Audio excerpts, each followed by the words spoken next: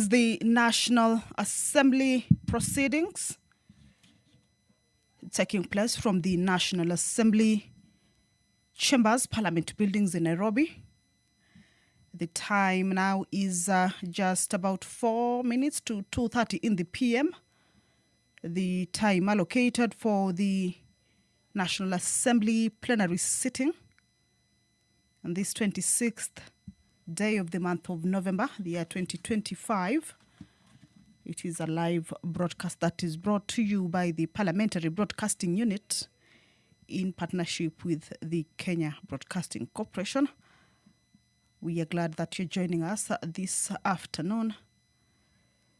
And currently what you're seeing on your screens, that is the National Assembly chambers. Inside the chambers, members have already begun streaming in, of course, to get ready for the business that is lined up for transaction this afternoon. The Speaker's procession is expected also to make its way into the chamber at around 2:30. And as we wait for that and also more members to be able to get to the chambers, remember, for the House to commence, as provided for in the House Standing Order, is that at the time the prayer is said and the chair taken, at least 50 members should be in the chambers for the House to be deemed to have quorated. So this is the time that the members should also be making their way inside ahead of the Speaker's procession. But as we wait for that, we shall take a look at the business that the members will be considering this afternoon as they convene for this sitting. Now, you will recall that last week on Thursday, the President of the Republic of Kenya, His Excellency President William Samoei Ruto, delivered the State of the Nation address in Parliament in a joint sitting. And as is provided for in the law, is that Parliament has to consider or debate that address. On Tuesday afternoon sitting, that is yesterday, the 25th, the National Assembly began day one of their consideration and debate on the President's address. This morning's sitting also marked day two of that particular business.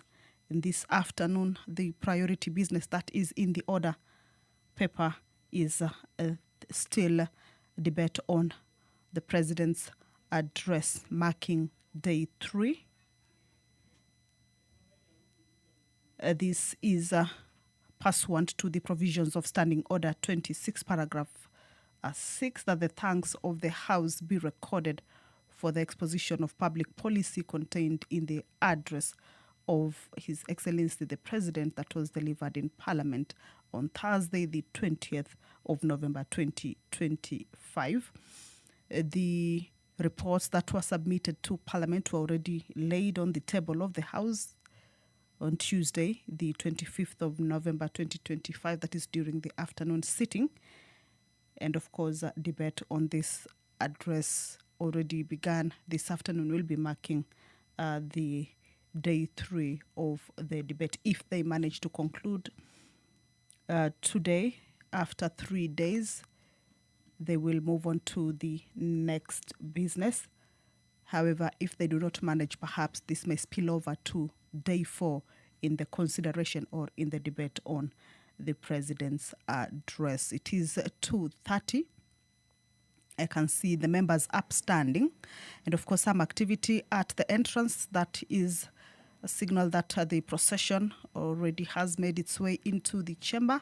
The Deputy Speaker of the National Assembly, Honorable Gladys Boss, has made her way inside the chamber to preside over this afternoon sitting. Allow me to hand you over to this broadcast brought to you by PBU in partnership with KBC. Good afternoon. Honorable members, let us pray.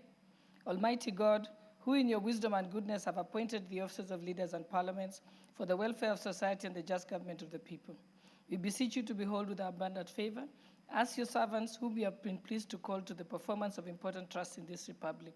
Let your blessings descend upon us here assembled, and grant that we treat and consider all matters that shall come under our deliberation in so just a faithful a manner as to promote your honor and glory, and to advance the peace, prosperity, and welfare of our country and of those whose interests you have committed to our charge. Amen.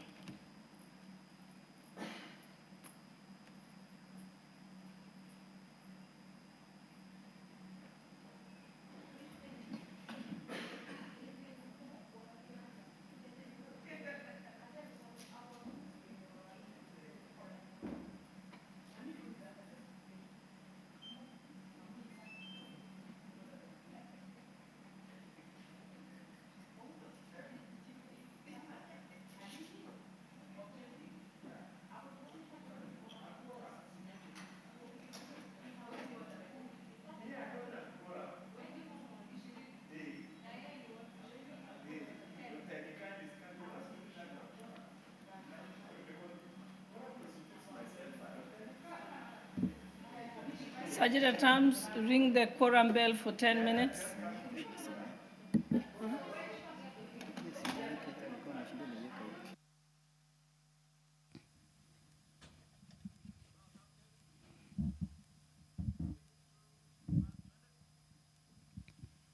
The prayer has been said and the chair taken, but there is a quorum hitch at the commencement of the House. The Speaker has directed that the quorum bell be rung for 10 minutes as provided for in the House Standing Order number 34. So that means that the commencement of the House will wait until that quorum is raised. The business that is lined up for consideration will start, of course, immediately after that quorum is raised. But as we can see, members are streaming in. In a short while, we believe that that quorum will be raised and the House will, without any further delay, begin the consideration of the business that has been slated to be transacted this afternoon. And the priority business, which is the only business, is resumption or continuation of the debate on the President's address this afternoon, marking day 3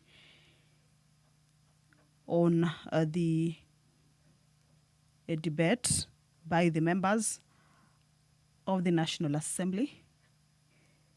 The President delivered the State of the Nation address in Parliament last week on Thursday, the 20th of November 2025, and immediately this week the members have begun debating that particular address, weighing in on some of the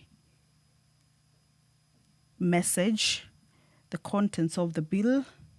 The President, in his address, delivered a wide range of issues, including, or rather reviewed his administration's record, also acknowledged challenges that have so far been faced, also include the setbacks as well, and also set out a bold roadmap for future development. Some of the areas that are, or the sectors that the President indicated have made progress include the agriculture and food security sector. The President indicating that the strategic decisions that were made much earlier by his government, including subsidizing production rather than consumption, have made or have contributed to the positive records that have been seen in the agricultural sector, indicating that that particular shift has significantly stabilized the agricultural sector and also bolstered food security across the country.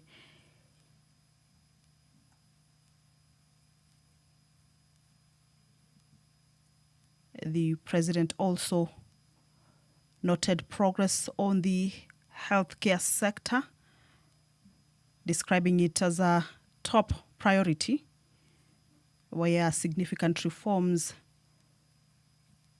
have already taken root, highlighting the sharp rise in the number of Kenyans covered by the Social Health Authority, which he indicated that currently stands at 27 million, more than 3 times the peak reached by the former National Hospital Insurance Fund, formerly referred to as, or commonly referred to as, NHIF. The president also hailed the trajectory the country's economy is taking, more so regarding the inflation, where he says there has been successful efforts to bring the inflation under control, making comparison between the year 2022 and this year 2025, indicating that the year 2022 it stood at 9.6% and has steadily declined to 4.6%. That is as of last month. And also describing it as a thing that has had a significant relief for households struggling with a high cost of living. This also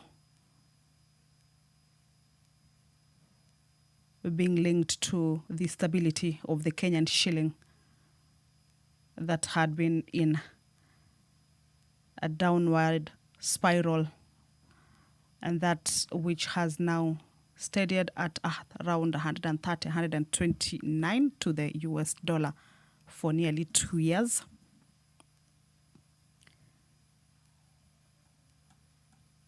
Some of the other sectors that the president also indicated that they have shown progress was the education,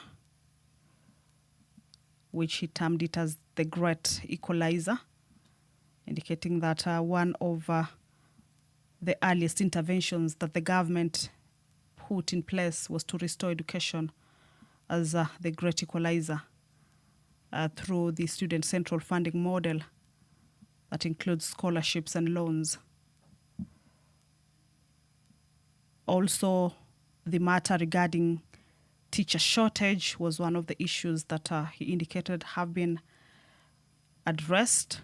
It has been a long-standing matter, and also revealing that his administration has hired around 76,000 teachers to date, with also an additional 24,000 that are, or that the government is planning to recruit by January 2026. This is the National Assembly proceedings. If you're just joining us, that the House is about to commence. There is a quorum hitch. That is why we can see members who are inside the chamber not settled yet. It is a quorum bell that is underway, just to alert the members who may be within the precincts of Parliament but yet to make their way into the chamber to at least hasten their steps and join their colleagues inside the chamber and enable the House attain or raise that much needed quorum. Remember, the prayer has already been said and the chair taken. As you can see, the speaker already at her position. However, the lack of the quorum has made the House not to commence yet, as provided for in the House Standing Order number 34. At least 50 members should be in the chamber at the time the prayer is said and the chair taken. If that fails, then that will mean that the House has not quorated and cannot commence, and that will mean that the quorum bell be rung. That is the first round of the quorum bell, a 10-minute quorum bell, for the members to be able to get to the chambers. Once that quorum is raised, then the House will, without any further delay, commence. The time allocated for the sitting is 2:30. It's now 10 minutes past.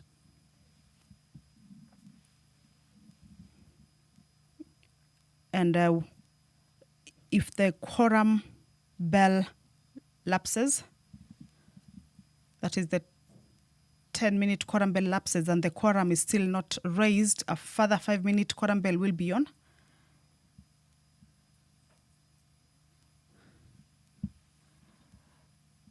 But if the House fails to raise the quorum at the lapse of the second round of the quorum bell, that is the 5-minute quorum bell, then the House will be adjourned until the next sitting. However, with the business that is slated for consideration this afternoon, the members cannot fail to show up. Remember, this is an opportunity for all the members to be able to weigh in on the President's address that was delivered in Parliament on Thursday, that is last week Thursday, the 20th of November. That is the sole business being the priority business for... Sergeant at Arms, you may stop the quorum bell. First order.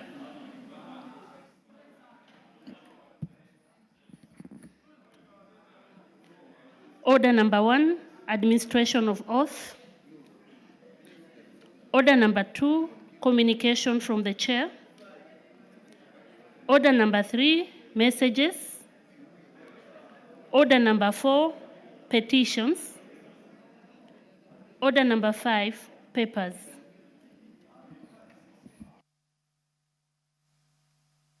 Honorable Pukose, proceed on behalf of the Majority Leader. Honorable Speaker, on behalf of the Majority Leader, I beg to lay the following papers on the table of the House today, Wednesday, 26 November 2025, afternoon sitting. 1. Reports of the Auditor General and the financial statements for the year ended 30th June 2025 and the certificates therein in respect of 1. Independent Police Oversight Authority. 2. Development of Utility-Run Super ESCO project in Kenya, FDP grant number 559015500051, Kenya Power and Lighting Company PLC. 3. Kenya Development Response to Displacement Impacts Project, KDRDIP, IDA credit number 6021, KE, and grant number Tier 4A 7762 KE, Ministry of East African Community, ASALS and Regional Development. 4. Kenya Marine Fisheries and Socioeconomic Development Project, KEMFSED, credit number 6540 KE, State Department for Blue Economy and Fisheries. 5. Chuka University. 6. Kipabi University. 7. Masai Mara University. 8. Machakos University. 9. Petroleum Development Fund, State Department for Energy. And 10. Tharaka University. 2. Reports of the Auditor General and financial statements for the year ended 30th June 2025 and the certificates therein in respect of the following constituencies: Balambala, Katundu North, Kamukunji, Langata, Marakwet East, Masinga, Mathare, Mumias East, Shinyalu, and 10 Teso North. Thank you, Honorable Speaker.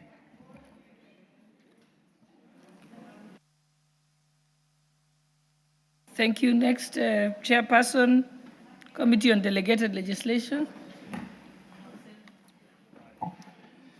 Thank you, Honorable Speaker. Honorable Speaker, I beg to lay the following papers on the table of the House today, Wednesday, 26 November 2025. Reports of the Committee on Delegated Legislation on its consideration of number 1, the Public Finance Management, Sports, Arts, and Social Development Fund Amendment Regulations published as legal notice number 106 of 2025, and number 2, the Public Finance Management Government Praise Fund Regulations 2025, published as legal notice number 142 of 2025. I thank you, Speaker. Thank you. I'm told the report by Honorable Esther Passar is not ready, so we'll skip that. We can now proceed to order number 6. Order number 6, notices of motion. Chairperson, Committee on Delegated Legislation. Thank you, Honorable Speaker. Honorable Speaker, I wish to give notice of the following motion: that this House adopts the report of the Committee on Delegated Legislation on its consideration of the Public Finance Management, Sports, Arts, and Social Development Amendment Regulations 2025, laid on the table of the House on Wednesday, 26 November 2025, and pursuant to the provisions of Section 24, subsection 4 of the Public Finance Management Act, Cap 412A, this House approves the Public Finance Management, Sports, Arts, and Social Development Fund Amendment Regulations published as legal notice number 106 of 2025. I thank you. I have two motions to move, Madam Speaker. The second one, I beg to move, Honorable Speaker, I beg to move to give notice of the following motion: that this House adopts the report of the Committee on Delegated Legislation on its consideration of the Public Finance Management Government Press Fund Regulations 2025, laid on the table of the House on Wednesday, 26 November 2025, and pursuant to the provisions of Section 24, subsection 4 of the Public Finance Management Act, Cap 412A, and standing under 210(4)(b, this House approves the Public Finance Management Government Press Fund Regulations 2025, published as legal notice number 142, 2025, subject to annulment of Regulation 52D 9112DG of the Regulations for Contravention of Section 13M of the Statutory Instruments Act, Cap 2A. I thank you, Madam Speaker.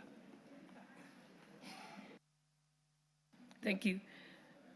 Next order.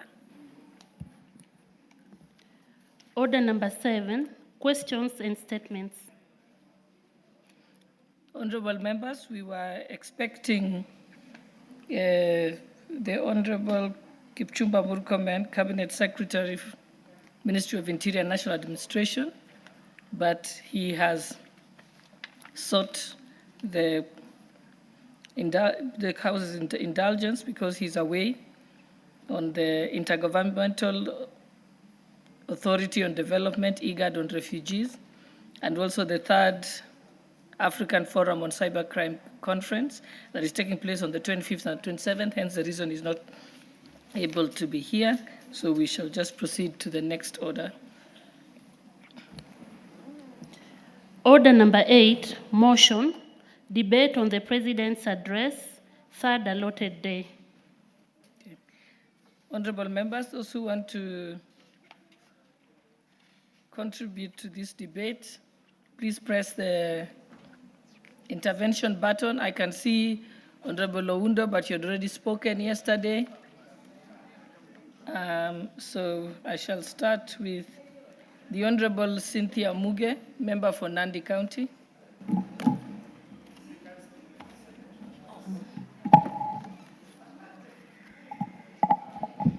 Thank you, Honorable Speaker, for the opportunity to be able to make my comments regarding the State of the Nation Address 2025 made right on the floor of this House. Honorable Speaker, I'm glad that I am still in this House and alive to be able to witness and, most importantly, add my voice to the State of the Nation, Honorable Speaker. Honorable Speaker, first I want to appreciate the President because the things that he mentioned or the things that he submitted officially to the floor of this House during the State of the Nation Address are things, Honorable Speaker, that are not new. They are things that we have been able to hear about them previously in other platforms, Honorable Speaker, because of the kind of person that the President of the Republic of Kenya is. He's the kind of person, Honorable Speaker, who sees it as a very deep responsibility of his to be able to let the people that elected him to be able to guide this country and to be able to lead this country as president, to know what is happening and what ought to happen. And Honorable Speaker, having listened and sat through his speech of the State of the Nation, we were able to then appreciate the person that goes back to the people to inform them about how far we are and how further we want to go. So, Honorable Speaker, I also want to appreciate the issues that were raised, Some of the issues, Honorable Speaker, spoke straight to our hearts, and there are some of the wishes that we really wanted to have them and see them done, Honorable Speaker. Notably, Honorable Speaker, in regards to infrastructure, because we appreciate all his submissions in all the other sectors, the ICT, the transport, the agriculture, and even service delivery in this country. But most importantly, Honorable Speaker, coming from the North Rift, Honorable Speaker, we've had a long-lasting problem since I was born, that we always have traffic while going home every other time. The reason why we have traffic is because of the size of the road that goes from Nairobi all the way to the western part of Kenya. And Honorable Speaker, it was more than joyful for me to be able to officially and finally hear the President giving us blow-by-blow plans that he has about the road, Honorable Speaker. So finally, Honorable Speaker, the people from Western Kenya can be able to travel from Nairobi comfortably all the way, Honorable Speaker, to the border in Malaba. Honorable Speaker, this was not just commitments. They were actually official commitments that were made on the floor of this House. Honorable Speaker, I also want to appreciate the members that have been able to speak to the State of the Nation address. There are so many issues that have been raised, and notably, Honorable Speaker, the issue of economic growth rate in this country. And I am happy, Honorable Speaker, because we as a country and as a representative of the people, Honorable Speaker, are finally having a very robust discussion about the growth of the economy, Honorable Speaker. But Honorable Speaker, I must say that the growth of a country, you cannot assess it without context, Honorable Speaker. It must be assessed with context. Honorable Speaker, you cannot be able to judge the economic growth and performance of a country in isolation. You must be able to put into perspective all the other things that affect the growth rate of economy, Honorable Speaker. We have many things and issues, Honorable Speaker, including global shocks. We've even had pandemics in the previous years, Honorable Speaker. We also have weather conditions that sometimes, Honorable Speaker, affect the economic growth rate. Honorable Speaker, if you're able to look at these items and be able to analyze them objectively, you can then be able to see that Kenya remains a very robust and growing economy as a country. Honorable Speaker, courtesy of this discussion that came up on this floor of the House, Honorable Speaker, I have been keen enough to be able to go to the database that is kept by the country, Honorable Speaker, that is verifiable. That is KNBS. And looking at KNBS, Honorable Speaker, I was interested in looking at the statistics for a few years. And I looked at 2021, Honorable Speaker, where we had a 7.6% growth rate in this country.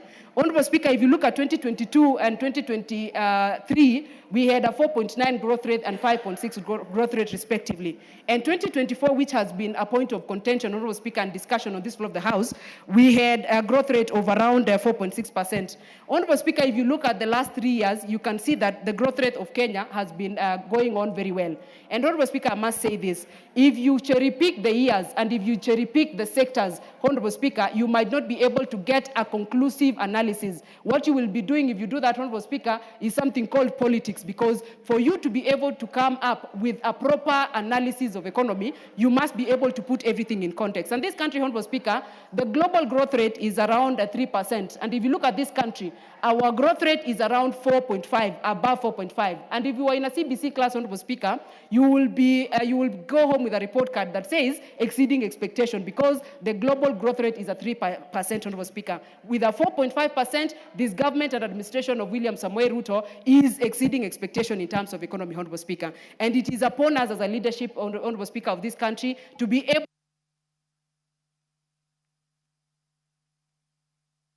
Thank you. The Honorable Member for Nambale. And remember, you have 5 minutes, so watch the light. Thank you, Honorable Speaker. Honorable Speaker, I wish to applaud the President for giving us a very progressive speech that I believe that it will help steer our country forward.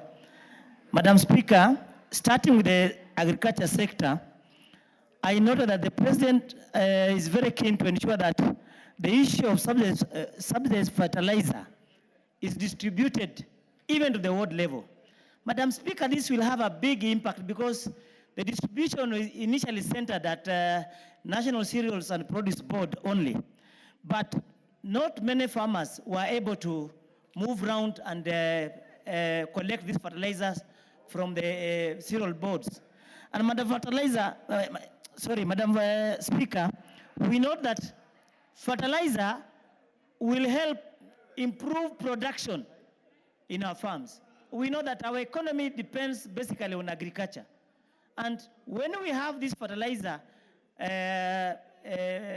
distributed near our farmers, we know that many people will have to improve on food security, which will help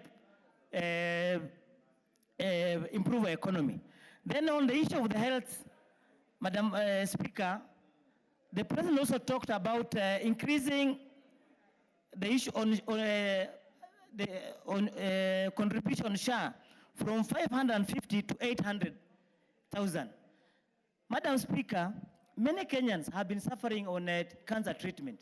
And we know that this is an issue that the people we represent have been going through a lot of pain to raise funds so that their people can be treated.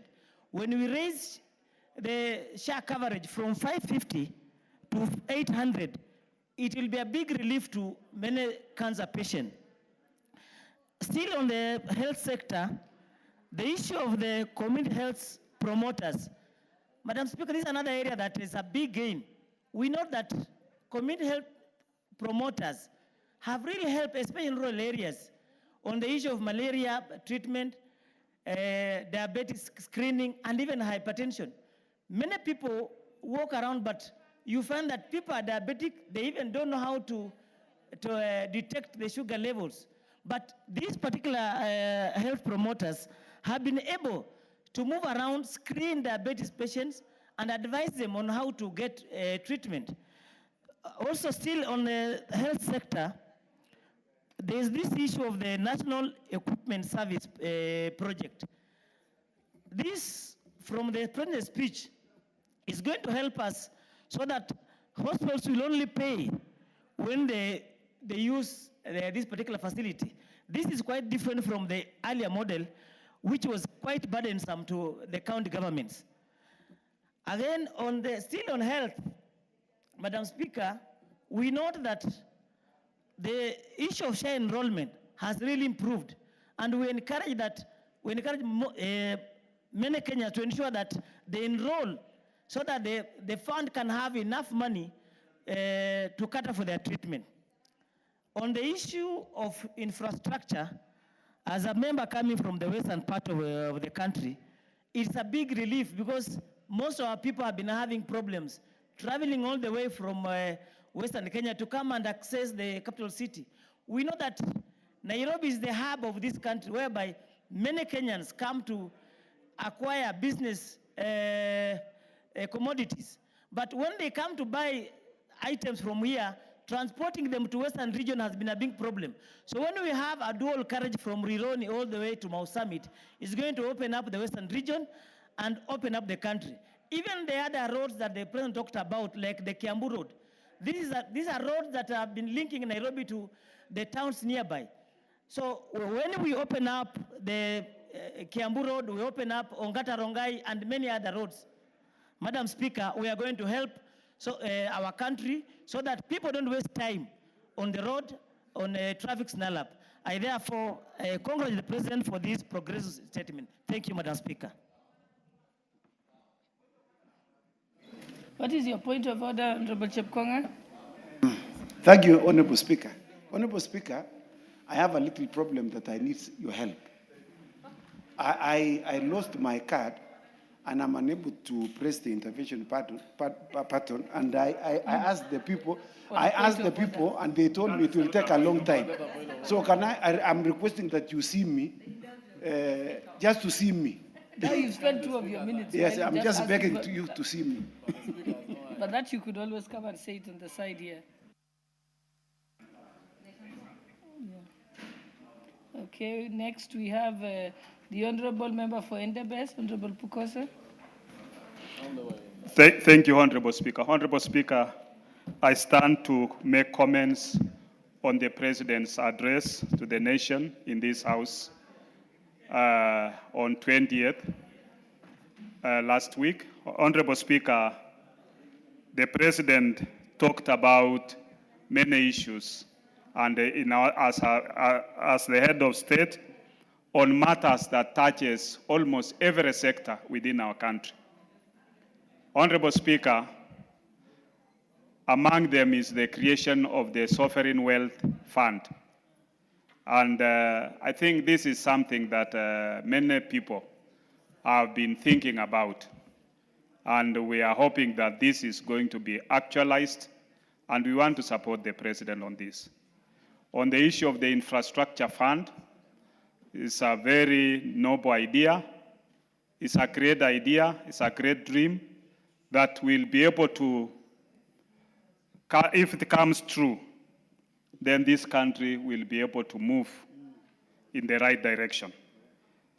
It is important that all of us support this idea, and more so, this country is not always seen as a litigous country. Whenever government comes up with a program that is going to help this country, you will find that somebody rushes to court to block it. And I think that this time, as a country, we need all of us to move together. It is incumbent on us, all of us, to see that this comes to fruition. Honorable Speaker, there's been issues about privatization of many of our non-performing parastatals. And among them is this House passed a paper on privatization of the Kenya pipeline, which I think, Honorable Speaker, is going a long way to make it more profitable, to make it a company that many people would admire, because of late, Honorable Speaker, maybe for the last 10 or 5 years, we've seen Kenya pipeline becoming scandalous, where there is loss of fuel, where there is busting of the pipeline, as we saw it in Makueni, with sabotage, and becoming a cash cow for some individuals to further the tender, even of the pipeline, which we are aware. And therefore, I think it's a high time that we make this not just to be a state agent, but that makes losses, but one that can be able to make profits for this country. Just the same way, a good example which people have referred is the Safaricom. Honorable Speaker, the President also touched on Kenya Airways, that within the next 1 year should be able to move in the right direction, and something is going to be done.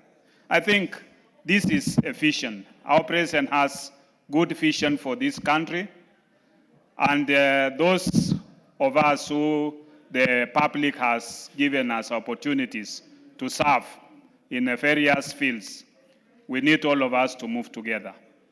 The advisors, those people who have been given the civil service, let's come together and support this process to make it into fruition. Honorable Speaker, lastly, is the Western Road, the Mau Summit, all the way to Rironi, all the way to Nakuru, Maimayu, and the other one to Maimayu, and to the western part of this country. Honorable Speaker, during the months as we now approach December, the number of vehicles that will get stuck on that road is crazy.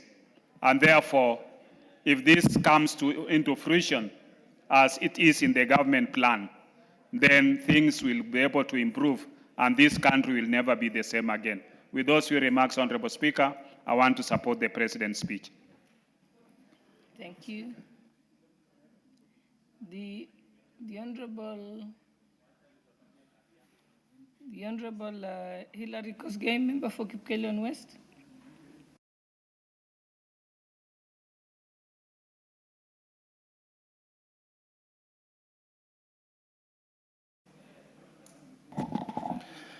Thank you, Madam Speaker. Let me join my colleagues in congratulating the State of the Nation address made by His Excellency the President on the floor of this House a week ago, Madam Speaker. Madam Speaker, there comes a time in the history of a nation where leaders are born that are going to transform a country that has so much been left behind by politics, consumed by hatred and the politics of ethnicity, and that there comes a time when God gives a country a leader who is going to develop and spread development across the country, not the skewed development that we have been used from the independence in 1960, Madam Speaker. In 1963, Madam Speaker. And therefore, Madam Speaker, I have heard that people are quoting that facts are stubborn. And I agree with them, Madam Speaker, because facts are truly stubborn. Those facts, Madam Speaker, are saying that foreign direct investment in this country has tripled from 60 billion in 2021 to 195 billion in 2024, Madam Speaker. Another thing, Madam Speaker, is that it is a fact that the farmer registration into the agriculture system has risen from 300,000 in 2022 to 7.1 million farmers in 2024, Madam Speaker, giving the government a scientific intervention tool to give and supply fertilizer needed for the growth of our food production as scientifically, Madam Speaker. It is also a fact, Madam Speaker, and facts are stubborn, that production of maize has grown from 44 million bags in 2022 to 70 bags in the year 2024, Madam Speaker. But more specifically, Madam Speaker, on the President's speech, I want to dwell and to congratulate him on picking the 4 national priorities, Madam Speaker, to invest in people through science and education, Madam Speaker, and to make sure that we increase research fund from 0.8 of GDP to 2% of GDP, Mr. Speaker, by the year 2027. This one will enable us to do scientific research on our crops, including, Mr. Speaker, the new technology that has yielded a lot of coffee called grafted coffee, Mr. Speaker, and all the other researches in wheat and in sugar, where we are looking forward to having cane that matures in 1 year to increase production, Mr. Speaker. The second national priority, Mr. Speaker, is on water harvesting and irrigation. For a long time, this country has depended on the mercy of God, that when rain is abundant, that is when we expect to eat and to feed our population.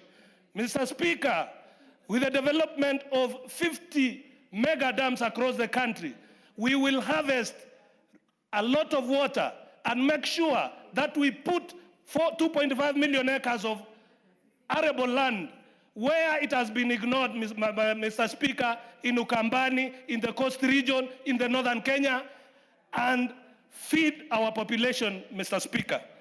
Finally, Mr. Speaker, on the infrastructure, the creation of the infrastructure fund and the sovereign wealth fund is an idea whose time is now.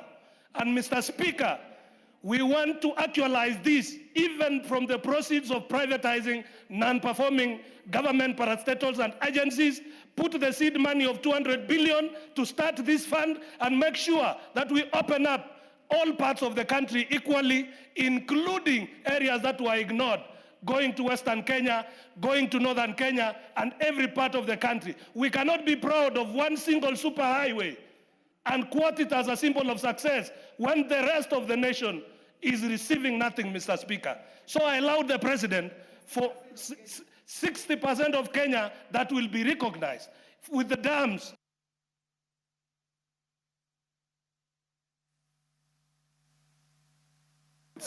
So that he's making a lot of sense. Proceed, Honorable Member. Thank you, Mr. Speaker. Yes. Mr. Speaker, the Northern Kenya has been ignored by successive regimes.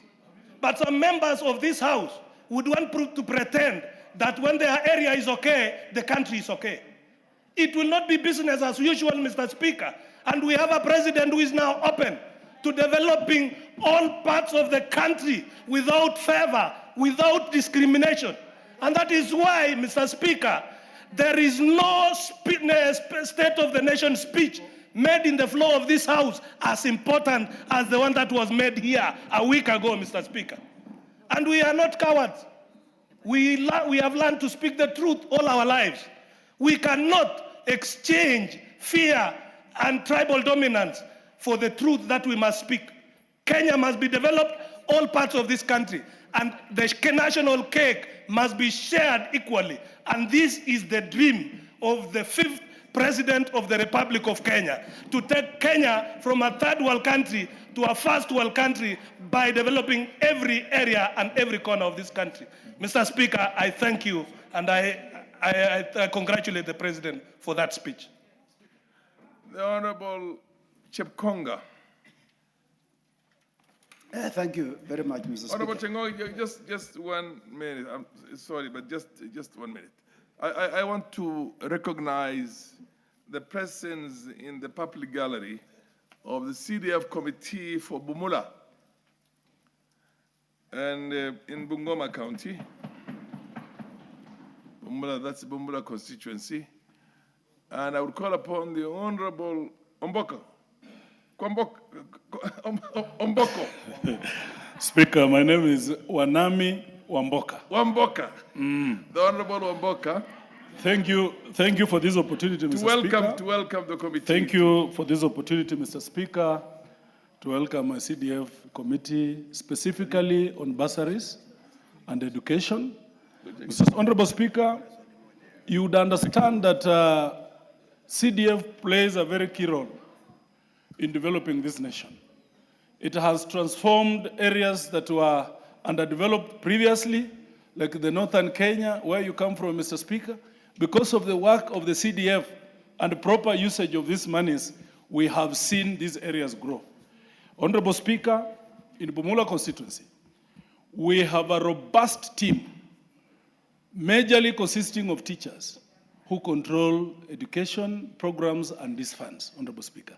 They are here with us today, led by the CDF Chairman, Paul Silisisi, led by the education team, Mr. Ikanda, and the rest. They have done a good job. I wanted them to have a feel of how it feels to be inside here. And they must continue doing the good job so that their MP continues being elected, so that they continue coming here, Mr. Honorable Speaker. Thank you so much. I welcome my colleagues. Karibuni kwa nyumba. Muriyo muna sahu.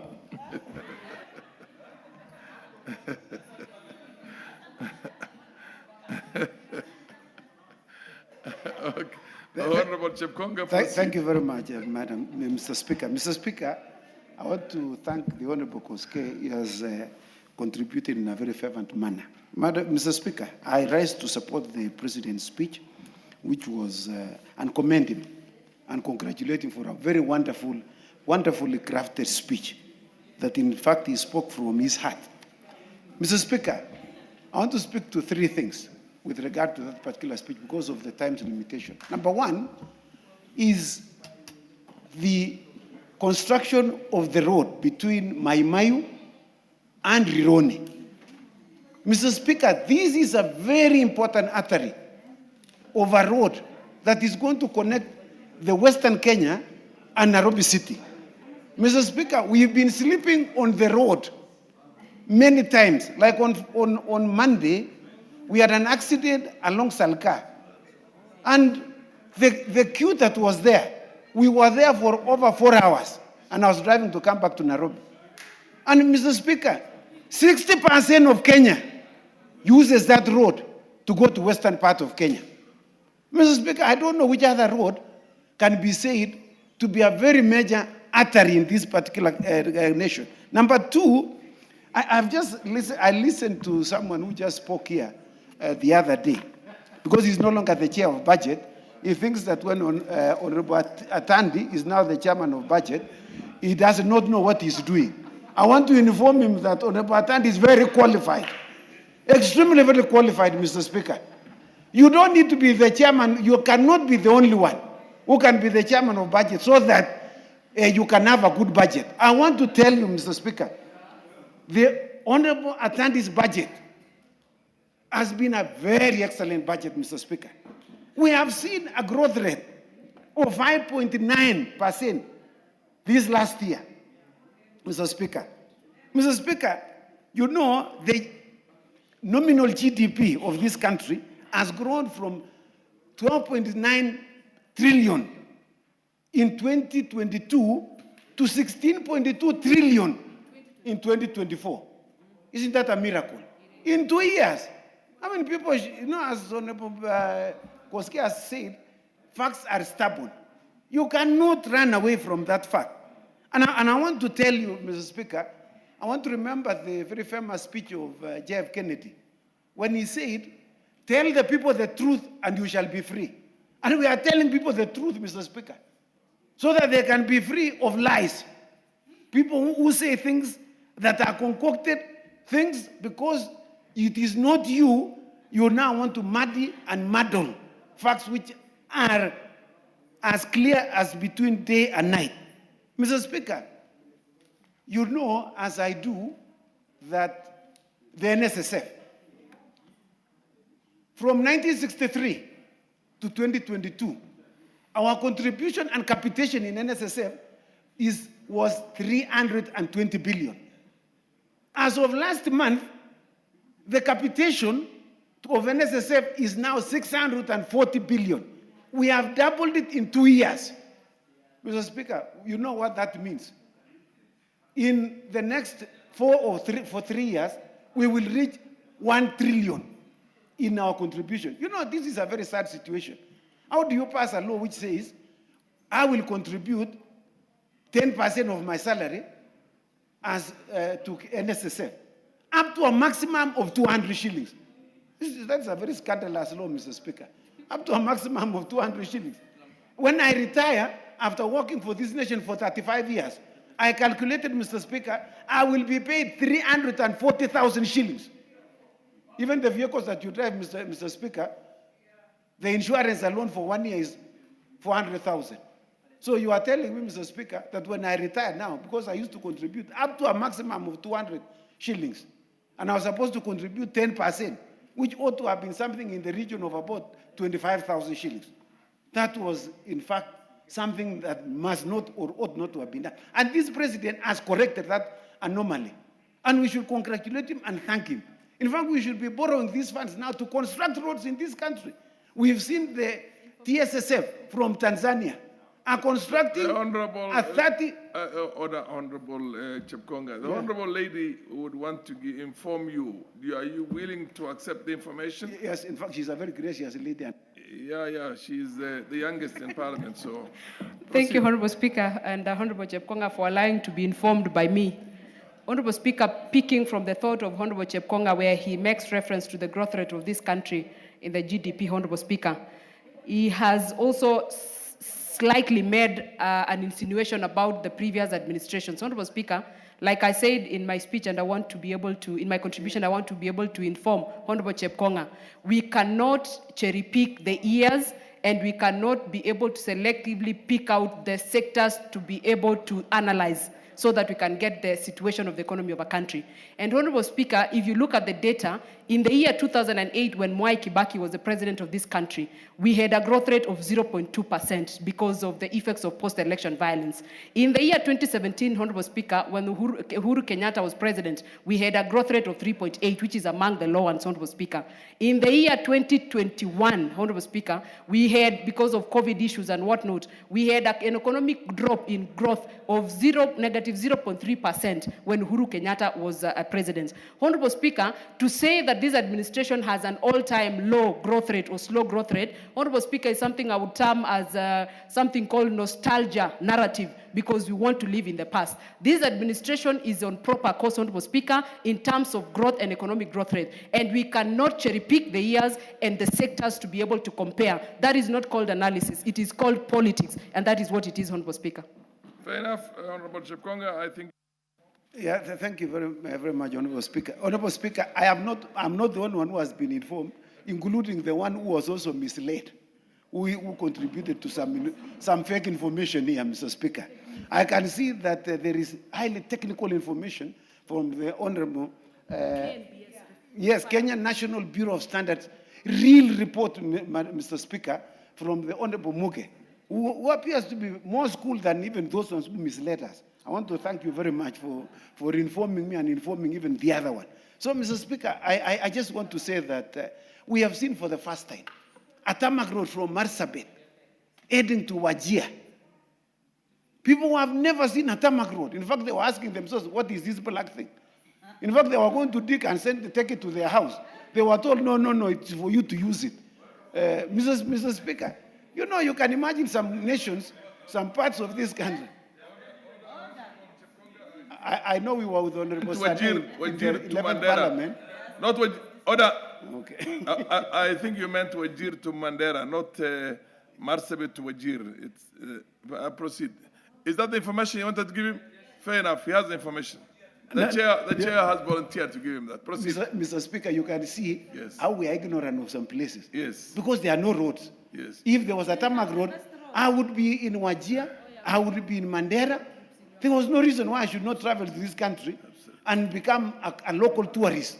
Yes. In fact, and we know that the fauna and the flora that you have in those parts of the country is extremely very good, and it is where we should all be going for our local tourists. With those very many comments, Mr. Speaker, I wish to support the President's wonderful speech, just borrowing the words of President Donald Trump, who Christians everything to be wonderful and super. And that speech, Mr. Speaker, was also wonderful and super. I want to thank you, Mr. Speaker.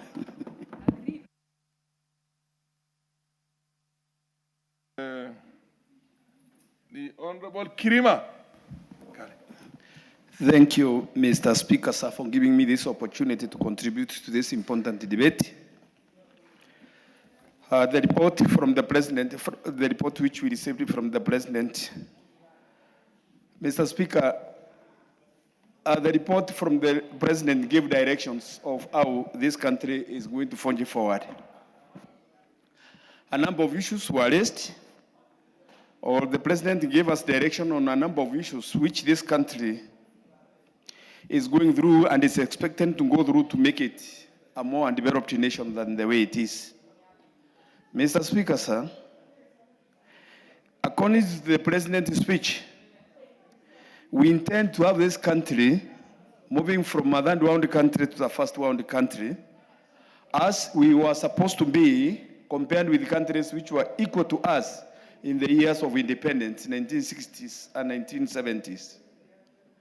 The report which the President gave, especially on the part of agriculture, shows clearly, Mr. Speaker, sir, that we are actually on that direction. The idea of easing the burden of availability of fertilizer to the farmers. Actually, that's one of the most important aspects which I see that the President looked upon, taking into account that you cannot be able to rule or to make an angry country and developed country. To reduce the value of fertilizer, the cost from 7,500 Kenya shillings to 2,500 Kenya shillings. That's an achievement, and a great achievement, which, as we debate all other things, we should look at it positively. Because with the kind of pieces of land we have in various parts of Kenya, we have been cultivating these pieces of land from time immemorial. And the fertility of these pieces of land has gone down so much that it requires an additional value. It requires looking at it substantively to see that it increases the value of production so that at least we can be able to feed the nation. So I take that the President has done so much on the aspect of agriculture, not forgetting that the distribution of this fertilizer comes all the way from the national region, whereby it goes to the county areas, and then to the ward areas, so that the common mwananchi will not suffer so much as he endears to get the fertilizer to supply to his farm and to have the input at the right time so that he can have adequate production. Mr. Speaker, sir, the production of, as we speak now and as we look forward, the production of 12.5 million bags of maize from the previous production of 7 million bags. It will be an achievement. Because that one, it will even prevent us from spending the unearned foreign currency, which can be used for other purposes. Instead of importing food with that money, it will be used for other purposes.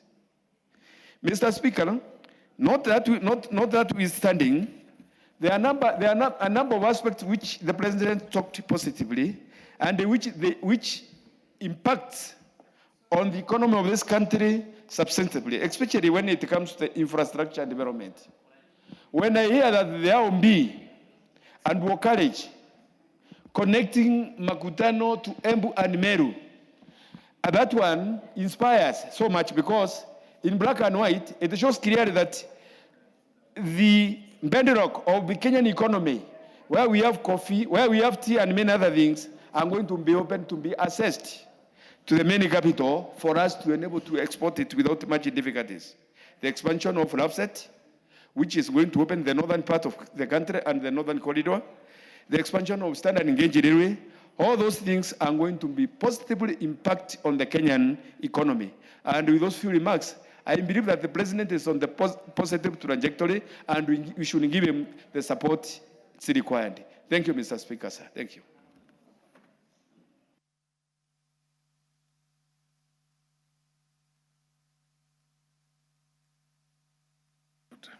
What's wrong with this thing? Honorable Sane Ibrahim.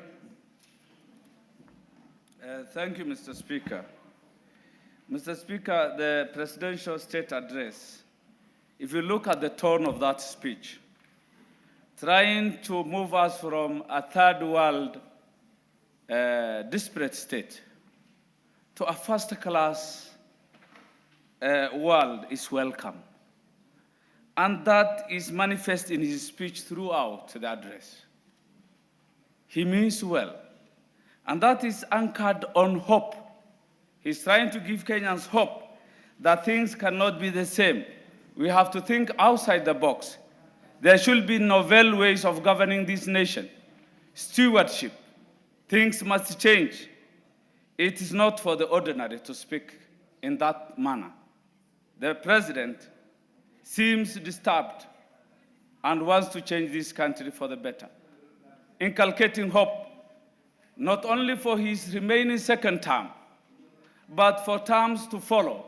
He means well that any leader should strive to take this country forward, not for the present generation, but for posterity, Mr. Speaker.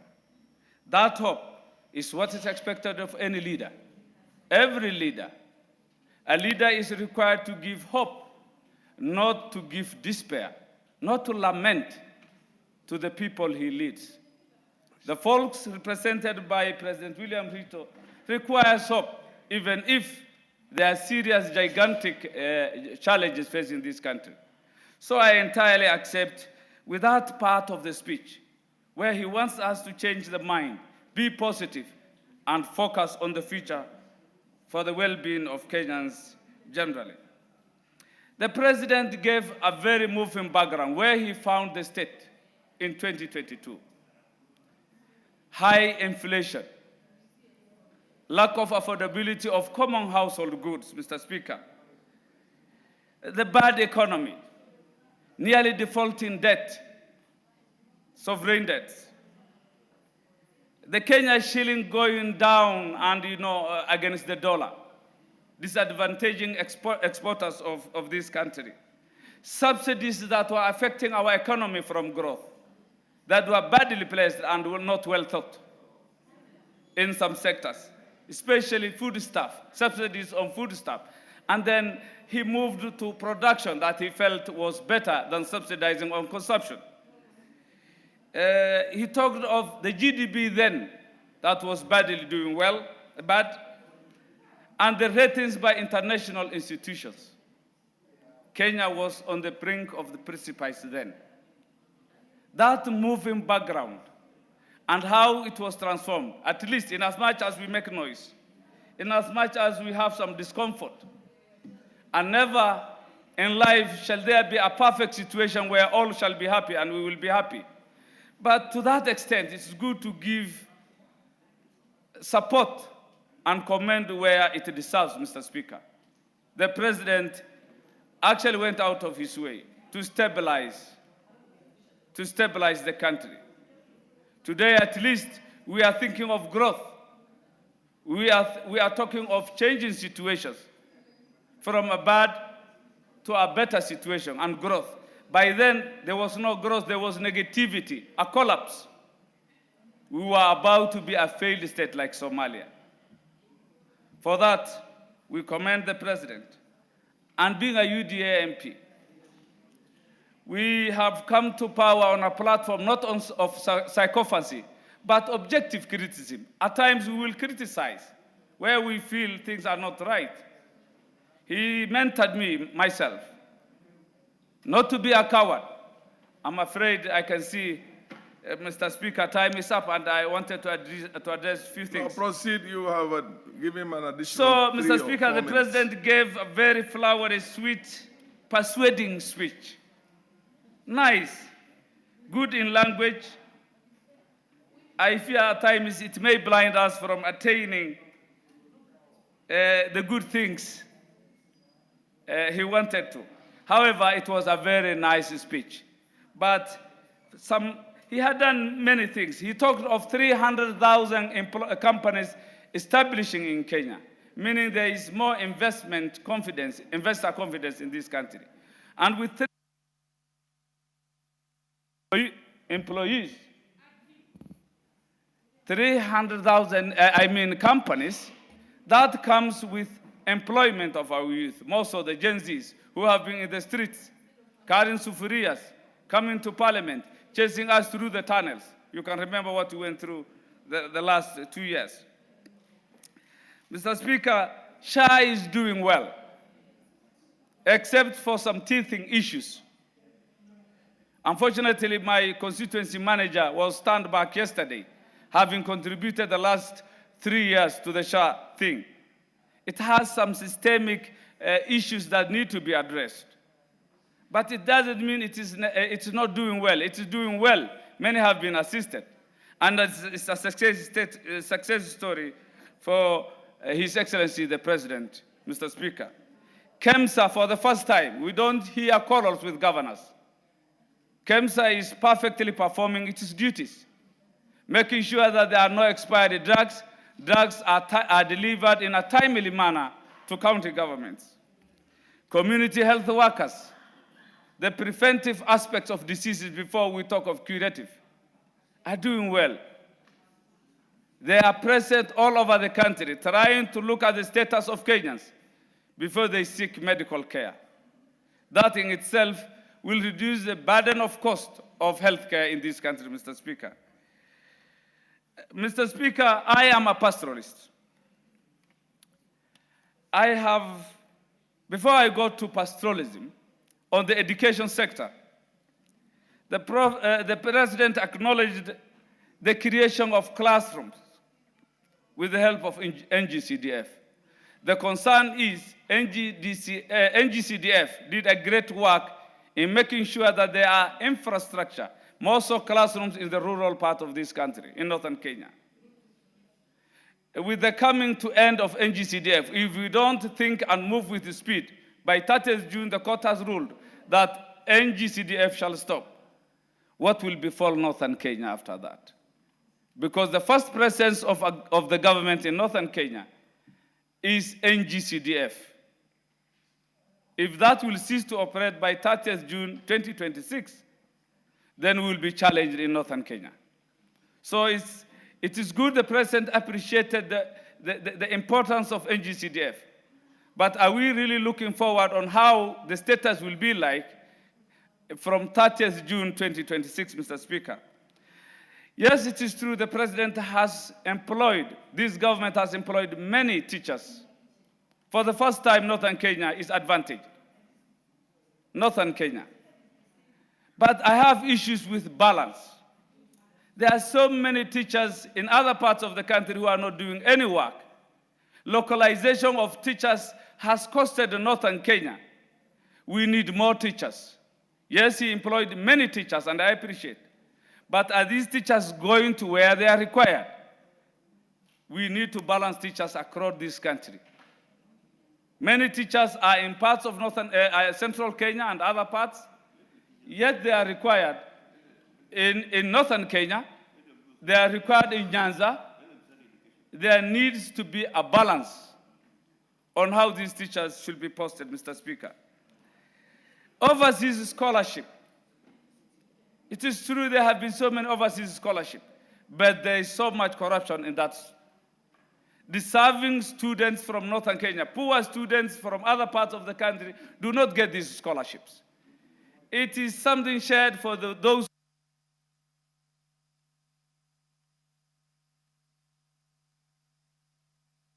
We used to have experts who have mentored many professionals in ASALs, courtesy of scholarships, overseas scholarships. That is no more. Today, it is shared. It is shared by the few who are privileged around the places these scholarships are being offered. TVET. It is true this government has done much, has taken a leap in making sure that there are TVETs across the country, giving diploma and diploma level education. But of concern to me, Mr. Speaker, there are some TVETs in northern Kenya that are yet not operational. I think it is important that the ministry makes sure that the TVET in Bute, Wajir North, is completed and operational to serve the constituents and many others in northern Kenya, Mr. Speaker.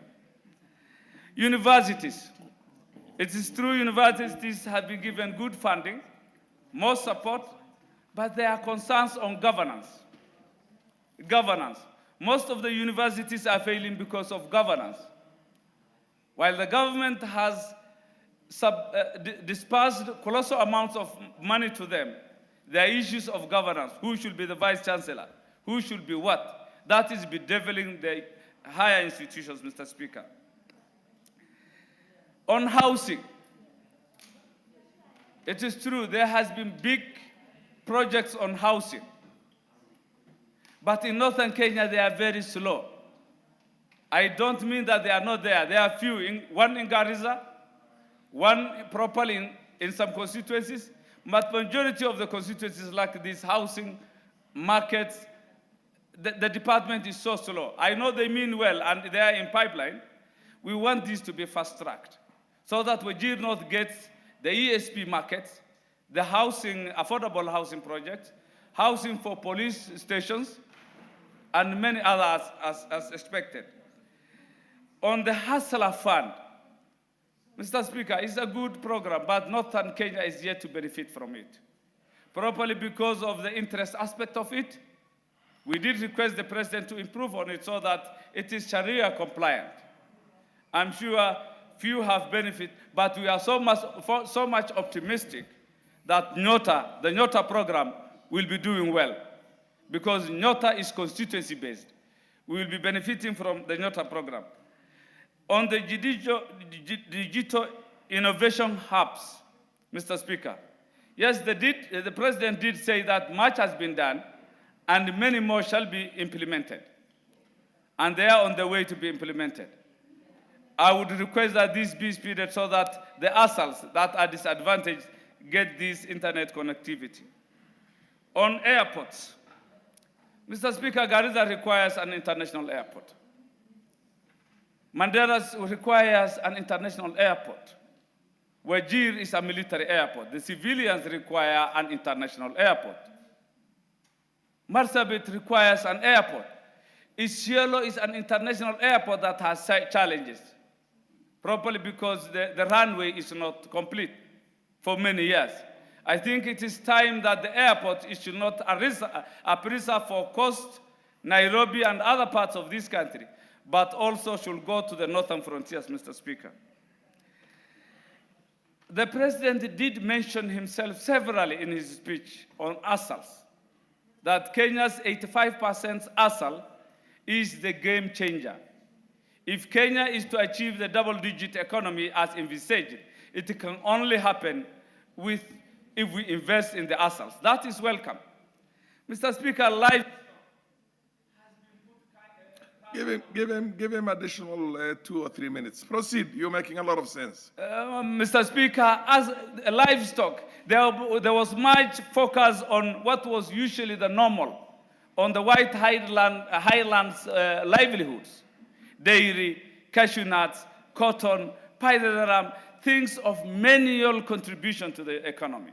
The livestock sector, the sleeping giant, that which holds the 85% of our landmass, was rather not given serious focus. I beg the President, that he puts his eye on that part of the Puntland and Somaliland, minute states, breakaway states, not states actually.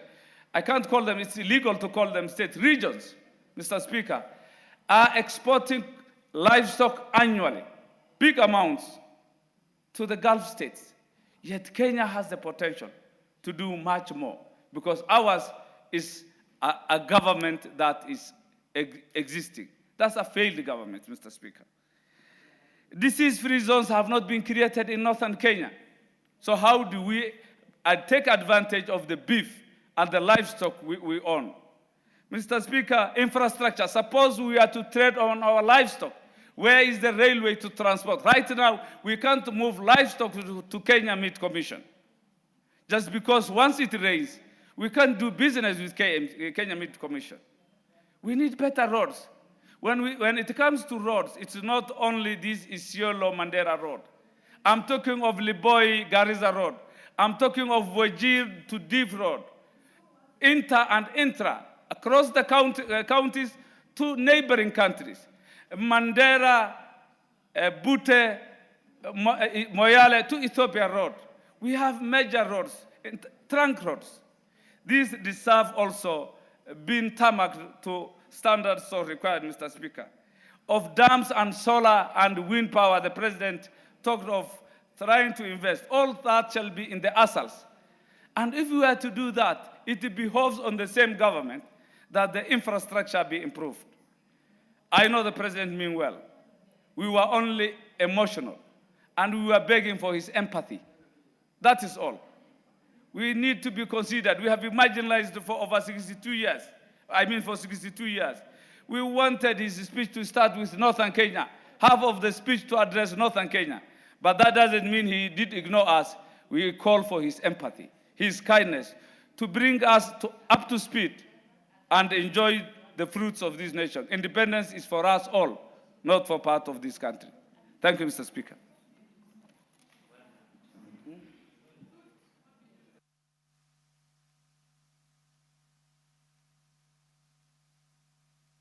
Followed by Honorable Cherarot, followed by Elisha. Honorable Elisha. Proceed, Honorable Cherarot. Give him the mic.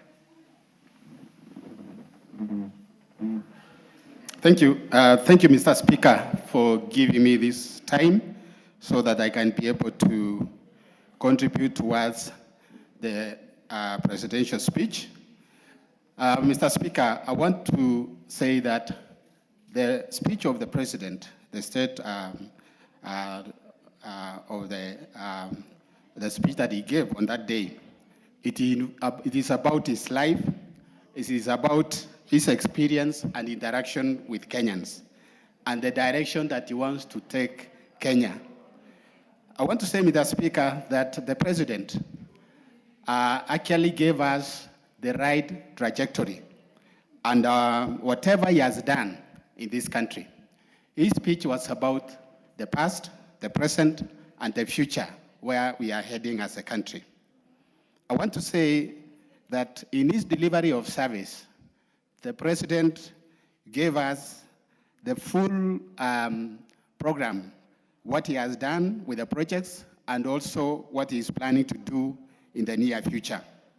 This one, Mr. Speaker, I want to say that I cannot compare with any president who has led in this country. He's the only president who has got the capacity, he has the skills, he has the wisdom, and he has also a vision to take this country. Like what he said, that when he started, he had a vision. And that day, he had a story to tell. I want to say, Mr. Speaker, that Kenyans have to reciprocate what the president has done in this country. This nation, I know, we've been ready for a long time. We've had several presidents who have actually led this country, but they have not managed to take the bull by the horns and do what is required in this country. The level that he has taken this country to, I want to say that we are actually moving from the third world to a developing world. We have seen this through some of the initiatives that he started. When he came in, I remember Kenyans, we had about 7 million Kenyans who were on the CRPs. And what he did was to make sure that he assists and make sure that those Kenyans were removed from the CRP. He brought in the Hustler Fund, which actually has helped many Kenyans to build themselves economically and to do some business. He has also brought in the issue of online business by starting the ICT hubs, whereby in most of the constituencies, we have those ICT hubs, and most of our young people, Mr. Speaker, are now doing business or online business or digital business. I want to say that many Kenyans have made a lot of money out of it. And in addition to that, Mr. Speaker, our president also worked on the issue of foreign jobs, whereby many Kenyans, as we talk now, are in abroad. They are working, and others are doing business. And I want to say, Mr. Speaker, this is one way of making Kenya actually economically fit, and also pushing forward the economy of this country. I want to say through his leadership, our economy has grown, leave alone the naysayers who have been talking a lot of nonsense, trying to oppose what the president is doing. Despite the challenges, despite the negativity that some people are trying to bring in, Mr. Speaker, our president has really worked hard, and he has brought in a lot of ideas, a lot of programs, and so many projects. When we see about SHA, SHA actually is one of the programs that the president brought in. I know we had NHIF, which we had a lot of issues, a lot of challenges. I want to tell a story, Mr. Speaker. One day I visited one of my constituencies, and in the hospital, St. Leonard, I met this old man who was admitted, and what he asked me was that, is this rich man also with me here belongs to this place, or do I belong to this place? Because he couldn't believe, because St. Leonard is an hospital whereby the rich go there. But this old man from a humble family, he could not believe himself, and that is about SHA, which means it has brought equality in our country. Mr. Speaker. Give him additional 3 minutes. So. Mr. Speaker. Or 4 minutes, yeah. I want to say that many people are talking negative about SHA, but I want to say that it is working, and it's only a matter of trying to adjust. Mr. Speaker, I want also to talk about agriculture. When we came in, when the president took over, we used to import a lot of stuff, a lot of sugar. We used to import even maize. But right now, we are heading to the direction where we are going to export. Through the subsidy of fertilizer from 7,000 to 2,500. And not only that, the fertilizer actually is down there to the village, whereby farmers cannot spend even money to go and pick from the cereal boards. Mr. Speaker, we also have CHPs. CHPs, Mr. Speaker, they visit the village, they go to homesteads, checking those who are not feeling well, and even checking the pressure and even diabetes. And I want to say that this is another way that the president has actually improved the health center, health care. Mr. Speaker, I want to say also we used to import sugar, but currently we are not importing sugar. Very soon we are going to export. Mr. Speaker, I want to talk about also electricity, the connectivity.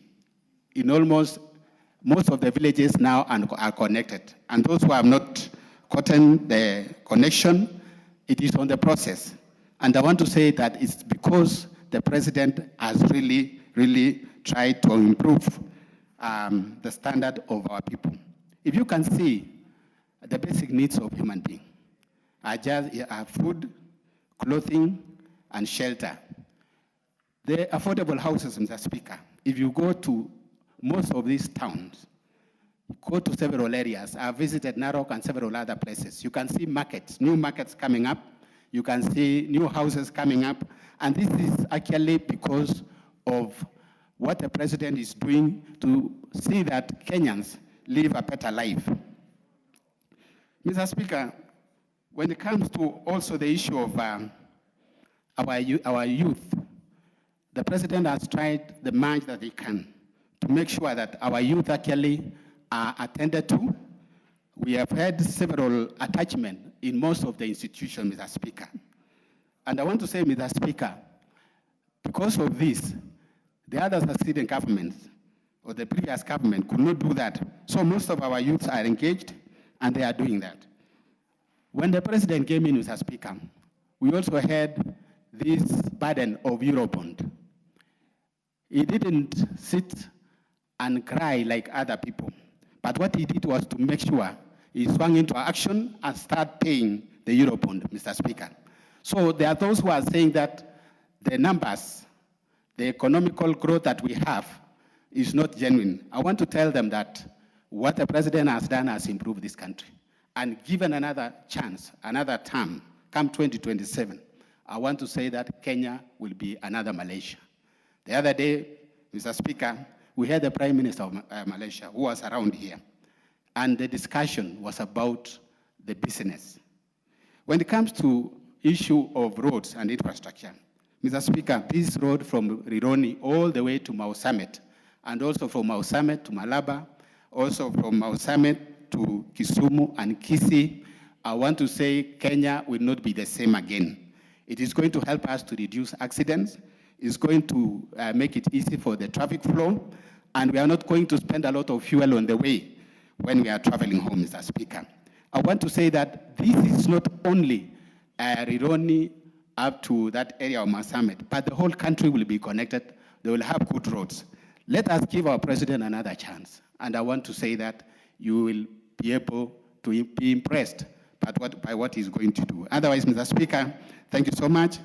I want to say that congratulations to the president. We wish him all the best. We pray for him. May he have a good health. Thank you, Mr. Speaker. The Honorable Elisha. Is Honorable Eva Bara in the House? No. No. Thank you, Mr. Speaker, for giving me this opportunity to make my contribution on the President's speech. First, allow me to congratulate the President for a very eloquent, bold, and explicit speech that detailed strategic and elaborate plans for this country. In his opening remarks, for those who heard the President, he was extremely optimistic. And he made me more optimistic. One, because for the first time in the history of Kenya, the loans that are being taken in this country are going to be equitably distributed to all parts of the country. And as I listened to the President's speech, especially the infrastructure development, and mentioning that it's going to dual Rironi Mau Summit Road, and that the road will be dual to Kisumu, and it will proceed from Kisumu to Busia. Then he mentioned the railway line that is going to proceed up to Malaba. And that railway line, Mr. Speaker, sir, is going to pass through Yala in Game. With those indicators, I am sure in my mind that Game as a constituency will give the President a second chance under my leadership. Secondly, the President mentioned when he picked the economy, it was in tatters. The dollar was at 162. Today, as we talk, today in this market, to sell the dollar you're selling at 129.8, to buy it is at 130. So what does that mean? It means consistently the president has done what it takes for a head of state to ensure that the economy is stable. He equally mentioned on the issue of health. And what the president has pushed largely is to ensure that community health workers, which is a baseline in any country that wants to take care of the citizens, so that the community health workers are equipped with medical equipment that are able to establish if you have high blood pressure, you have diabetes. So at the frontal, with that basic treatment, you can be able to be taken to the next hospital. And I think I want to congratulate His Excellency for doing a superb job in the health sector. But equally, he also mentioned issues to do with security and the interventions, elaborate interventions that I've done in terms of ensuring that this country is safe. And I can say without an iota of doubt, what has happened during the president's time, especially the performance of the NITS director, Haji, the performance of Murkomen, and the performance of the PS, Dr. Raymond Omolo, is beyond measure. They have done a super job to ensure this country remains safe. Just a moment, Elisha. Is this are you on a point of order or a point of information? I want to indulge my friend and my close friend and I want to beg him, to beseech him. He allows me, I just give him a point of information, just for record purposes. Is he willing to be informed? Oh, just a moment. Are you willing to be informed by the MP for Funyula? Unless, as a good professor, you know coefficient of correlation or coefficient of determination. I prefer you take the school of coefficient of determination.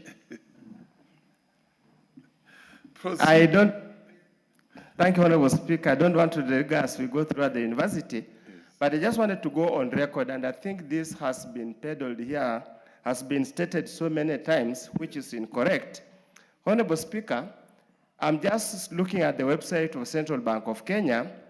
On 23rd September 2022, the dollar exchange rate was 120.54. That was the dollar exchange rate, and this is a record from the Central Bank of Kenya. Which year? 2022. It was on September 2022, the dollar exchange rate was 120.54, and like what my good friend and neighbor, have to pass through his constituent to go to my place, indicated it was 160. They need to go on record, and this is official record from also, Central Bank of Kenya. You need also to,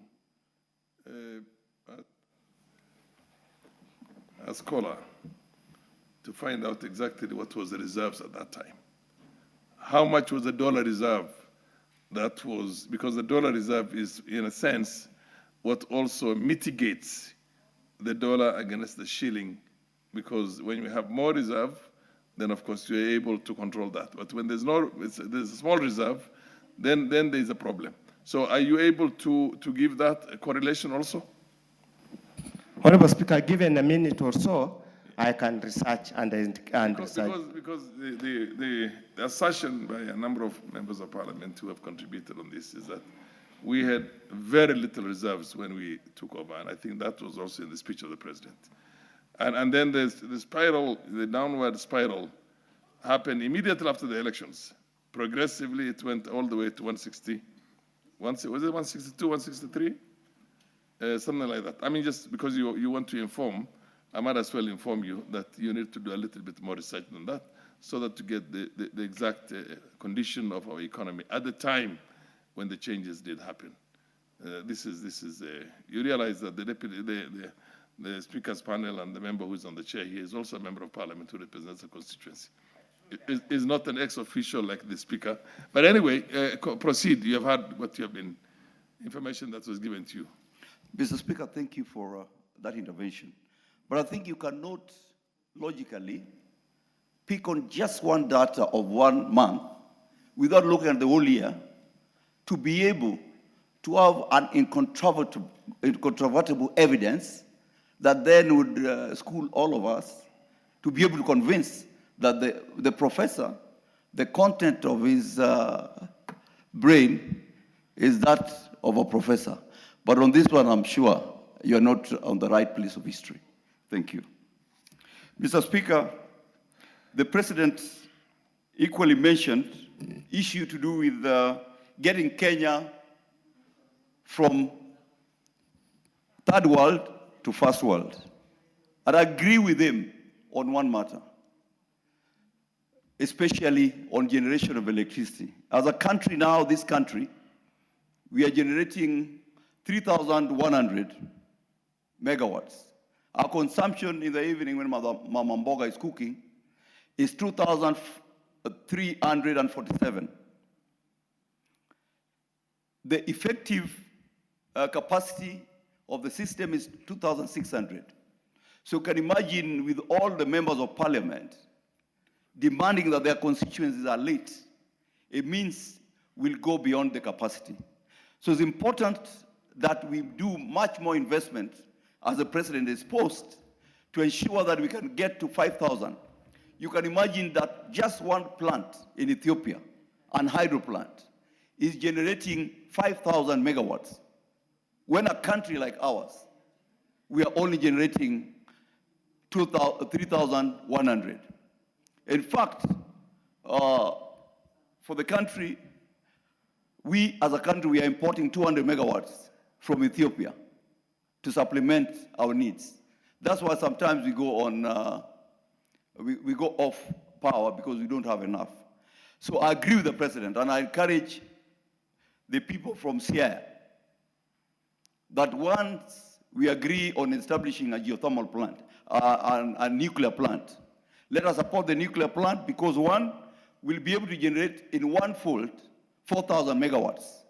And other than that, before the plant is built, we'll be able to have a nuclear research reactor that will be able to help us produce isotopes that will help us in the field of cancer, especially ameliorating those suffering from cancer. And two, in biotechnology research. The nuclear reactor has been used in other spheres, in other spaces, to be able to develop countries in areas of agriculture and even in health.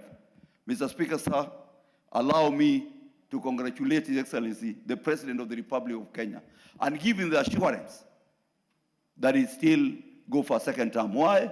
Because he's equitably distributing resources in Kenya, as opposed to those other governments that have served us before, where we took a lot of loans and all those loans were only used in central Kenya. Thank you, Mr. Speaker.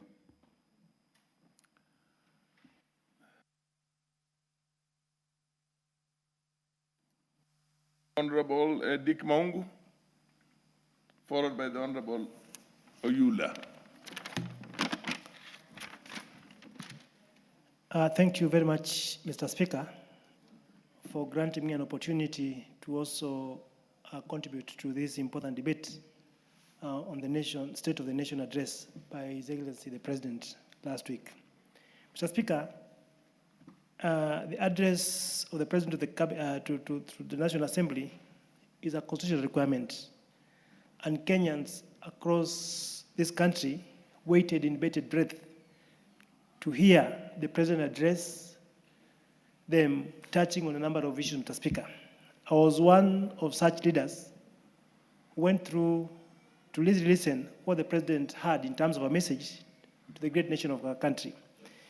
Mr. Speaker, I picked a number of issues that he talked about, but maybe I'll just wish to talk about a few that I felt really impacted, would have great impact and even beyond to the great people of Luanda whom I represent.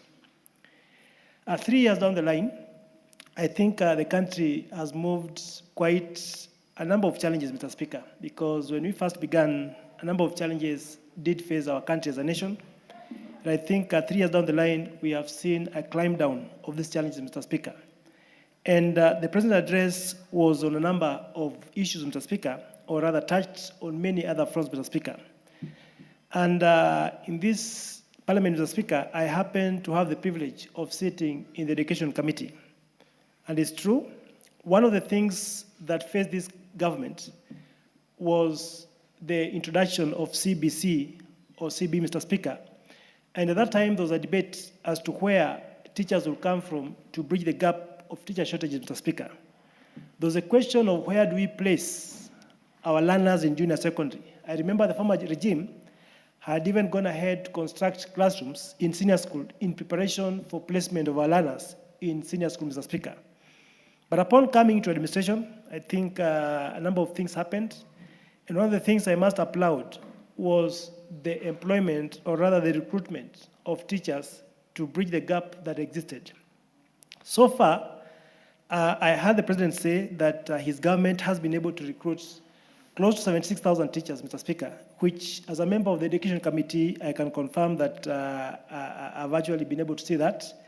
And a commitment to recruit a further 24,000 teachers, Mr. Speaker. This, to me, has grown a great way in addressing the teacher shortage gap that we as a country have faced, and it is unprecedented, Mr. Speaker. Since independence, no administration has been able to employ such a big number of teachers to address the teacher shortage like this administration. The Swahili have a saying, Mr. Speaker, that mgala muwe lakini haki mpe. I think this is one such case, Mr. Speaker, that we should applaud the administration for having found it fit to bridge this big gap, Mr. Speaker, and address the huge teacher shortage. The only thing I may want to request, Mr. Speaker, is that currently we have 24,000 intern teachers who are currently on internship, Mr. Speaker. My prayer to the administration will be that these teachers be confirmed so that they can also have an opportunity to meet their daily needs and obligations as the agitation has been, Mr. Speaker. Otherwise, I want to say thank you to the President and administration for having found it fit to really recruit 24,000 to 74,000 teachers, Mr. Speaker. Mr. Speaker, I come from Western Kenya, and one of the great things we've suffered as a people is how we navigate our ways from Nairobi to the villages, especially during high peak seasons. On this, I speak about the major road that we have from Nairobi through Nakuru all the way to Western Kenya, Mr. Speaker. It's a fact. Year in, year out, Mr. Speaker, we see gridlocks. We see people spending nights on the road. It will take a very few minutes, Mr. Speaker, for someone to travel from Nairobi, let's say to Nyeri, because a dual carriage is available and they'll actually spend their Christmas with their families. But people from Western Kenya, Nakuru, Eldoret, Western, and the entire Rift and the entire Nyanza, Mr. Speaker, our people for years have been spending nights on this road, Mr. Speaker. A gridlock at Naivasha, a gridlock at Nakuru, without the ability to reach their homes, Mr. Speaker. And it's always a nightmare for those who cannot afford air transport because they have to go by the road, Mr. Speaker. They'll have to spend 2 days or 3. As late as the other day, about 2 weeks ago, it was not Christmas, but people spent a night by the Way Bridge in Naivasha because an accident had happened and there was no other way that the people could reach, Mr. Speaker. Give him an additional 3 or 4 minutes. Thank you, Mr. Speaker, for your magnanimity. Yes. And therefore, Mr. Speaker, the proposal to have a dual carriage from Rironi all the way to Mau Summit will be a great relief to the people of Western Kenya who are rightfully members of this country, Mr. Speaker. And therefore, this is one thing that I want to applaud this administration, Mr. Speaker, because a contract has already been declared awarded, and I look forward, Mr. Speaker, to this new regime whereby our people can be able to transit from Nairobi all the way to Western without having to spend on the road, Mr. Speaker. A new other thing, Mr. Speaker, is the SGR. The former administration did terminate this SGR at Naivasha. But we have plans, including in my constituency, Luanda, where an area has been earmarked whereby the SGR will pass through, Mr. Speaker. Coming from Naivasha all the way to Kisumu, through Luanda, all the way to Butere, all the way to the border, Mr. Speaker. That, to me, will be able to remove these heavy trucks that are on our roads into the railway, Mr. Speaker. Therefore, having a dual carriage on the road and having an SGR on the other side, Mr. Speaker, to us is a great relief. And therefore, I want to commend the President for that great thing, Mr. Speaker. Another matter of importance that I saw was the need to have a national infrastructure fund. Mr. Speaker, we may not do the same thing the same way and expect different results. We have serious shortage for infrastructure kitty, Mr. Speaker, because our roads are terribly bad. Kenya has about 14,000 paved roads only, yet we find that we need to pave much more than that, Mr. Speaker. The only way we can be able to do this, Mr. Speaker, is ensuring that we have a kitty that can be able to partner with the private sector so that we can be able to improve our infrastructure. That can only come from infrastructure fund, Mr. Speaker. Mr. Speaker, allow me to mention something here with reinvestment. We say that for you to be able to invest, Mr. Speaker, you must save. Kenya, for many years, has had mega savings in terms of pension, Mr. Speaker. And therefore, we saw some reforms, Mr. Speaker, in trying to mobilize savings, whereby you find that since independence, for many years, Mr. Speaker, the accumulated savings that had been taken as pension, especially under NSSF, Mr. Speaker, was about 300 billion, Mr. Speaker. Yet, Mr. Speaker, we have other countries that have much bigger savings from which even the government can borrow, from which, Mr. Speaker, they can partner with the private sector to improve our infrastructure, Mr. Speaker. And therefore, that's something that I should be able to really commend, Mr. Speaker. Mr. Speaker, let me mention about affordable housing. I was one of those few who were not very much for this, Mr. Speaker, but I've seen the transformation that comes with the affordable housing, Mr. Speaker, including markets. Currently, in my constituency, we have a modern market coming up worth 376 million, Mr. Speaker. My people for all these years have been doing their merchandise, their roads, but their business by the roadside, Mr. Speaker. For now, we have a market which is well progressed, and I believe this is coming courtesy of affordable housing, Mr. Speaker. With that, Mr. Speaker, we also have hostels for my TVET. Luanda, for example, was one of those few institutions that not have a TVET. Right now, I can brag, Mr. Speaker, that we have a TVET that has been established in this regime. And the TVET, Mr. Speaker, will equally be having an affordable hostel, Mr. Speaker.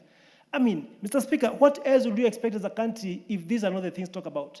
I therefore want to say that from where I sit, the speech by the President actually exceeded expectation, met expectation, Mr. Speaker, and I look forward that by the time he comes for re-election, Mr. Speaker, he will have exceeded expectation so that Kenyans can actually give him an opportunity to serve more. Thank you, Mr. Speaker.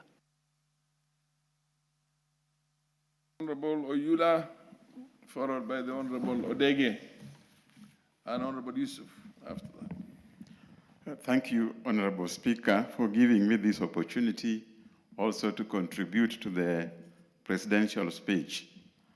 Mr. Speaker, the presidential speech brings out very clearly the areas this country has suffered and comes out to tell the country where we should go. This country has had a lot of problems, possibly because of not having foresight. But His Excellency, the President, has come up wisely and indicated the areas that Kenya should be, if only those activities or investments were carried out. Mr. Speaker, the President has outlined very clearly on what the country should do, what he intends to do on agriculture. Food shortage has been very common in Kenya. But now, with the proposed arrangements the President has come up with, I'm sure Kenyans, if we work hard, there should be no more food shortage in Kenya. We should be like countries like India that instead of being importers, have become exporters. In fact, Kenya now needs to be an exporter of food instead of importing things like maize and so forth. The President's proposals in his speech, I'm sure, are going to help Kenyans very well. Mr. Speaker, the President also touched on infrastructure, particularly the road network and the railways. Mr. Speaker, you know, like I do, some years back, moving from Garissa to Wajir was a nightmare. But I'm sure now things have changed. And it's only because of the President's wise concern. Mr. Speaker, the infrastructure is very important for a country's development. The business people can move freely, tourists can move freely, goods can be transported from one corner to the other without any hurdles. And I'm sure that's what the President has looked into. having known Kenya very well. He is a person who has crisscrossed this country. So he knows all the problems that our country is in. And he can tell you which problem is where. And that's why he's able to mention most of these roads we have in Kenya. It's because of that that the president is looking ahead to make sure that some of these roads are properly constructed, are properly maintained. And we have also dual carriage to reduce the congestion we experience on our roads. Mr. Speaker, if you look at the education, the changes that are coming in education are going to be very helpful to our children. And without proper education, Mr. Speaker, we cannot export manpower out of Kenya. So, Mr. Speaker, the introduction of technical schools are going to help a lot of our young women and men to advance beyond Kenya. That will also reduce the pressure on unemployment that we have in Kenya. So, Mr. Speaker, what the president has come up with are very, very important, including the health sector, the power, and ICT. To be able to fund all these areas, Mr. Speaker, the president has proposed investments where monies can be invested for use in some of these projects. The president has proposed creation of a fund where some of the proceeds we'll get from some of our assets can be invested for use within the country. Give him an additional 2 more minutes. Thank you, Mr. Speaker. Mr. Speaker, we can talk of so many projects that are required to be done in this country. But without cash, we cannot do much. So in his wisdom, the president has proposed creation of a fund. And this fund, Mr. Speaker, is going to help the Kenyan economy. It's going to ensure that we avoid unnecessary borrowing. Some borrowing is not used for development, but for recurrent. So, Mr. Speaker, these investments, if well looked after, we will reduce our borrowing requirement. So, Mr. Speaker, I want to congratulate the president for looking at this country and coming with a forward looking to help the country in the future. It does not mean that these things will be done tomorrow. This is going to be done in stages to make sure that we grow out evenly and ensure that the economy of this country can accommodate, can cover all the requirements of this country. With those few remarks, I want to thank you, Mr. Speaker, for having given me the opportunity. Thank you.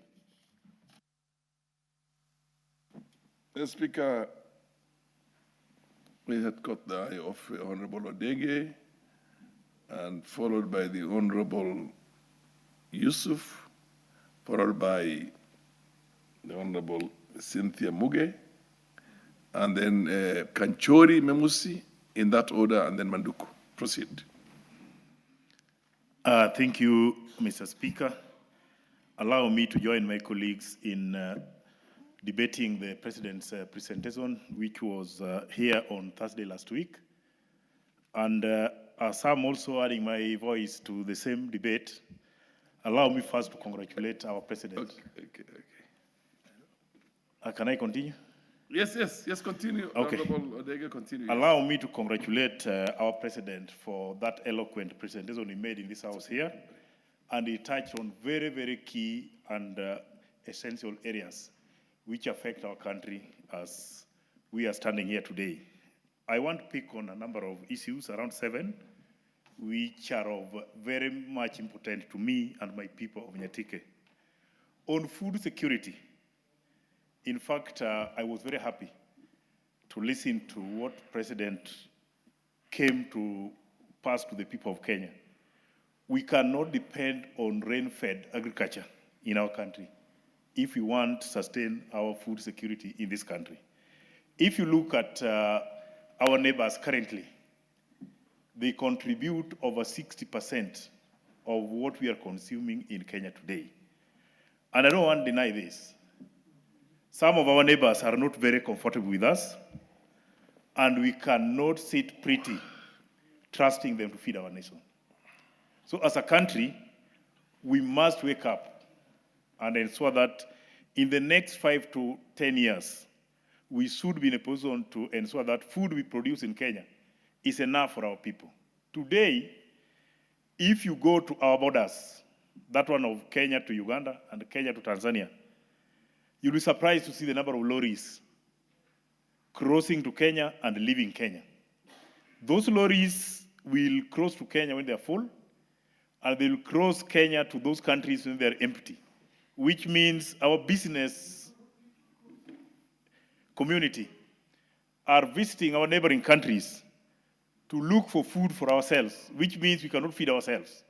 So if we go by what the president said, and we made sure that our semi-arid areas are irrigated to produce enough food for our people, I think this is the right direction to go.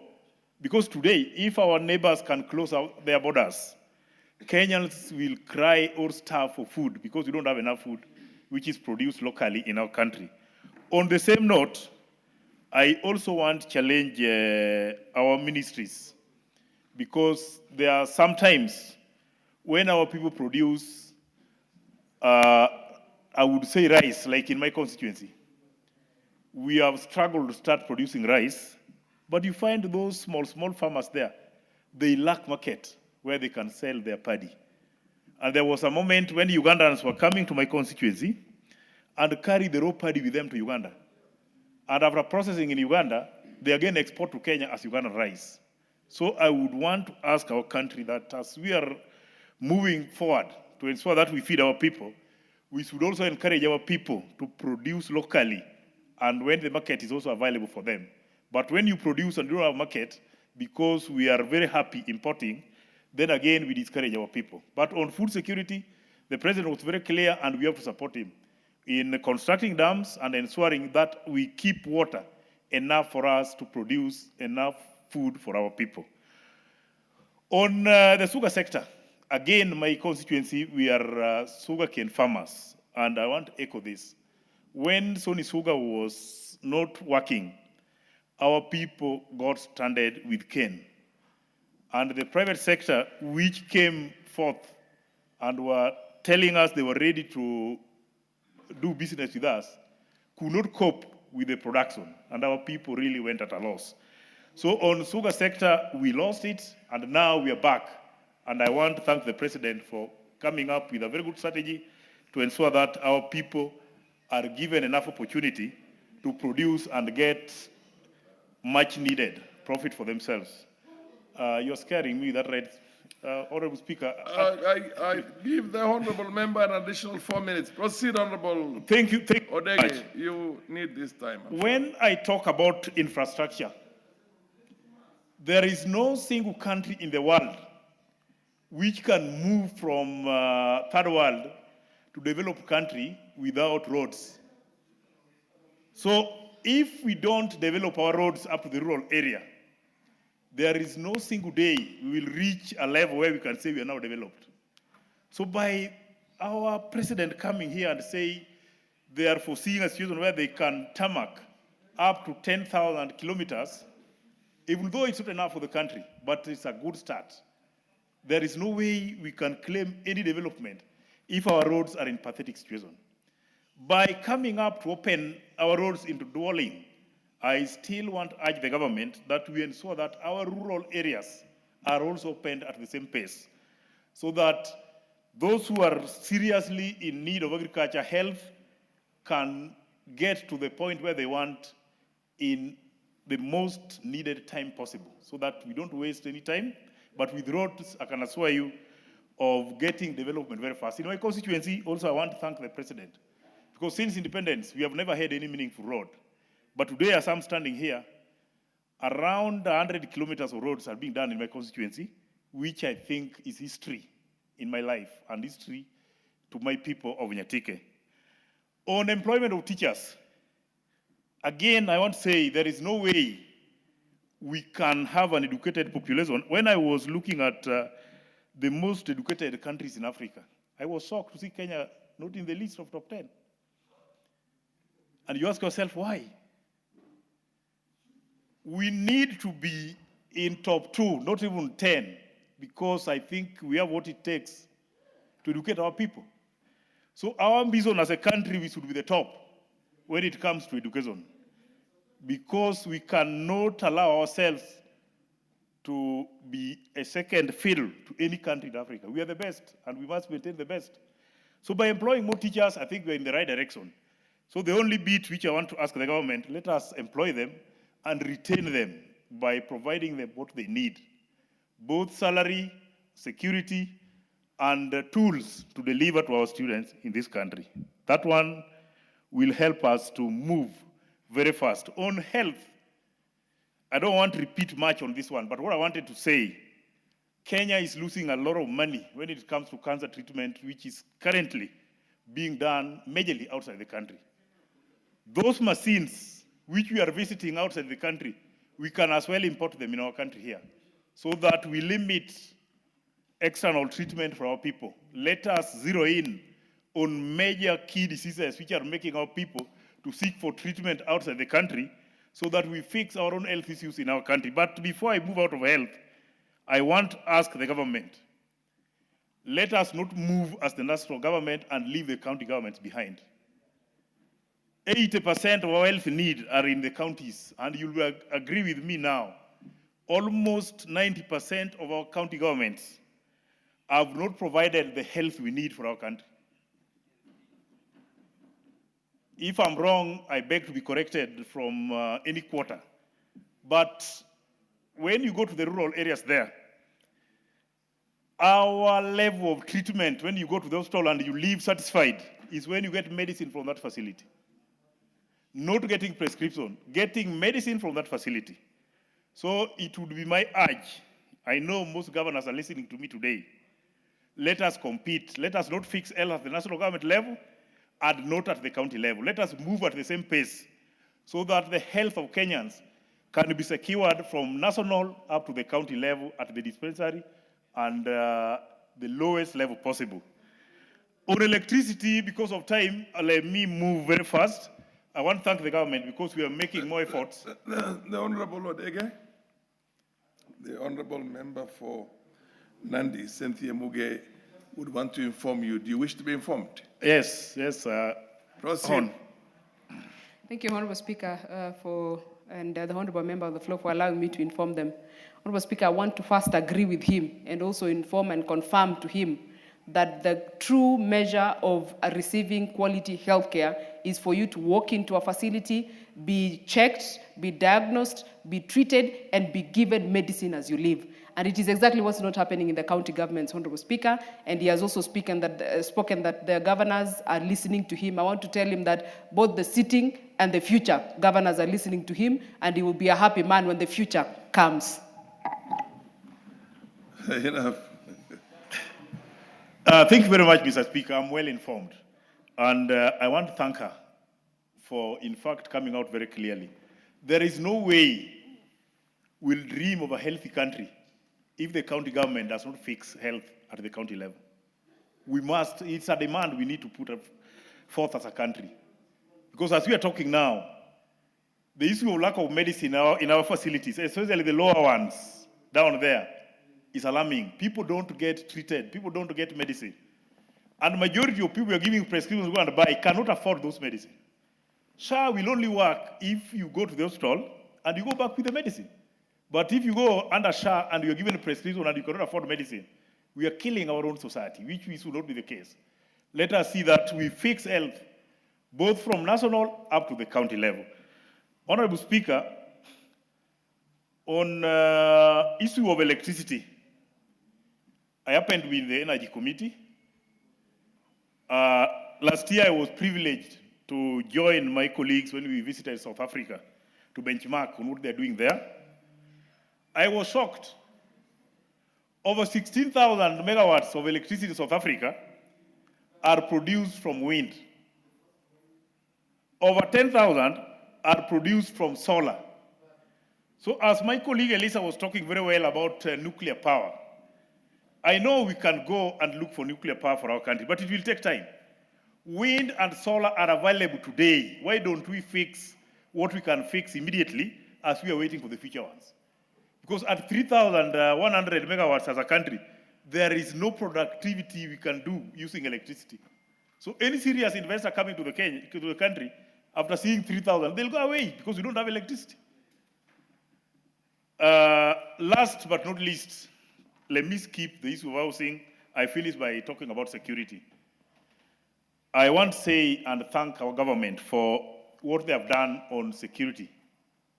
I know we have had a number of security lapses, including the ones in northern Kenya and other areas. Yes. But what the government has done so far is an assurance that we can protect our country. Like this week, there was a security scare in Moyale. And when you look at the response our country gave, I must say, as a Kenyan and an MP in this country, that I'm very happy the way we are conducting security issues on our people. Let us keep it up and allow me also to congratulate our president and assure him of our support. Even if before I go for hours, and assure him of my support and my people of Nyatike for what he has done for my people in my constituency. Thank you. Yeah, the Honorable MP for Wajir West. Thank you, Mr. Speaker, for giving me this opportunity to contribute to this, the presidential speech. Mr. Speaker, allow me first to congratulate the President on coming up with a very ambitious plan to take Kenya to the highest level. If I read this document, it clearly guides us to a better place if implemented the way it is. However, Mr. Speaker, as a member of parliament from northern Kenya, specifically Wajir West, I feel left out in this document completely.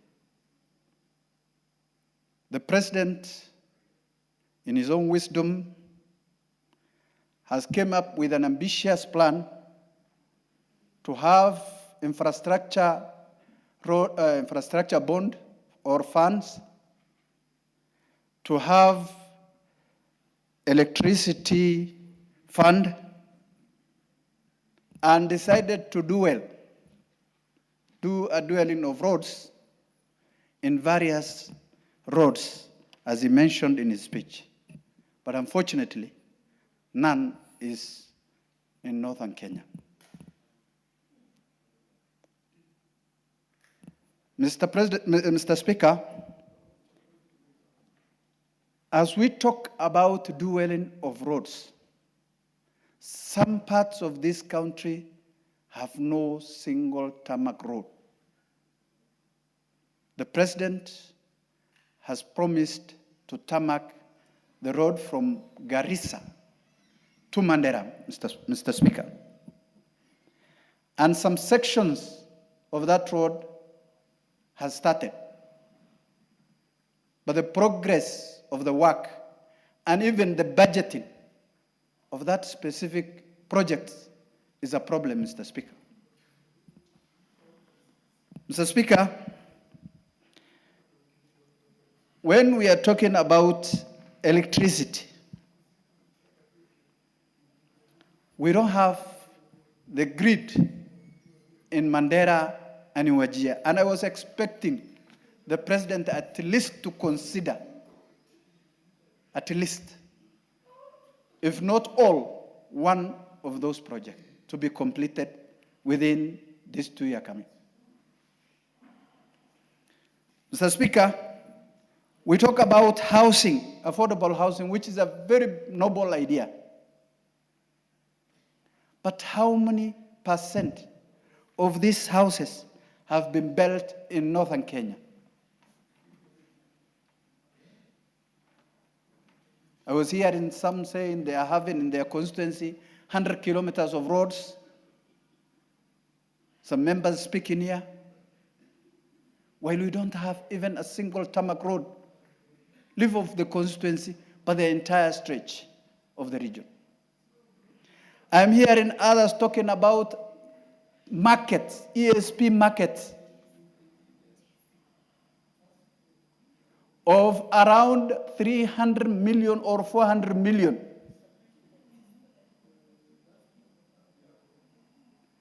But none of that kind of markets are in northern Kenya, Mr. Speaker. Mr. Speaker, I want to ask. Yeah, hang on. Yes, what's your point of order, Honorable Cynthia? Honorable Speaker, I do not have authority to speak on behalf of the people of Wajir or the people of the constituency that the honorable member comes from. But Honorable Speaker, as a member of this House and as a Kenyan, I would want to see the statement of fact to the effect that there is no single tarmac in Wajir, Honorable Speaker, because I had thought there is a bit of it, not exactly enough to satisfy the honorable member, but I want the statement of fact, Honorable Speaker, for record. There is fair enough. I think that was a very general statement by the honorable member, both in the terms of the tarmac for the roads as well as the I will answer the good lady. Yes. There is no tarmac road in Wajir. If you want to believe, I can take you if you want. Are you sure, honorable member? Yes. There is no tarmac road that was built by this government, or even before.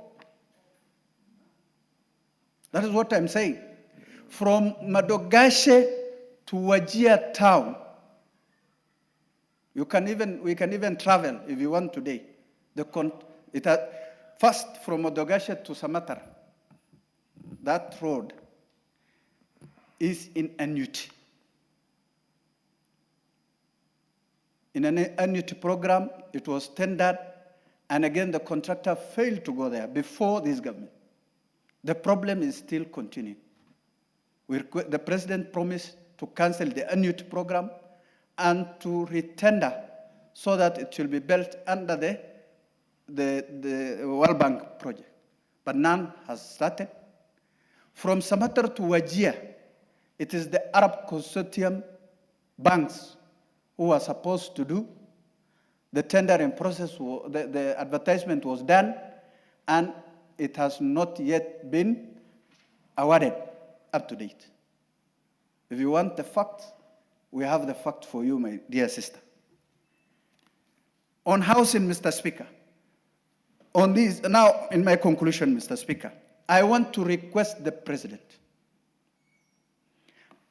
let him include the northern Kenya in this beautiful, ambitious plan, so that we are also part and parcel of this country, Mr. Speaker. I am very happy for the rest of the country who got the roads. I'm very happy for the rest of the country who got electricity. I'm not against the development of other parts of this country. And I congratulate and support the president to come up with this kind of programs, Mr. Speaker. However, I will be lying to the people of Wajir West if I don't say exactly if I'm excluded in this. It is not me against Bing or anybody, but I am saying, stating facts. I want to be included in this and to be part of the national cake. Mr. Speaker, we support the president 100%, and we are ready to support him. Yeah, you give the honorable member an additional 3 minutes. Not enough, Mr. Speaker. We support the president, and we are ready to support him. But we want and we are asking for the fair share of northern Kenya. Mr. Speaker, I have seen the president coming up with a very brilliant idea of harvesting rainwater. But how many the dams he mentioned here, how many of those dams are from the 80% of the arid lands that we want to irrigate and we want to produce food for the food security for this country? How many dams? Those are the questions we're asking. And we want the president to go back to the drawing board to rearrange and include us in his program so that we become part of the infrastructure finance. We become part of the programs that are done under the water irrigation systems. We become part of the electricity programs, Mr. Speaker.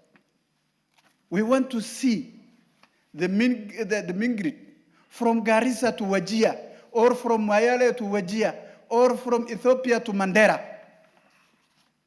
We are just asking and requesting the president to include, we are not even saying we need tarmac roads in the constituency. We are asking for that stretch to be completed.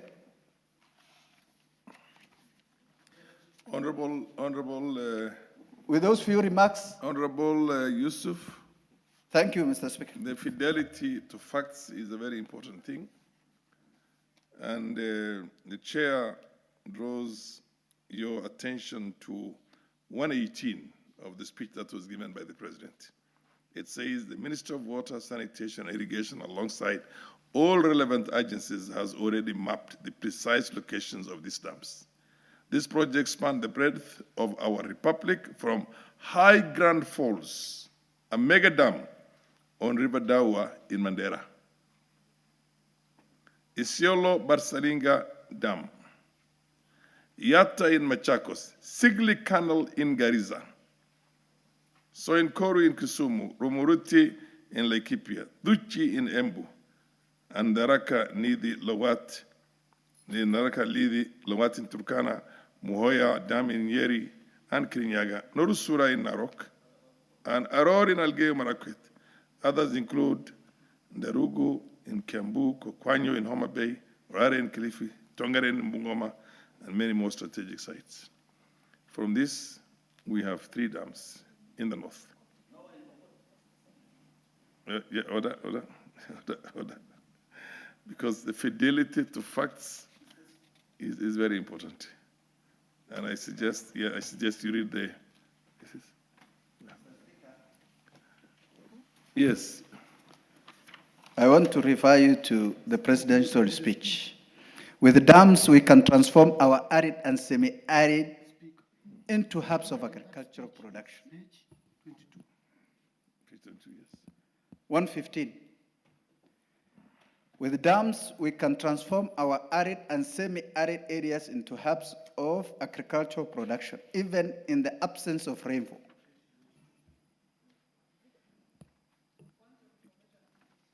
Do you want to be informed by the No. Honorable Cynthia? Let me just say my point and then she can inform me later. Yes, proceed. So when we are talking about, the president is talking about 80% of the arid lands. I'm not saying we were not included. I said, how many of those dams are in the arid and semi-arid areas? They're about, right now in the north alone, there are about 4. 4 out of 50.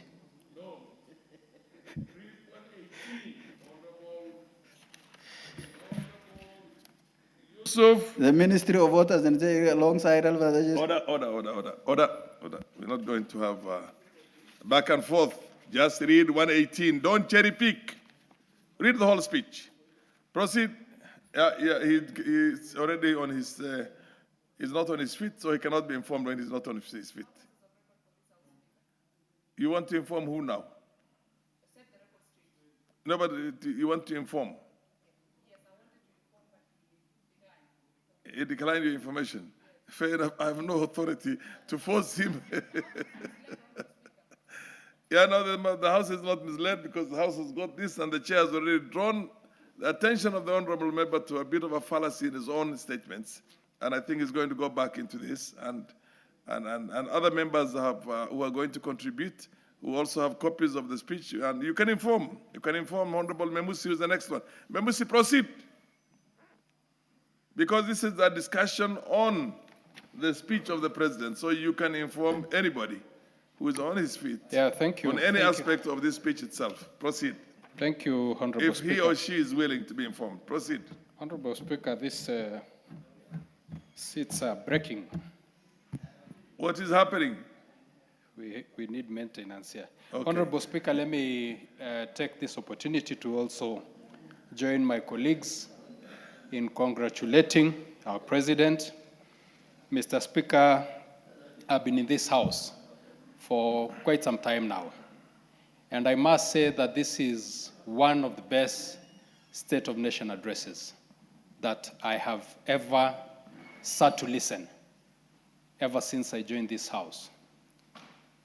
Why do I say that, Mr. Speaker? The reason why I say that, Honorable Speaker, is one, the State of the Nation's address by the President touched on almost every sector of this country. If you look at health, the President touched on something on the health sector. If you look at our road infrastructure, there was something in it. Most importantly, for the people of Kajiado County, we are happy, Honorable Speaker, to hear that Athi River Namanga Road will be dual carriage. What does this mean to the people of Kajiado? Honorable Speaker, in simple terms, it means that I can commute from Nairobi to Kajiado. I can live in my rural village and work in Nairobi. It means, Honorable Speaker, that the people who are doing business and are stuck in jam for hours can easily move and do their business. Honorable Speaker, the speech by the President also inspired the right-thinking Kenyans. It gave hope to many people. And I'm saying right-thinking Kenyans, Honorable Speaker, because in this country now, unfortunately, we are forming a culture of criticizing everything, not even understanding what you're criticizing. Just because it is the President who has said something, you want to bring out the negativity without even understanding what has been said. But I want to say the right-thinking Kenyans have been motivated because the potential of this country was clearly brought out by this speech. The potential of this country, we are able to grow our own food, we are able to feed our population. Facts were brought out, very scary facts on food security, that the entire country has been fed for a very long time by only 15% of the landmass of this country. Very scary, Mr. Speaker. Very scary because our population is increasing every day. We are giving birth. And yet, as a country, we have never thought about where our food is coming from. Someone somewhere is sitting pretty in this country and be comfortable to buy onions, buy tomatoes, buy everything and not thinking of where they're coming from. But the President triggered a conversation to tell Kenyans that it is not right that we have depended for so long. We have been dependent on only 15% of the landmass of this country to feed 85% of the landmass. The potential of this country is not only in the 15% of the landmass in this country. The potential of this country is also in the more than 70% of the arid areas in this country. And what did the President say about the arid areas of this country? He has brought out the potential that these areas can have to feed this country. In terms of water, the President is on record saying that we don't need rains to grow food. And many people have gone on social media not understanding that this is a possibility. They have gone to criticize the President's speech. And today, as I stand here before this House, Honorable Speaker, I want to be a testimony. I want to tell you that in Kajiado, right now, there are no rains, but I am growing fodder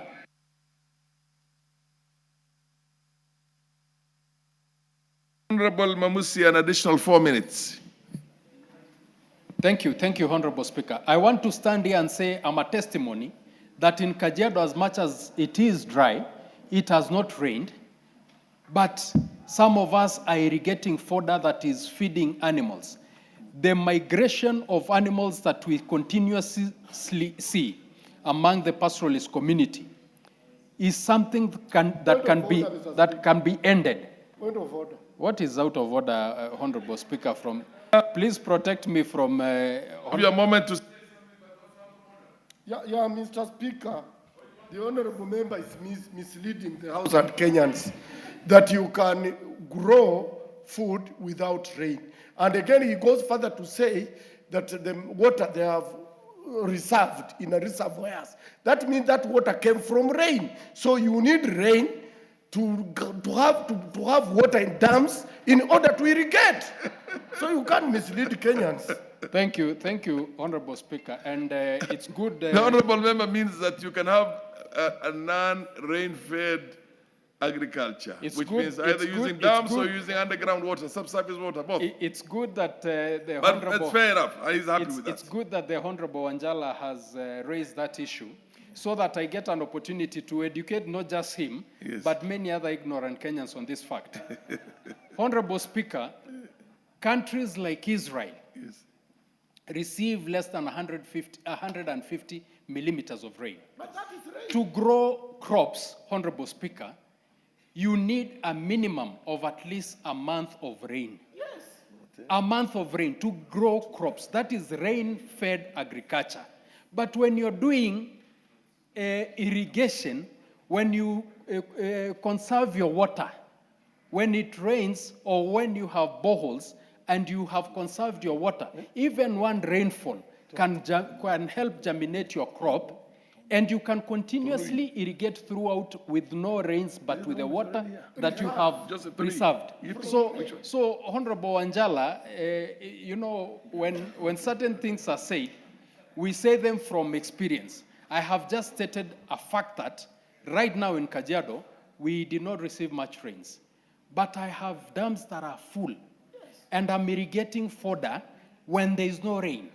So it is possible for Kenya to be fed from these arid and semi-arid areas, as opposed to us depending. Please, Honorable Wanjala, allow the Honorable. You will come and also state your facts. You don't allow people to mislead. What is your point of order now again? Mr. Speaker, I'm very clear. Yes. It's not that we cannot grow crops without the really raining, but we irrigate. But I'm saying that for you to get that water for irrigation, you must get it from rain. No, where do you know from? Honorable Speaker, it is very sad for a leader in the stature of my chair to be live on national TV and reveal his ignorance. There are people who are doing irrigation from boreholes, that do not need rainfall. So it is possible. Honorable Wanjala, please wait for your time so that you can. Honorable Wanjala, so the chair notes that because the chair is from an arid area, that you can extract water from underground. You can also extract water. Yes. There is desalinated water also from the sea that can be used for agriculture and for drinking. Exactly. Proceed. Exactly. There are countries like Egypt that sit on the Nile. Yes. You know, and they are fully dependent on the River Nile. Yes. So there are many ways to grow food, and the mindset of Kenyans has been you cannot have food when it is not raining. That is the mindset that we are trying. And you can see it is very difficult because people who are exposed, as Honorable Wanjala, are still very ignorant of the fact that it is possible to grow food without rainfall. But moving on to another point, Honorable Speaker, the most ignored sector of this country has been the education sector. Ignored in all ways, ignored in infrastructure, ignored in staff support. In the arid areas, for example, Kajiado, where I come from, Honorable Speaker, you would find a whole school of a population. Give the Honorable Mamuse an additional 4 minutes. He is talking to the heart of the nation and the chair for Thank this you. matter. Proceed. Thank you, Honorable Proceed. Speaker. I know you can relate with these issues. I come from a pastoral area. Yes. You would find a school in a place like Kajiado with a population of not less than 200 students with only one employed TSC teacher, only one, and that's a head teacher. He is the one responsible for teaching more than 6-7 streams. How does one do that? So we have compromised for a very long time on the quality of our education. You find a child in these areas who have finished primary, has joined secondary school, and has finished Form 4, but cannot eloquently express themselves. Why? They've never gotten an opportunity to be taught. But this government, Honorable Speaker, has employed so far more than 70,000 teachers. This is an area that has been ignored in terms of staffing. It has also been ignored in terms of infrastructure. For very long, we've always been dependent on NGCDF. And I want to take this opportunity to tell members, if there is a fund in this country that has changed the landscape of Kenya, it is NGCDF. And for that, we must not allow anybody to touch that fund. And I want to appeal also to the president, because the president is keen to changing this country. He is the only president that I have seen talking a different conversation about Kenya, talking about the potential that this country has. I want to appeal to him to protect NGCDF, because that is the fund that belongs to the people. And if it is touched by whatever means, if it is legal issues, they will blame this regime for losing NGCDF. So, Honorable Speaker, this speech or the State of the Nation address so many areas that are important to Kenyans. And my only concern right now, I'm thinking, what is the succession plan of this country? After President William Samoei Ruto, with the good plans, because he will do his 2 terms comfortably, who else will come and think about health? Who else will come and think about housing? Who else? I think, Honorable Speaker, we need to start thinking about the succession of this country after William Samoei Ruto. I thank you, Honorable Speaker. The Honorable Manduku Wanjala is Manduku, followed by Manjala. Order. Order, Honorable Wanjala. And then followed by the Honorable Tonui from Kurisoi. And then progressively we continue like that. Honorable Manduku, proceed. Thank you, Mr. Speaker. I think we should forgive Honorable Wanjala because he comes from a flood-prone area and he may not understand the issues of arid and semi-arid. Mr. Speaker, let me start by giving my condolences to the family of the late Raila Odinga and the larger Jaramogi family for the loss of Madam Beryl. We pray that God puts or rests her soul in eternal peace. Mr. Speaker, listening to the President's speech, I remembered a similar speech given by the late President Mwai Kibaki on the realization of the Vision 2030. And I could correlate many aspirations in that speech in which we endeavor or aspire to be a middle-level country by the year 2030 with a double-digit growth, if sustained in the preceding years. Mr. Speaker, a few things that have gone well in this country. One, the teacher employment, where for the first time, we are talking of 100,000 teachers employed, a number that has never been realized since our independence. Mr. Speaker, on that point, I wish the President encouraged the Teacher Service Commission to also look at expanding the establishment and ensuring that there is fair promotion and adequate remuneration for the teachers so that we can continue motivating them and therefore maximize their talent on ensuring that our learners do very well in school. The second thing that has gone well, Mr. Speaker, is the affordable housing program.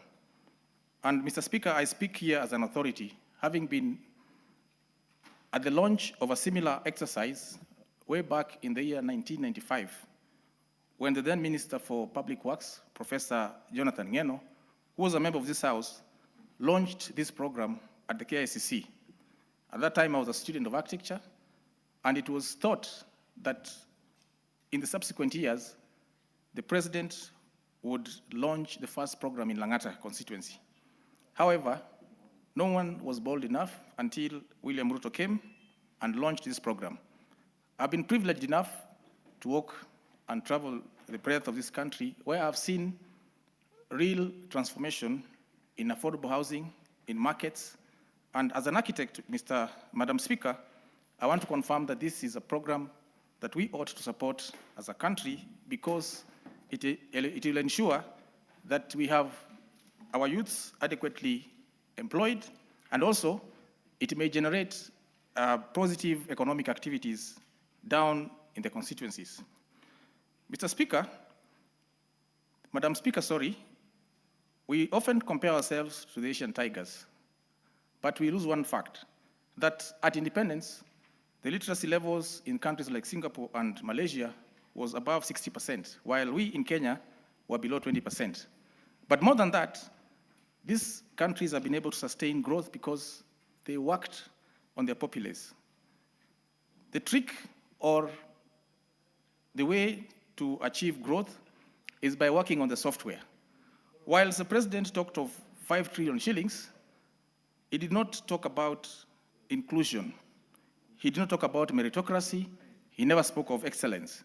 And those are the factors that have led the growth of the Asian tigers.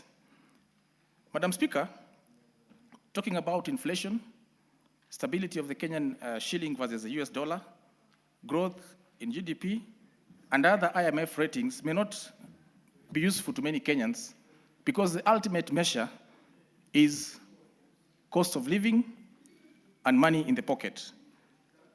Madam Speaker, on the issue of infrastructure, roads and railways, and the idea of bringing in sovereign and wealth funds to finance their construction, it is important, Madam Speaker, that we ensure that there's value for money even as we go into other alternative funding models for our large and ambitious infrastructure projects. Madam Speaker, on the issue of MSMEs, middle and small micro enterprises, it is very sad that up to 90% of the pending bills today are owed to this group of people. It is in this light, Madam Speaker, that I'm proposing to bring to this House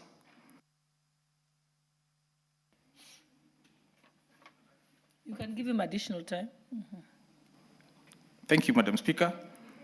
I am proposing to bring a motion to this House to amend sections of the Public Procurement and Disposal Act and provide for 100% advance payment to all MSMEs for goods and services below 5 million shillings, provided that there is adequate guarantee or there's an escrow account arrangement. This will boost the liquidity of this very critical sector. Madam Speaker, on the ease of doing business, the President touched on it, but he forgot to say that our biggest problem in this country is the multiple and overlapping licenses. In some instances, Madam Speaker, you'd find an entity requiring up to 10 to 15 different licenses from different regulators, and yet this can be harmonized by having a single license window, as happens in our neighboring country, Rwanda. Madam Speaker, the President did not talk about the failure of devolution. Whereas devolution was supposed to ensure there's equitable development down at the grassroots, it is very sad that many of the projects that we see in this country today are as a result of the central government, and yet our governors receive their equitable share every year. Madam Speaker, we also did not talk about, the President also did not talk about nurturing of our national values, just like happened during the Asian Tigers growth. On a whole, Madam Speaker, I want to commend the President for having a bold and ambitious program, which we hope will transform this country and make this country a middle-level economy with double-digit growth, as previously envisioned in the Vision 2030. Thank you, Madam Speaker. Thank you. The Honorable Wanjala, it's your turn. Thank you, Honorable Speaker, for giving me this chance. Mr. Speaker, Madam Speaker, while I want to thank the Honorable President for his speech, but sometimes I did enjoy it as a musical instrument.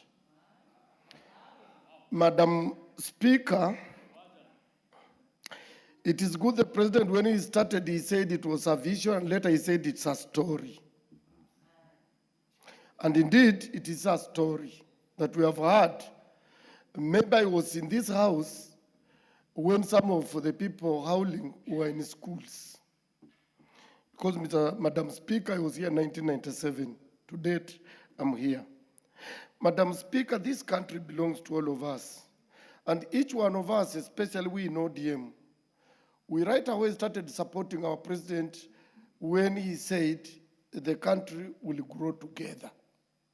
He will make sure he develops the whole country. And Madam Speaker, the other day I was reading on the newspaper, they want to launch a very big hospital in Eldoret of 50 billion. Madam Speaker, there is already a big referral hospital in Eldoret. While other counties, we have 47 counties, Madam Speaker, in the country that have no even a referral hospital. Then I was thinking, if we want to develop the whole of this country, if we have this 50 billion, why don't we build in every county a hospital worth 1 billion for referral? Or if there is one, we equip it to reduce the influx to people who will be going to Eldoret. The balance, which is 3 billion, to be used to expand the already existing hospital. Madam Speaker, this is where things go. There are disparities in this country. And there are people who, when they are not close to the leadership, they don't get development. 50 billion, Madam Speaker, is a lot of money to go to one section of a country. We need to spread it so that we What's do your point of more. order, Honorable Kimayo? Thank you, Madam Speaker. Madam Speaker, does the honorable member mean that Eldoret does not deserve the 50 billion hospital? And does it mean that does the hospital only mean to serve the people of Uasin Gishu? As much as I know, the hospital belongs to all people of Kenya who reside whether in Eldoret or in any other part of the country. And even the current hospital, the MTRH, which is there now, serves the people of Western, serves the people of Rift Valley, serves the people of Nyanza. In fact, it serves 24 counties. Thank you, Madam Speaker. Madam Speaker, I want to agree with him that Eldoret, as any other county, or Uasin Gishu as any other county, deserves development. But how does he enjoy somebody from Western, from Budalangi, traveling for a simple thing to Eldoret, while it would have been done in Busia or in Kakamega? This is what I'm saying, is just we spread to reduce the influx and transport. And Madam Speaker, it requires ambulance, it requires transport. I don't know what, a lot of things, Madam Speaker. Therefore, let's distribute the little wealth we have in this country so that each one of us can benefit. What's your point of order, Honorable Member for Kachiliba? Thank you, Madam Speaker. I wish to inform this member that we've got 47 county governments. And the reason why the 47 county governments were put in place is so that they can be able to devolve services. And one of the devolved services is health. So before he actually comes and complain in Parliament, can he tell us what the county government of Busia is doing as far as treating the simple things you're talking about is taking place. We are talking about a national issue, and you are not addressing a county issue first before you come here and complain about national issue. Madam, It is a point of information. Yes, proceed. Madam Speaker, I want to tell the honorable member, it is only the Senate that is mandated to deal with the issues of county. Me, I'm dealing with the issue of national government that has released money to the county to build that hospital. That is where I am. I'm just saying, because at that level, we have where the policy is at the national level. That the policy should be, if we just gave $1 billion to each county, then we would have referral hospital, even if, however, Yes, there will be member small. Honorable Muge, what's your point of order? I'll come to you, Kanchori. Honorable Speaker, is the honorable member in order to claim that the national government has sent money to the county government to actualize that project? That project, Honorable Speaker, is a PPP. It has nothing to do with the county governments. And Honorable Speaker, in this House of Parliament, we cannot afford to talk about distributing some 50 billion across all the counties when we are trying to get a center of excellence that has an aspect of sports and development of sports in Uasin Gishu, that is MTRH. I don't come from Uasin Gishu, Honorable Speaker, but because of the spirit of nationalism, I support that project, and all of us should be able to support so that we can have a center of excellence that all of us as a country can be able to get services from. Honorable Kanchori, you had a point of order? Thank you, Honorable Speaker. Honorable Speaker, I wanted to request that you request a member to restrict himself and his debate to the State of the Nation address. This matter of Eldoret should actually be celebrated by every Kenyan. When I hear the Honorable Speaker saying people traveling from Western to Eldoret, Kenyans are going to India, for God's sake, for medical treatment. What is wrong with establishing a center of excellence that can be copied by other counties? What is wrong with that? We must start looking at Kenya without eyes of tribalism. We must start looking at our country and celebrating any achievement that is achieved anywhere, because it is an achievement for all of us. I would want that center to be put even in Turkana or anywhere else, so that I don't travel to India for medical treatment, that I can go to my own country. Thank you, Honorable Speaker. Honorable Wako, we'll give you more time, Honorable Wanjala, don't worry. Honorable Wako. Thank you, Honorable Speaker.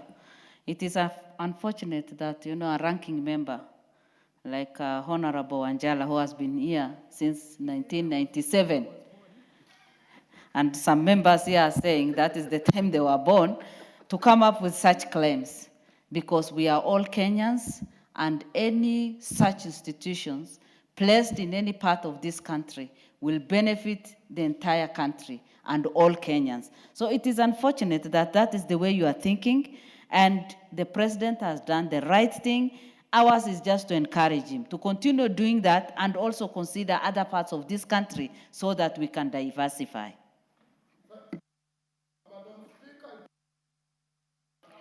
Give him time. Give him more time. Madam Speaker, I'm not against what is happening in Eldoret. But if you followed number 16 on page 4 of the presidential speech, that he said, I have often spoken of the Asian tigers, South Korea, Singapore, Hong Kong, and Malaysia.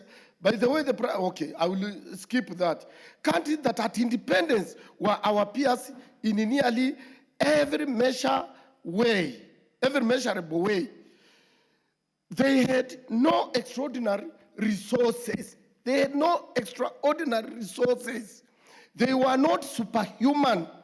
They simply had the courage to make bold, disciplined, deliberate choices and invested in their people.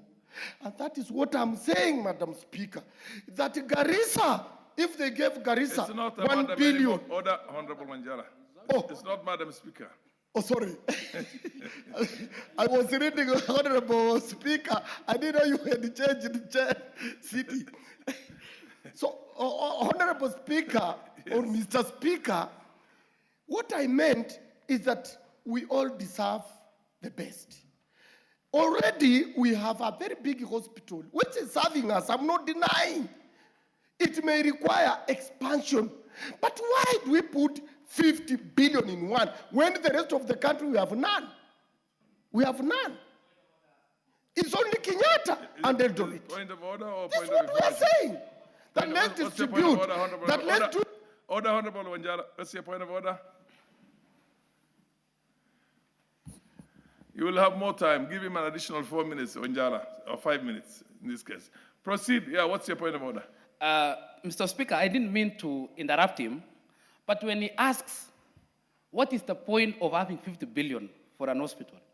I think he's forgetting that our president is talking about first world. And we cannot be first world if we don't have centers of excellence. So the president is using that one hospital to be a center. At that one.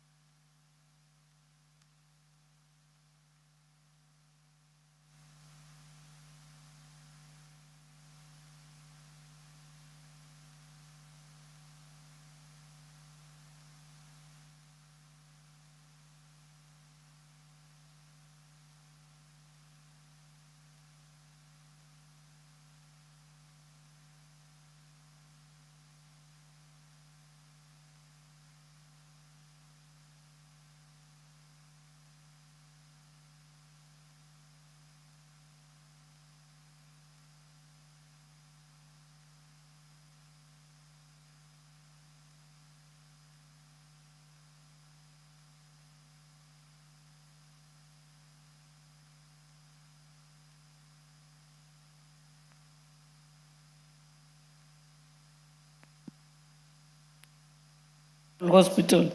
It is not a hospital of first instance, which means you have county, sub-county hospitals. You have hospitals in your counties, you have health centers, you have dispensaries. It's only when they are unable to deal with that case that they will refer you either to Kenyatta National Hospital or to the Moi Teaching Referral Hospital or to the Kenyatta University Referral Hospitals. So far we have, and I know there is one coming up in Kisumu. So yes, you are assuming that that's the only hospital. It's not for serving day-to-day issues, because those are already under the county governments. So I think you don't have your information right. Order, Honorable Wanjala. Yes, what's your point? Are you on a point of order, Dr. Mutunga? Or information? Do you wish to be informed by Dr. Mutunga? Yeah, proceed. Honourable Speaker, I stand not as a member of parliament from that region. Yes. And I stand to inform, remind Wanjala that right now, people from Budalangi are coming to Nairobi. When the referral hospital, Moi Referral and Training Hospital is ready, they will cover shorter distances from Budalangi. That is one thing. The other thing, Honourable Speaker, when we stand on a point of order saying we should not establish such initiatives or rather invest in such initiatives in various parts of this country, I think we are fighting against our own ideals of developing this country.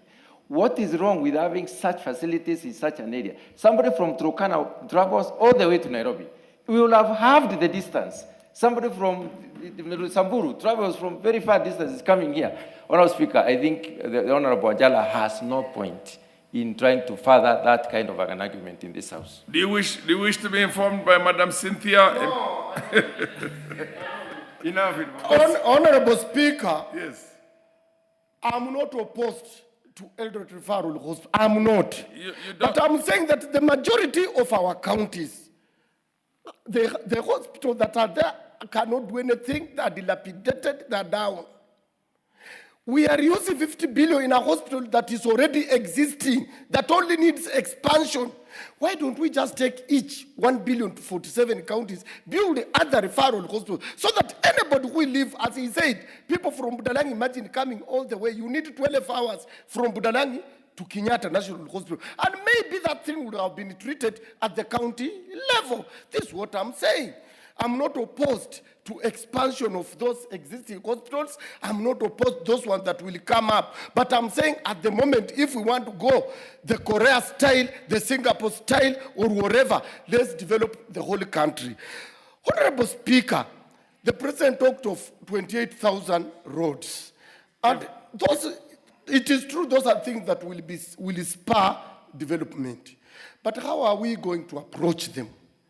Honorable Speakers, the President said here that those people are not superhuman beings, and that we must make bold step, and we must be disciplined. Honorable Speaker. What's your point of order, Honorable Cynthia?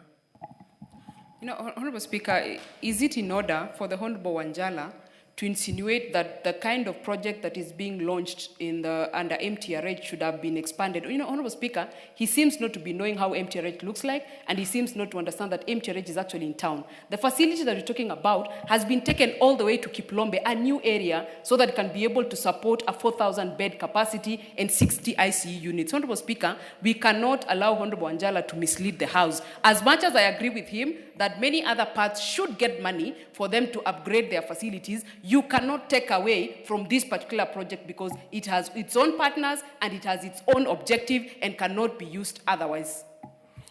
The Honorable Speaker, it is written in the Bible. Allow Honorable Wanjala. Yeah.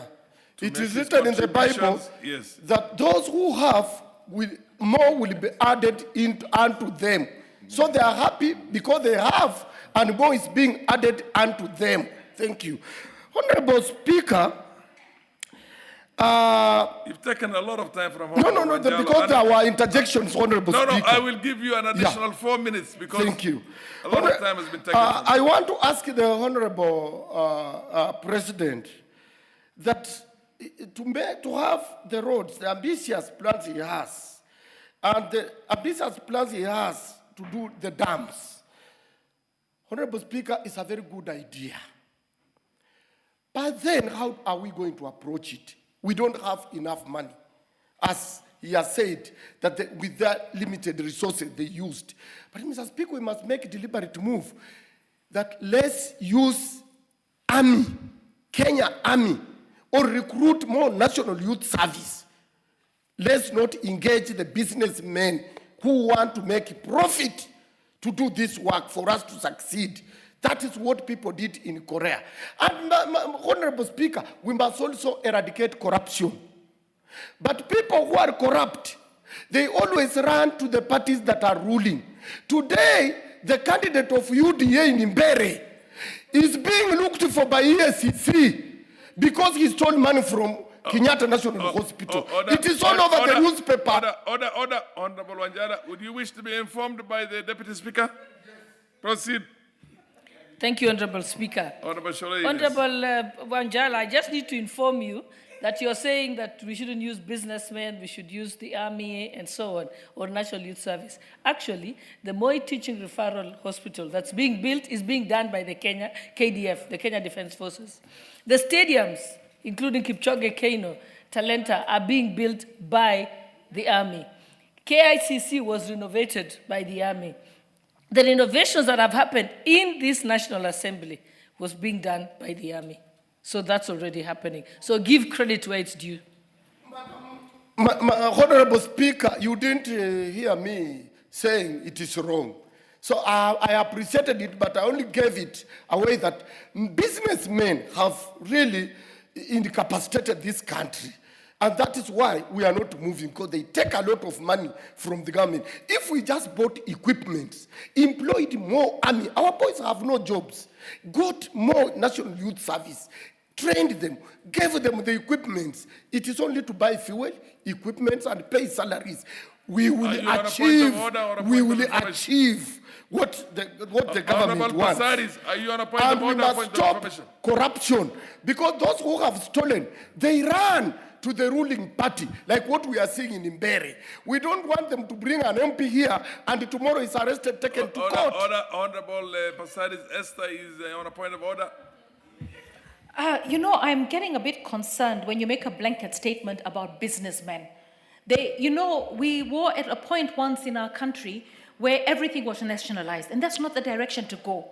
But the using of KDF or using of the army is okay, but the private sector are the engine of any country. That is where the resources come from. So please, let's not make blanket statements on business people. We want to attract as many foreign investors as possible to come and do business in our country. They're the ones who employ our people. And we also want to be able to do what we can for ourselves as a country. But we cannot just say the business people are the problem in this country. Kenya needs the private sector. Kenya needs the business people. Honorable Speaker, I agree with her. But it is not the army that will be manufacturing cement. It is not the army that will be manufacturing tarmac. It is not the army that will be manufacturing metal. It is not the army that will be manufacturing timbers. It is not the army that will be manufacturing boots or clothes they wear or other things. But we are only saying manpower to do this work. Like what she has said, you can see how fast the biggest stadium has gone. And you can see even that is how Kibaki improved this country when he took over in 2002. He used the National Youth Service to do some of the roads and the army. And that is the route we should go. And deal with the corruption that these people, especially the ESCC has let us down. First of all, how did they clear this man in Mbere to go and contest? Honorable Wanjala, order.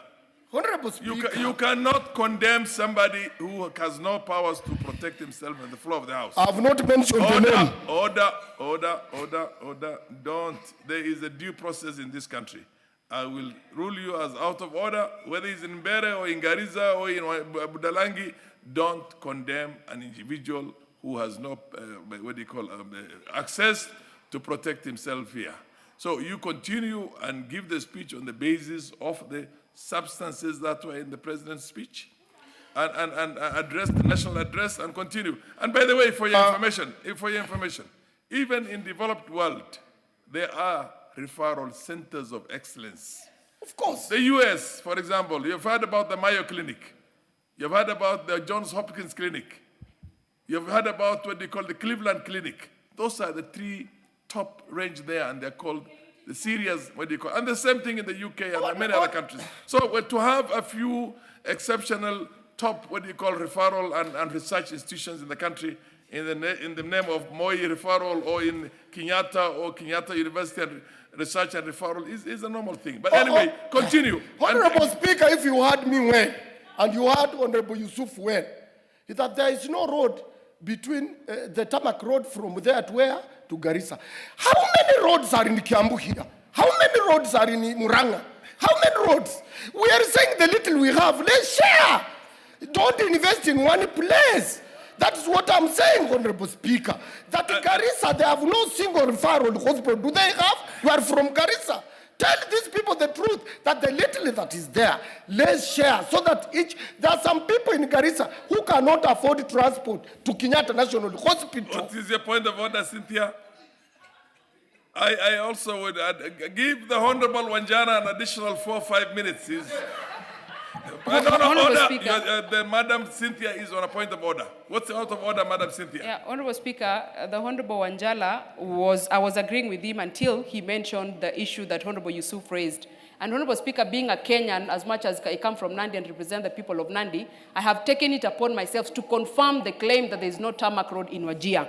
And Honorable Speaker, this is a confirmation from the DG Kera that has told me that Tarbaj has 10 kilometers ongoing and others is complete, Eldas 7 kilometers, Bute 7.2 kilometers, Habaswein 10 kilometers, Hadado 10 kilometers, and Griff to 10 kilometers. Honorable Speaker, we must argue with facts on this floor of the House so that we can avoid making very baseless and the rules somehow shackle us. I mean, as a chair right now, I cannot debate with a member, order with another member. But as you put it, in Wajir, there are tarmac roads in Wajir. Not as good as other parts of the country, but they are. And there's also an elaborate, very ambitious program to tarmac everything. In the other case, there are referral hospitals in everywhere. We have the Provincial General Hospital in Garissa, which is a level 5, which is a referral hospital. So essentially, when you say referral hospitals, they're there. But of course, you know, you have to understand exactly how the hierarchy of the health sector is. And there are a few exceptional research. You know, Kenyatta is a research hospital and referral, and MTRH. So proceed, Honorable Wanjala. But nonetheless, you are making the House lively, so the chair has no issues with you. Continue. Honorable Speaker, I want to agree with you, but the honorable member said they had not done for all. We are over 60 years since independence. Honorable Speaker, 60 years. That area has not seen tarmac. Even the DG is confirming it is when they have done 7 kilometers. How many kilometers have they done in Kiambu? How many kilometers have been done in Muranga? How many kilometers have been done in Meru? Those are the questions. Are you questioning the past, or you're questioning the present? The past have got bearing on the future. And who is responsible for the past? The people who are in the offices are responsible to make sure that now the past benefited. Those who did not benefit, like Busia, like Garissa, should now benefit. And if you got it very right, the speech was based on equity and equality. Yes, and that's where I am. Okay, proceed. Yes. Equity is the most important thing here. Even when honorable member about dams, Budalangi has suffered. Budalangi Nyando, we have suffered. The government has been seeing us, our houses demolished, washed away, people suffering, no action taken. Today, Honorable Speaker, I want to confirm to you that we are a bit relieved. That's why you have not heard, because William Ruto just gave us a dike of 153 million. This is what I'm talking about. The same is being done to Nyando. Then why don't we prioritize the dams on River Nzoia and River Nyando? Because these are where problems are. Still in his speech, Tongareni Dam, which is supposed to save people in Budalangi, is put as others. It's not prioritized. What I'm saying is that let's prioritize. We are still talking about Kimwareri, Arori. They have not told us where the money that was allocated at that time went to. 7 billion. They tried arresting people. They have not charged them. They never imprisoned them. They are not in jail. They still want to allocate more money. We need them to prioritize these rivers that are causing problems. The Tana River that is causing problems in Tana River and many others. When you say others, you do not in any way diminish the importance of the ones that, this is the way the English language, I'm sure you... Honorable Speaker, others comes later. When you are done with the priorities. Order, Honorable, it says, it talks about Yata in Machakos, Sigli Kanaling, Embu is Tuchi in Embu, Mhoya, and the others are others, which means as much as these ones. It doesn't mean any less than the other ones. You know what I mean? Others are Kokwanyo, Ndurugu, Tongaren, and the one, of course, in Homa Bay, Kilifi. It means the same thing. It's all same priority. Honorable Speaker, I don't want to be among others. I want to be a priority the way they mentioned those Kimwareri, which siphoned 7 billion the other day. Because since independence, since 1960s, we are under floods, we are under water, we are crying, we look for relief food. When shall this stop? It will only stop when the dam, Tongareni Dam, is done. And if it doesn't flood in Budalangi, the people in Trans Nzoia suffer. But Honorable Speaker, can I amuse you, is that only the waters that goes to Budalangi comes from Wasinigishu, where the president comes from. Comes from Trans Nzoia, the neighboring county of the president. It is only this president who will save us by doing the Tongaren Dam. If he doesn't do it, then Honorable Speaker will suffer. On roads, Honorable Speaker, let us, this committee of parliament that budgets, why don't we go CDF way? that we have 600 billion. We have 290 constituencies, Honorable Speaker. Why don't each constituency get 1 billion each for a road, even if they are going to do 20 kilometers that year? And then the rest of the 300 million or the rest of 500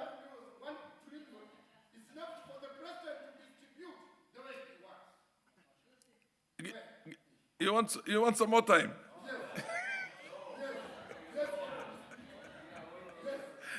Order, Honorable Wanjala, order. 1 minute, conclude.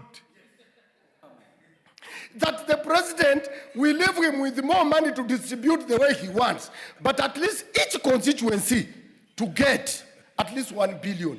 And he's trying to do in KPLC energy distribution of electricity. We are happy.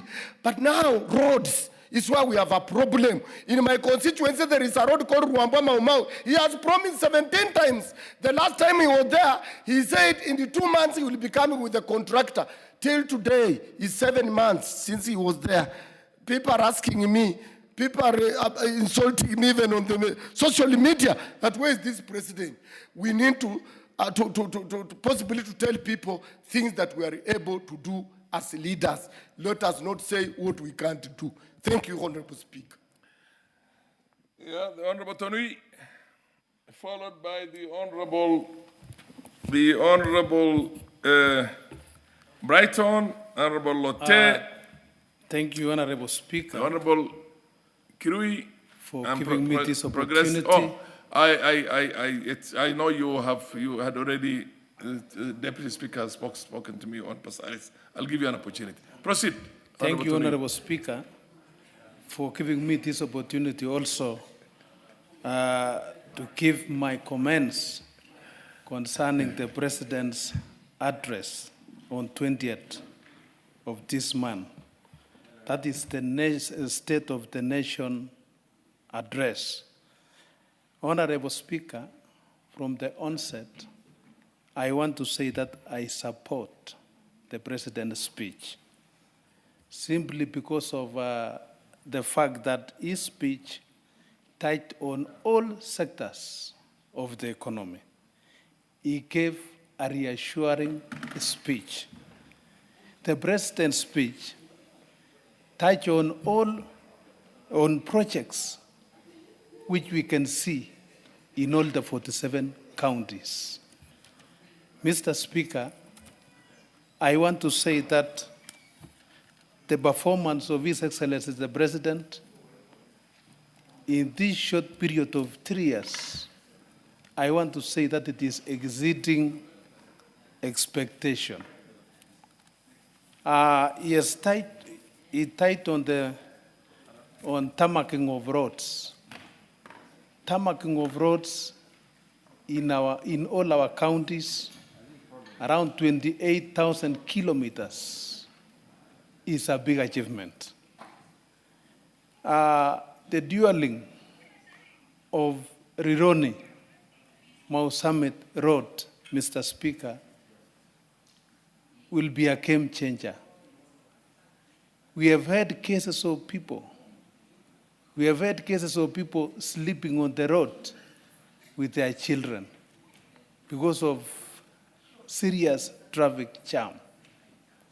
So the dualling of that road, Mr. Speaker, will ease the transportation of goods and the movement of people all the way, even up to Western and Nyanza region.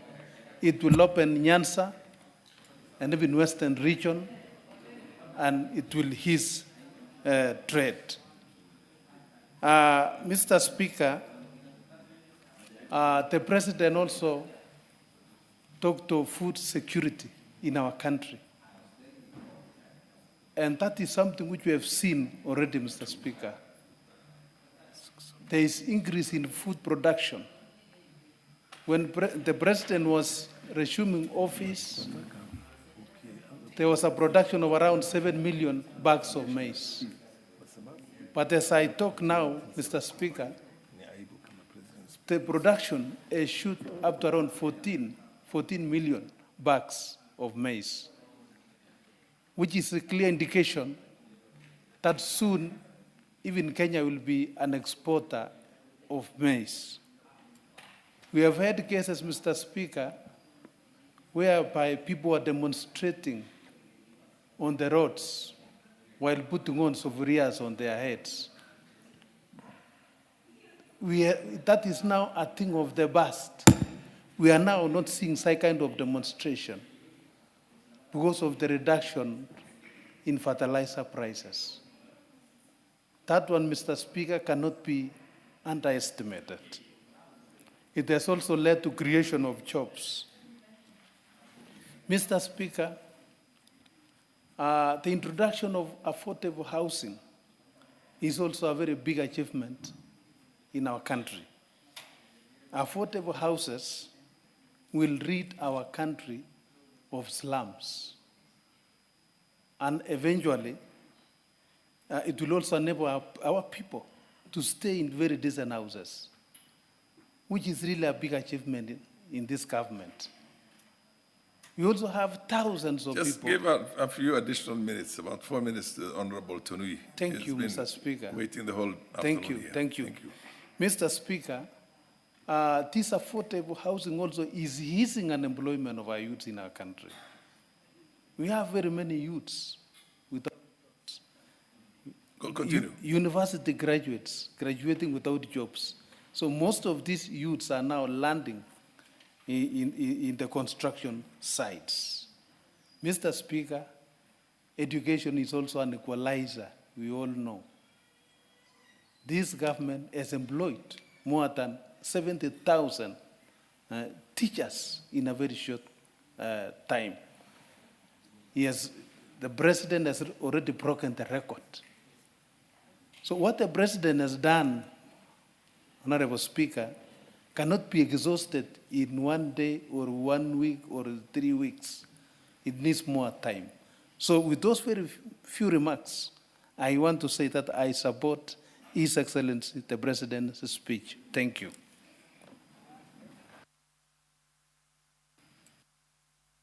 Okay. Honorable Brighton. Thank you. Thank you very much, Mr. Speaker, for giving me this opportunity to contribute on the State of the Nation address. Mr. Speaker, the President talked about so many aspects within the various sectors. One is the economy, two, agriculture, health, education, housing, youth, digital information, among many other sectors. Mr. Speaker, President promised us to take this country from third world country to first world in our lifetime. That in itself is a good vision for this particular country, and a good dream that this country will get transformed one time and become first world. Mr. Speaker, just this week, on 28th, Rironi Mau Summit Road is going to be launched. And I'm part of the beneficiaries of people who use that road. And I've slept in that road for so many, in a number of times when I'm traveling to constituency or when I'm coming back from constituency. Rironi Mau Summit, through Mayu, and also all the way to Kericho, to Kisumu, and to the border. And also the other one is Mau Summit to Eldoret and all the way to the border. Will bring a lot of transformation and end chronic traffic jams in that particular route. And apart from that, there are so many other highways that are more than 2,500 kilometers of highways that are scheduled for dualling. And also, I come from an agricultural practicing constituency where tea has to be transported from tea buying center to the factory, from factory all the way to the market, Mr. Speaker. And the President, in his speech, is promising that in the next 10 years, it will have built more than 28,000 kilometers of new tarmacs in the entire country. This in itself will promote good communication and transport across the country. Mr. Speaker, in education sector, when we came in 2022, when the CBC was being experimented, we thought that it would fail. But I'm happy that the President has given closer attention. And so far, he has supported with regards to capacity and employed more than 76,000 teachers in the last 3 years, and is promising to employ another 24,000, which will make it to almost 100 and something, 102 or thereabout by next year. CBC is now working, and I'm happy because also the President has done 23,000 new classrooms constructed, and also more than 1,600 laboratories are underway in order to support the CPC system. There is the issue of the university model, funding model, where student-centered funding model now ties scholarship and loans to the needs and merit. And currently, more than 500,000 students have actually benefited from this. And also, the TVET enrollment has increased significantly from around 341,000 to almost 718,000 of students who are being trained in the TVET sector. And you know, skills development is one of the areas where we should give proper attention. Mr. Speaker, on food security, the government shifted from subsidizing on consumption to subsidizing on production. And this is the reason why there has been so much production in the agriculture sector. And the government has intentionally registered more than 7.1 million farmers digitally, and therefore removing cartels and brokers from the inputs, and also... Give additional 4 minutes to Honorable Brighton. Proceed, Honorable Brighton. Yes, and also subsidizing from a bag of fertilizer, 50 kilos, from 7,500 to 2,500. This has significantly improved on the production. For example, with regards to maize harvest, there has been an increase from 44 million to 67 million bags, bringing UNGA down from 2022, where it was retailing at almost 250, to 130 shillings by 2 kilograms at the moment. With regards to economic transformation, 3 years ago, inflation was so high, it was to the tune of almost 9.6% in around 2022-2023. But currently, it has come down to almost 4.6%, which has eased the cost of living. There's also been realized stabilization of Kenya shillings against the dollar to almost, for the past 2 years, standing at almost 129, down from almost 160 in the year 2022-2023. Mr. Speaker, from the universal healthcare, 27 million Kenyans have registered for SHA, and this has significantly tripled the number of those population that are registered for NHIF. And this means that many are now going to access subsidized medical treatment when they go to the hospital. Actually, 107,000 community health promoters have been deployed in every ward in the entire republic.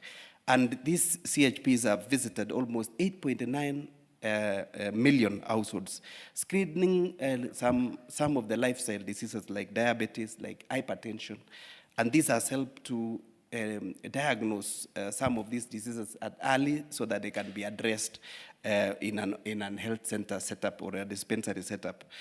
Government is paying premiums to more than 2.3 million vulnerable Kenyans. Those are the poor in the society, the elderly, and the orphans, and among others. Mr. Speaker, with those few remarks, I submit. Thank you so much.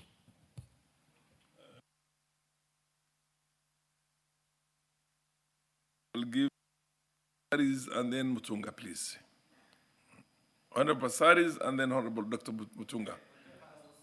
Lotte, you will come after that. Deputy Speaker, it was on my part. The Deputy Speaker had left that information with me. And it's,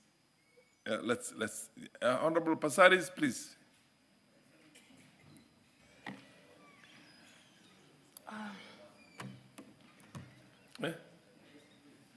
Go to the next one, too. Yeah, on the left side, on the right side.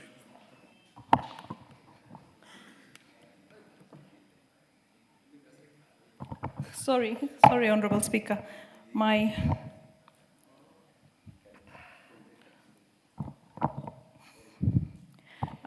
Honorable Speaker, this is such an important thing. I decided I need to actually get it right from the word go. Honorable Speaker, first of all, I would like to say that as I rise to contribute to the State of the Nation's address and to acknowledge the progress the country has made under the leadership of our President, the Honorable William Samoei Ruto, the gains in agriculture where production has surged and imports have significantly been reduced are really visible in households.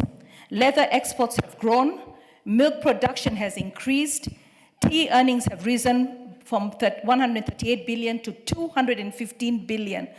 I mean, we need to appreciate what was contained in the State of the Nation address.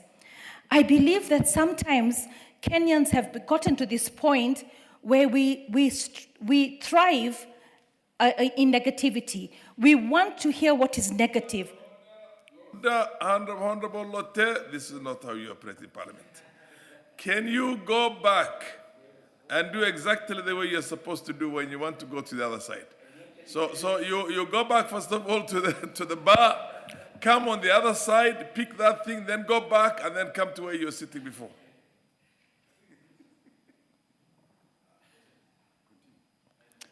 No, come to this side where you had to pick the pepper from. You pick the pepper and then go back. Lessons learned. Too bad these rules were, we got it from the Westminster system, and we just have to, now you can come and sit where you are. He's a first timer. Proceed, Honorable. Okay, Honorable Speaker, I have to start from the beginning. I suffer from OCD, so when you interfere with me like that, I lose my chain of thought. So, Honorable Speaker, and my colleagues, I rise to contribute to the State of the Nation address and to acknowledge the significant progress our country has made under the leadership of His Excellency William Samoei Ruto, our 5th President. The gains in agriculture, where production has surged and imports have reduced, are being felt directly by our people. Tea earnings have risen from 138 billion to 215 billion shillings. Milk production has increased from 5.3 billion liters. Leather exports are up by 56%, and nearly 8 million animals have been vaccinated. These are not abstract figures. They are real improvements in the lives of Kenyan households. In the healthcare sector, the President mentioned that over 27 million Kenyans are now registered under SHA. 107,000 community health promoters are active in every ward, and the availability of medicine has improved drastically. In education, over 76,000 teachers have been hired and 24,000 more expected in January. TVET's enrollments have doubled from 353,000 to 737,000, and 23,000 new classrooms have been delivered. Here in Nairobi, we had such a challenge, transition from primary to secondary, because we did not have classrooms. And that meant that our young boys dropped out and then ended up in the estates. Then they're exposed to drugs, they're exposed to early teenage pregnancies. So the classrooms are making sure that our students' transition is happening.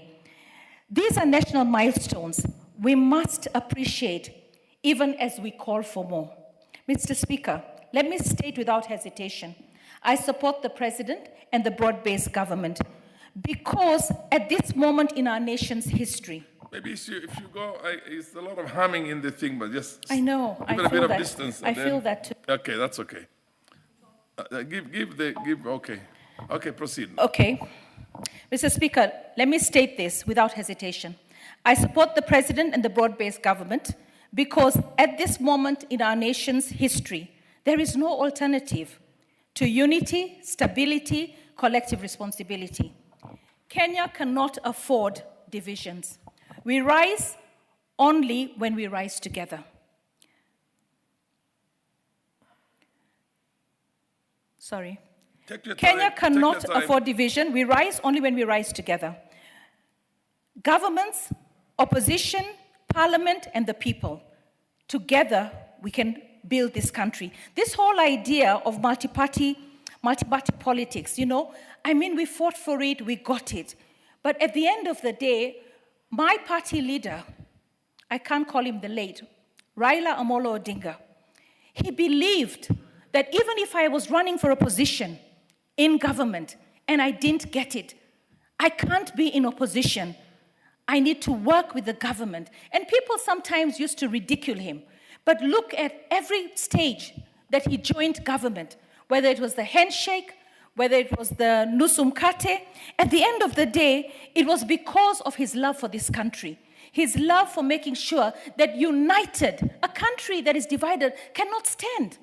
So by uniting, it meant that Kenya can now look at issues and be in a position to provide what is needed for its citizens. And so I think we should learn from that. It shows that Kenya is bigger than all of us and that the future demands collaboration, not confrontation. The President spoke clearly and powerfully about our development journey. He reminded us that nations like Singapore, South Korea were once our peers, and that if they could rise, so can we. So that means you have a dream, you have a vision, you have a yardstick. Before we crawled, we were stagnant. We got stuck, COVID, the Ukraine war. Today we are walking, and with discipline, predictable policy, governance reforms, investor confidence, we have entered a marathon. And if we stay the course, one day we'll be sprinting to prosperity. Mr. Speaker, infrastructure is at the heart of this transformation. The President outlined the unprecedented scale of investment, tarmacking 28,000 kilometers of road, dualing 2,500 kilometers of highway, modernizing JKIA, expanding our ports, upgrading SGR to Kisumu and on to Malaba, beginning January 2026, commencing the dualing of Rironi, Naivasha, Nakuru, Mau Summit within this year. This is how nations move from potential to prosperity. But ambition must be met with discipline. Give her an additional A shilling 4 minutes, yeah. must build a shilling's worth of infrastructure, not inflated contracts, not ghost projects, no wastage. So the President also emphasized the need for crowds in private capital and public-private partnerships to unlock global investments. This is a smart path. Kenya cannot continue overtaxing, borrowing unsustainably, But PPPs can only succeed in an environment of stability, transparency and efficiency, and the rule of law. Do you know, one of the biggest problems that I feel Kenya has, and sometimes I wish that elections were every 10 years rather than every 5 years, because we are perpetually in election mode. I mean, from the time we finish one election, we are campaigning for the next. We need to actually look at our election laws and make elections. I mean, I was in South Africa, and they were having elections, and you could hardly even tell. You know, we have to make sure that we protect the business people. I must also address why, Mr. Speaker, I must also address why many Kenyans may not have heard the speech. In terms of sports, all right? I mean, there were things that I felt the president has done so much that there are certain things that he didn't capture in his State of the Nation address, like the amount of things he's done in sports, the infrastructure he's putting in sports, the motivation he's given to our sportsmen, like look at what he did for Harambee Stars during the AFCON. If you go to our stadiums, you're proud of them. And I think Talanta is going to be one of the best stadiums that we have in this region. And I believe that, you know, the president didn't mention it, but it's a key employment opportunity for our youth, and it will also keep them out of trouble. And I feel that there's an area there that, you know, should have been captured on what he has done for the state in sports. Give out some additional. Yeah, I mean, Wanjala, I had 20 minutes. Proceed. As we celebrate progress, we must also confront what remains unsolved. So it's, you know, there are other things. So my take was sports should have been mentioned in the State of the Nation address. The issue now, Mr. Speaker, there's an issue that is really bothering me. Much as we're going to create all the funds that we're going to create and move away from, you know, move away from borrowings, I feel that we have a problem with pending bills. The country needs to really assess its pending bills. It needs to make sure that it clears the pending bills. We've got PWDs, women, youth that are owed money. And I feel that a lot of people are suffering because of this. So I would have loved to hear about what are we going to do about the pending bills? What is the way we're going to solve it? Because this is actually a big problem. I like the fact that we talked about Nyota. The president launched it recently. But I also think, you know, when I look at Greece, the country of my father, you know, everybody serves in the military by compulsory. And I think NYS should be compulsory. We should take all the youth. Because if we don't do that, then what happens is our youth are left. And we should continuously make sure that we can adopt them. But then, for us to do that, we must also confront population. Do you know, I feel sometimes very sad that religious leaders don't want to talk about population. They feel that, oh, you know what, and I've even heard Sauti Sol sing a song about, you know, every child is sent with a plate. The fact is, every population has to be planned.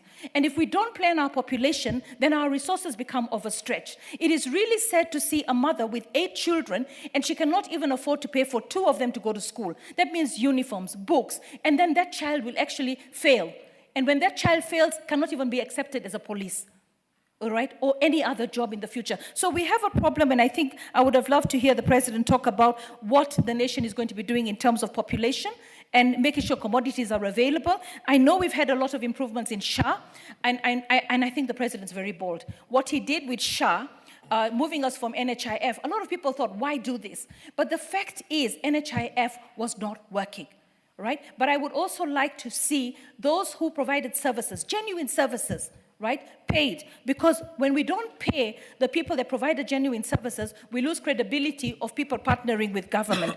And on the issue of SHA, one of the biggest problems that I have, while the president says that you go to a hospital, you get treated, I don't know whether it's the hospitals that are doing this, but investigations are being charged. You need to pay for your x-rays, your scans, your PET, and we're buying for all this equipment. So I don't understand. We're paying the doctors, the technicians. Why are we charging for investigations? Why are we not paying for implants? You've got road carnage in Kenya. We've got people that are in hospitals that are actually not having their surgeries because they can't afford implants. Additional 4 minutes. Thank you, Mr. Speaker.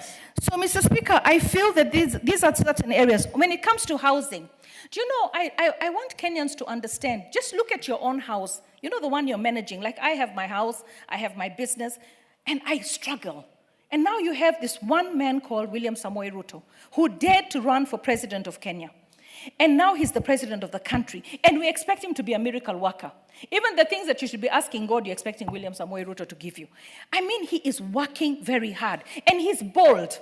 You know, for me, I mean, if he has to, you know, there's some people say, you know, he's a dictator. But if you have a benevolent dictator and he gets things done, it is not bad for a country. A democracy that doesn't deliver, I would rather a benevolent dictator. And at the end of the day, sometimes I feel our constitution lets us down. It lets us down because every time you want to move, Nairobi is full of garbage. You cannot even fix the problem of garbage. Why? Because every time the governor is trying to give the contract out, somebody goes to court. So when they go to court, it stops the whole contract. So for me, when it came to housing, the journey that the president walked, because I'm in the housing committee, to get housing, you know, to make sure we had that fund dedicated to housing. Everybody laughed and rubbished him, and everybody starts thinking, oh, he's going to make millions. You know, maybe he owns a cement company, maybe he owns a steel company. Let me tell you, look in your neighborhood and look at the houses, the dignity that our people are going to live in. Mukuru, 14,000 houses. It's going to be a whole town in itself with every facility. I mean, Kenyans, wake up, start praying for your president, start helping him, start seeing how you can contribute. We need to have the resources. We need to make sure we raise the money without raising the taxes. But you can't say we don't want taxes and we don't want a fund. We don't want to sell some of our assets to raise the money so that we can become independent as a country. So I believe that the president of Kenya now is on the right path for this country. We're going to move from poverty to prosperity. The dreams of our forefathers are going to be attained, but they will only be attained if we stop having this culture of social media. The only thing that works and moves and trends is when you hate somebody, when you insult somebody. Why not try to make things trend with praising somebody? Why not try to come up with ideas on how you can improve your country? Somebody sent me a text recently asking me, can you give me 20,000? I want to buy a photocopy machine. I told him, why didn't you apply for Nyota? You could have got 50,000 and bought 2 photocopy machines. Kenyans have to be aware. Stop looking at the things that say, you know, the negative things about the government. This is your country. By the way, no matter where you go in the world, I want to tell you because I'm well-traveled, and I'm half Greek. And Greece is also a country that I have. But at the end of the day, this country, Kenya, is beautiful. We have challenges, true. Give our president a chance. And let me tell you, he will not disappoint. Maybe, you know, somebody said he's exceeding expectations. I say he's approaching expectations. And he will exceed expectations. And he has learned now to move ahead and forge ahead for you, no matter how you insult him, no matter how you bring him down, no matter how you make him trend. He's even accepted the name Kasongo. Call him Kasongo, I'll dance to it, let me continue with the work. He's working for each and every one of us. And every area that he's touching, you know, start appreciating. Sometimes I feel if you are a teacher who got employed, who was unemployed for so many years, 76,000 of you, the police, the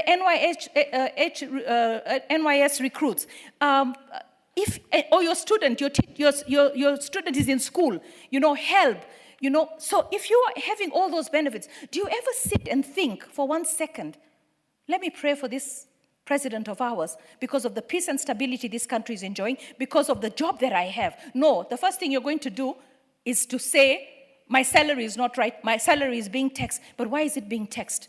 Because we have a population that needs to be sustained. We need to hire doctors. We need to hire nurses. We need to buy medicine. We need to build houses. We need to build infrastructure. So for me, I really pray that Kenyans will wake up to the idea that your enemy is not my enemy. You know, the deputy president was impeached. Why? Because William Samoei Ruto saw that this man is not going to help me deliver on what I need to deliver. So now he has Kindiki as his deputy.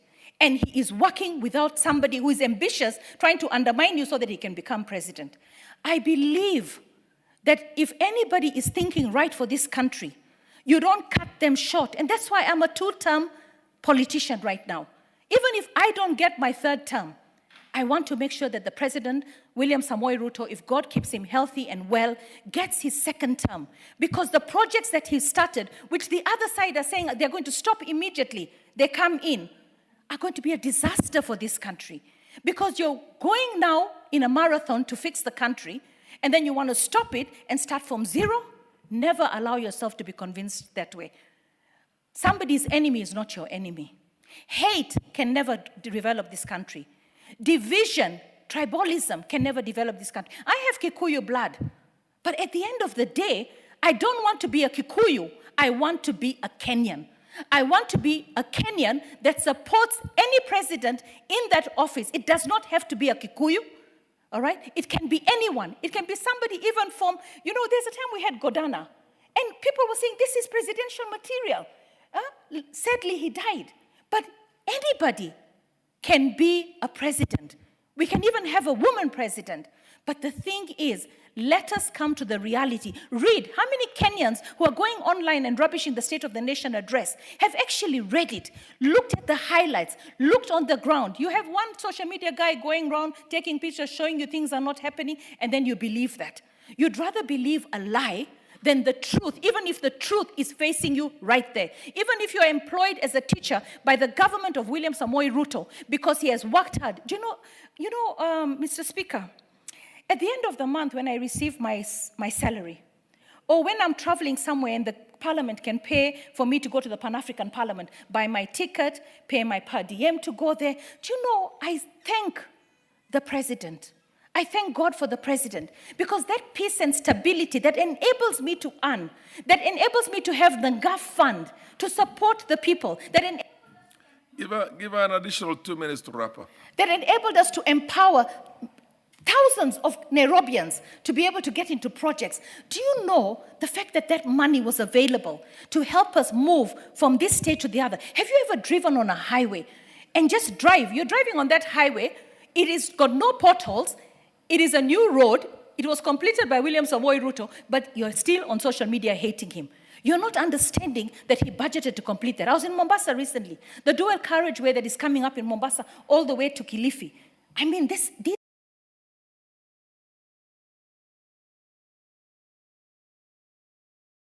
but, and now you've got this petroleum deal coming out. Wait until you see the social media. They'll start talking about this one is making this deal, this one is making this. Nobody wants to look at the big picture. The big picture is the president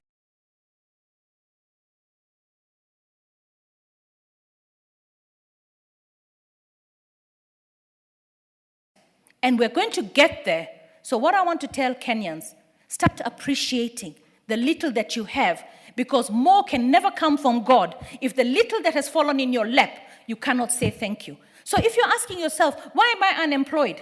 It's because you're beating the person who could employ you every single day on social media. Why is my salary not coming up? Because you're beating the person who can make this economy grow and double your salary. Why did I not get the right treatment in hospital? Because you're beating the person who can do this for you. So the person who can do this for us, the head of this country, the one who dared to run for president, the one who's working tirelessly to keep this country together, is William Samoei Ruto. And I'll tell you one thing, we are lucky that God chose him at such a time as this, because with the crisis that we faced, we had a problem as a country. And also, I want you to know that William Samoei Ruto is not just the president of Kenya. He is also a distinguished leader. He's the Gaddafi that we should have had for the continent of Africa. The kind of things that I've seen him do in the Africa Union, it's for the entire continent. All the barriers that we are breaking are going to be good. Kenya has already stopped visas for so many people coming in because we want to make Africa grow. We want Africa to be able to achieve its objectives from the forefathers. We are no longer the dark continent. We have a lot of issues, but we need people in the right offices. And William Samoei Ruto is just that one person in the right office in Kenya. We have Kagame on the other side. These are leaders that can steer this economy. Ramaphosa trying to get into the G7. Was it the G7, the G10? G20. G20, sorry, the G20. I mean, for South Africa, that is good for Africa. So I want Kenyans to understand. Start thanking God for the peace in this country. Start thanking God for the unity. Start seeing your neighbor as a Kenyan, not as a tribe. Forget about tribalism. Anybody who's uniting for tribalism. And then on the other side, let me tell you, they want to come in with power, but what's the agenda? The agenda is they have none. So we have somebody on the seat with an agenda, with a roadmap to move us, again, I want you to hear this, from developing to developed. Let that man have the life, the energy, the wisdom, the determination that God has given him up to now until we reach 2032. Because then you will look back and say, thank God I made the right decision. Thank you, Mr. Speaker. Honorable Dr. Muchunga, the Chair of Agriculture, you take precedence of other members who are here now. Thank you very much. This is an agricultural country. It's the mainstay Yes. of the economy. And Yes, there's a indeed. lot of agriculture in that State of the Nation address by the President. So it's only fair that you have an early shot at it. Proceed. Thank you very much, Honorable Speaker, for the opportunity to join the other members in, first of all, thanking our President for being very clear in his speech. Honorable Speaker, if I was asked to grade this speech, I would say that the President was finely balanced in what he said. Honorable Speaker, I want to start with a quote, but before then, let me send a message of condolences to the family, to the Odinga family, for yet another loss in the family, the loss of the sister to Ruth and sister to Honorable Senator Oburu, and the entire family. And, Honorable Speaker, we pray for the family that they may overcome the grief which has happened soon after another major hit in the family. We are with them, and we shall stand with them in prayers. Honorable Speaker, our President is firm, focused, and forthright. And I say so without a blink because I know him. Honorable Speaker, let me bring in a quote from somebody called the President, I think, of Malaysia, the Prime Minister of Malaysia, Anwar Ibrahim, about 2 days ago. Ibrahim said, with Ruto's determination, Kenya will be a star in Africa. This is not an exaggeration. I'm speaking as a sincere friend. That is somebody from very far away who is commending our hero, the President of Kenya. Honorable Speaker, I want to associate myself with the comments by the Honorable member the woman rep Nairobi. She has spoken very passionately and said things the way most Kenyans should see them. There's a lot that happens in this country which is all negative. And I don't think whatever I said and whatever circulates in the various media is necessarily out of any thought process, out of any information, out of any, referencing. It is something that people just continue talking about without due regard. Honorable Speaker, the President started with a brief outlay of the situation of the country as it were right now. He spoke about inflation, which in 2022 was 9.6%, but now is 4.6%, a drop by around 5%. Many Kenyans may not feel that, may not know it, but it is happening. Honorable Speaker, if you find the prices of fruits, the prices of vegetables, the prices of bunga and others going down, there must be a reason. One of the reasons is the fact that the inflation has come down. The exchange rate, Honorable Speaker, was extremely high, over 160 shillings to the dollar. But now it has come down and is still at around 129 shillings, which is something significant that Kenyans need to know. The GDP of Kenya has grown. Kenya now is number 6 in Africa in terms of the size of the economy, with a GDP of around 136 billion shillings in 2025, as compared to 115 in 2022. Kenyans need to reflect back in 2022 and ask ourselves what was happening then. There were very many problems. That is when people were complaining every day about the cost of living. That is when there was so much uncertainty. That is when there was even no foreign exchange. I don't want to speak on that issue. The foreign exchange has also improved from around zero.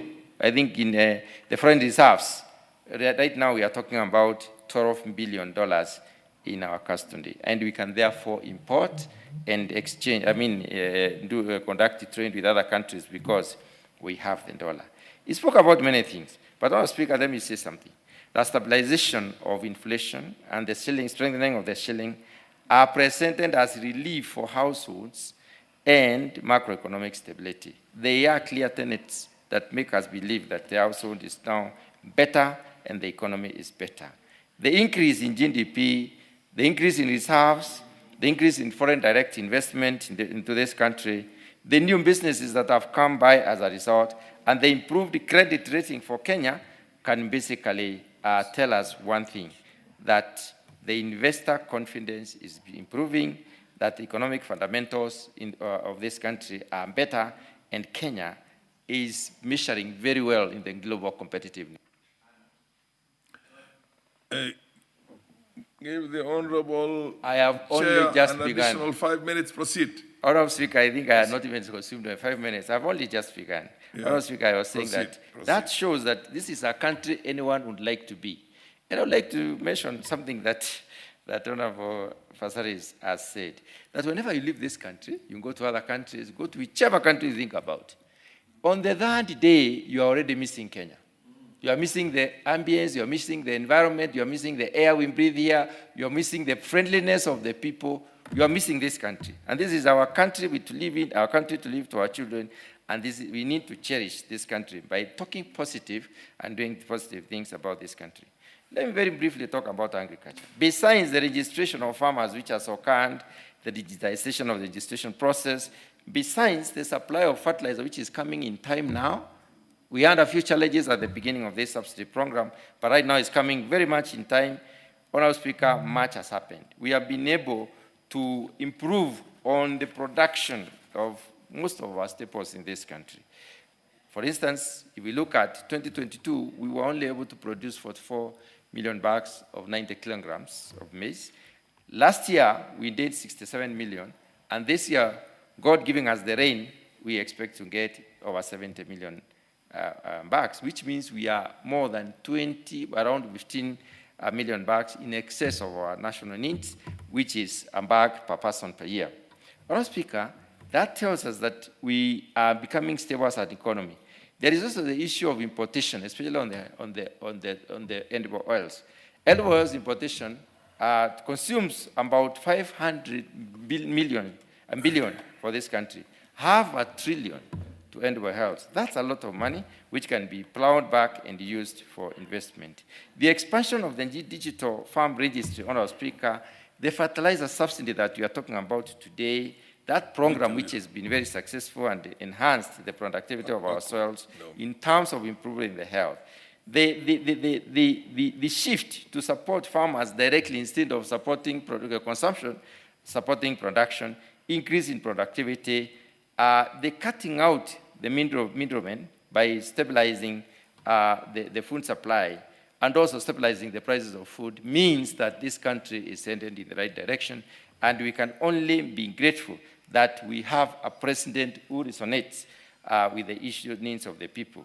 That improved output across the various sectors. Talk about tea, it has improved. Talk about coffee. This country has a target to produce, to sell more than close to 200,000 metric tons of coffee by 2027. And I can see ourselves meeting that target, Honorable Speaker, because right now we are talking about, right now we are talking about 60,000 metric tons, and it's improving. Next year we are looking at around 150. We are looking at in the next 3 years around 150 metric tons. And this is something significant because we are not only getting foreign exchange, we are also selling our product excellence, putting money into the pockets of the farmers and enabling the farmers to do better. In sugar industry, we have been able to almost meet our national demand. Our national demand is around 1.12 million metric tons of sugar, but we are doing 815,000 metric tons after just a few adjustments under the Ruto administration. And this is something that Kenyans need to be aware of. All the people who depend on sugar production and sugar marketing and sugar milling are happy with the change, the status quo. They are happy because we are now processing our own sugar and distributing the country instead of importing, which means exporting jobs and losing foreign exchange. The expansion in this industry has enabled us to do very well. Honorable Speaker, there is this issue of universal health care and the approach that the our Honorable His Excellency the President has taken. He has picked the universal health promoters and put them into some basic uniform, just an identifier, given them a kitty to try and to do some assessment of the illnesses. And up to now, about 107 of them are moving in the 47 counties. All counties are covered. And they have been able to identify, to interact with 8.9 million households so far, and 9.19 cases of households have been visited. The cases of diabetes that have been screened are around 9.9 and confirmed around 154,000. What does this tell us? It tells us that... Give him 2 minutes to wrap, 1 minute to wrap up. Honourable Speaker, 2 minutes to wrap up. Thank you very much. Honourable Speaker, I'm saying that these initiatives are doing extremely well. The expansion of health coverage, the primary health care outreach aims at basically institutionalization of equity, ensuring access to quality health by all Kenyans and by all citizens, regardless of the income situation of the citizens. Honourable Speaker, if you look at the issue of education, this is the first president to employ more than 10,000 teachers each year. And he has done it in 3 years in a row. Honourable Speaker, we are looking at an extra 24 million this year, 24,000 this year to make it 100,000. We have been suffering for shortage of teachers, and now most of our schools are comfortable. We have enough teachers. The investment in education, investment in teachers, in classrooms, in laboratories has increased, and increased funding to the students, Honourable Speaker, has done several good things, which is supporting the education in this country, supporting the innovations, the reforms in the education, and also enabling our Kenyans to be prepared for the world out there. The housing program, which has been criticized by many, Honourable Speaker, the housing program is doing wonders. First of all, it has created a lot of jobs for small, micro, and medium enterprises. It has enhanced the entrepreneurship, access to entrepreneurship by 800,000 Kenyans, who are getting accessing up to around 150,000 shillings for each person. This has a fund of housing program, and the student accommodation investments are aimed at improving the living conditions of the people. It is aimed at reducing the informal settlement, which are apparent all over the country. It has also supported the youth access to education, to decent housing as they pursue their education. The Nyota program, specifically, if I may single it out, Honourable Speaker, will uplift the lives of 820 Kenyans. 820,000 Kenyans will have a better life because they will have possibilities for engagement in business, which is something that we need to laud the President for. In his focus, Honourable Speaker, the President has also looked at the digital infrastructure, services, digital skills and training, and also positioning Kenya as a key enabler for youth employment. This particular initiative, as will innovate entrepreneurship, will come up with other innovations that will help this country to create more and better jobs, which are quality jobs for the Kenyans. And that is what we are looking for. Honourable Speaker, when we look at the infrastructure, improvement of infrastructure, and I may take a minute here, Honourable Speaker, improvement of infrastructure across the country is so significant because, first of all, it will reduce competition among peers, among ourselves. Everyone there here would like a road done in their village. But if we have a 28,000-kilometer road expansion, it means every village would be touched. It means all the essential areas will be reached. It means all the products that need to be moved will be moved. It means we would be doing very well. The infrastructure expansion, Honourable Speaker, is a foundation to boosting industrialization. It is a foundation to enabling the value addition, which we need to do a lot in this country in order to create jobs. It's a foundation to export, improving our export capacity, because we won't be able to move staff across the country, and that is really important. Honourable Speaker, the vision, in a numerical context, let me basically say one or two things. The vision, the institutional reform and national ambition that the President highlighted in his address, Honourable Speaker, shows us the journey, that it is not simple, the journey is not easy, but it is a journey of transformation. Honourable Speaker, I remember when we were campaigning in the last election, I remember one time we engaged the President and asked him, if you became the President of Kenya, what would you do? He simply said, I will sort out Kenya. And we are sure, Honourable Speaker, whatever is happening right now, he is clearly and systematically and in a focused manner sorting out Kenya. Honourable Speaker, several issues were promised in that particular speech. And one of them was the distribution of 12.5 million fertilizer bags. It's going to continue. It's a promise that the President gave. for the next year. He also promised expansion of irrigated land, bypass the target of the Vision 2030 by 1.5 million. Vision 2030 was talking about 1 million acres, and the president promised 2.5 million acres, which will be done in the next about 7 years. This is the way to go. This is the way to make use of our land, which is very fertile, very useful, deep, rich soil that only lack water to be able to support the economy, as it were. Honourable Speaker, the issue of expansion of electricity is something that we need. Power outages is an issue in this country, and we need that in order to be able to move. That's a promise in this.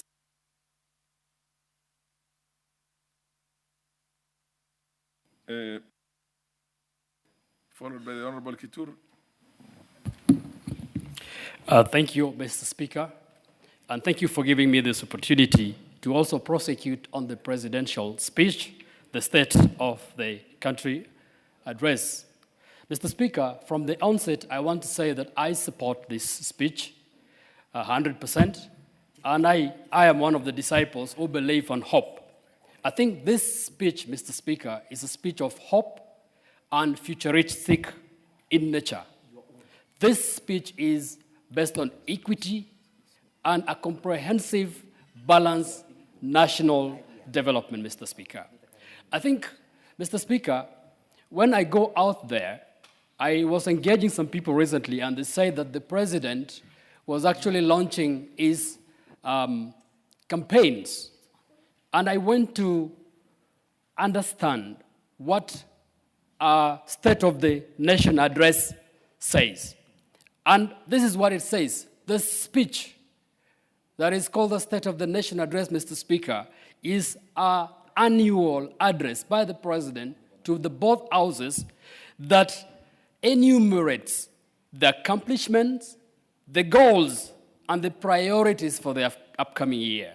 Mr. Speaker, I did not see a launch of a campaign for 2027. The naysayers, Mr. Speaker, are afraid because this speech that was done by the president has never been done before. Because a speech that aspires to take Kenyans from a developing country to a developed country has never been said in this house. And so because they are afraid and know that Kenyans are bright enough to understand that this is the person that will transform this economy, they are saying it is a manifesto or a campaign launch. The president never launched a campaign here. The president only enumerated what the government has accomplished in the last financial year and gave aspiration for the future. That is exactly what a State of the Nation address is supposed to be done. So the naysayers need to be told that the president did his right, in his right mind, in his position as the president of this country, to be able to enumerate to the Kenyans what has been done. And, Mr. President, what you've done should not be poured water onto. Because the people that are trying to say that the president did a campaign here are actually afraid. The president was able to enumerate what it has been done, and it is out there. Every person, every member of parliament that has spoken in this house has actually been able to point, is it agriculture? Is it health? Is it education? Is it infrastructure? All those things the president enumerated here can actually be seen on the ground. And so when the president does his part of the speech, nobody should be afraid. When they are looking for a campaign trail or a campaign speech or a campaign platform, I think the president will not come to this house. The president will go to where politicians are supposed to be. So this is what I'll say about the speech of the president. The speech of the president is based on what I believe. I am a Christian. It's based on faith. And as a Christian, the Bible says that if God has faith as small as a mustard seed, you can tell this mountain to move, and it will move. The president is seeing the challenges that we've gone through in this country, and he has the faith, and he is telling the mountain of underdevelopment to move. And I think it is time for Kenyans to rally behind the president because he's got the faith. The Bible talks about vision, and it says that my people perish for lack of vision. Mr. Speaker, the people who are trying to pour water on this presidential speech do not have vision. And when you do not have vision, Mr. Speaker, you cannot go anywhere. I think we need to rally the president. When he says that we are going to be like the Asian tigers, Mr. Speaker, even them, they had a vision when they were like us. And they were able to move because of that vision. We cannot perish being guided by people that are visionless. Mr. Speaker, I know you can look at a person at the micro level before you actually put him into a macro level. A person that has moved from being a chicken seller at this level as a person to become a global conglomerate can definitely transform a country at the macro level. The people that are complaining, they are saying that the president was launching a campaign. If you look at them, they have not even built a single kilometer of a road in their constituencies, even when they had positions, because they did not have a vision of having a tarmac road. So how then?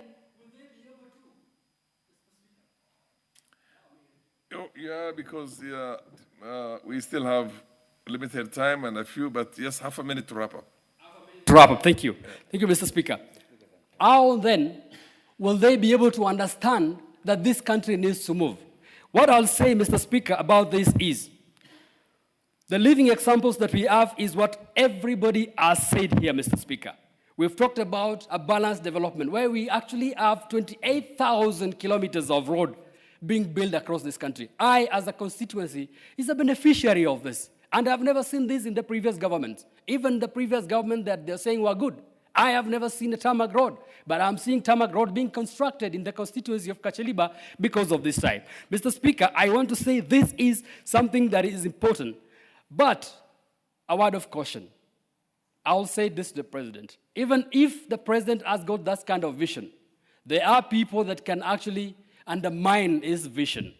The people that when they are given work cannot do it. I have examples, Mr. Speaker, from Kacheliba constituency. When we say that we are going to have the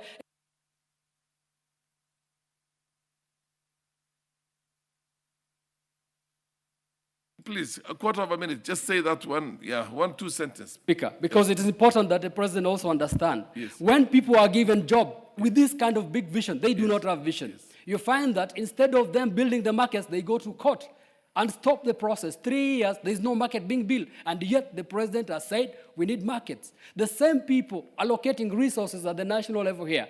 Some roads, like the ones in Kacheliba constituency, as much as they have been allocated, highlighted for construction, funding does not come. So those are the kind of people that the president needs to look at and be able to get them off so that his vision of building this country, transforming us to Malaysia and the likes, should be accomplished. Okay. Otherwise, I say let's all Kenyans rally behind President William Ruto, because this is the only president that will transform this country to the Asian tigers and the developed country.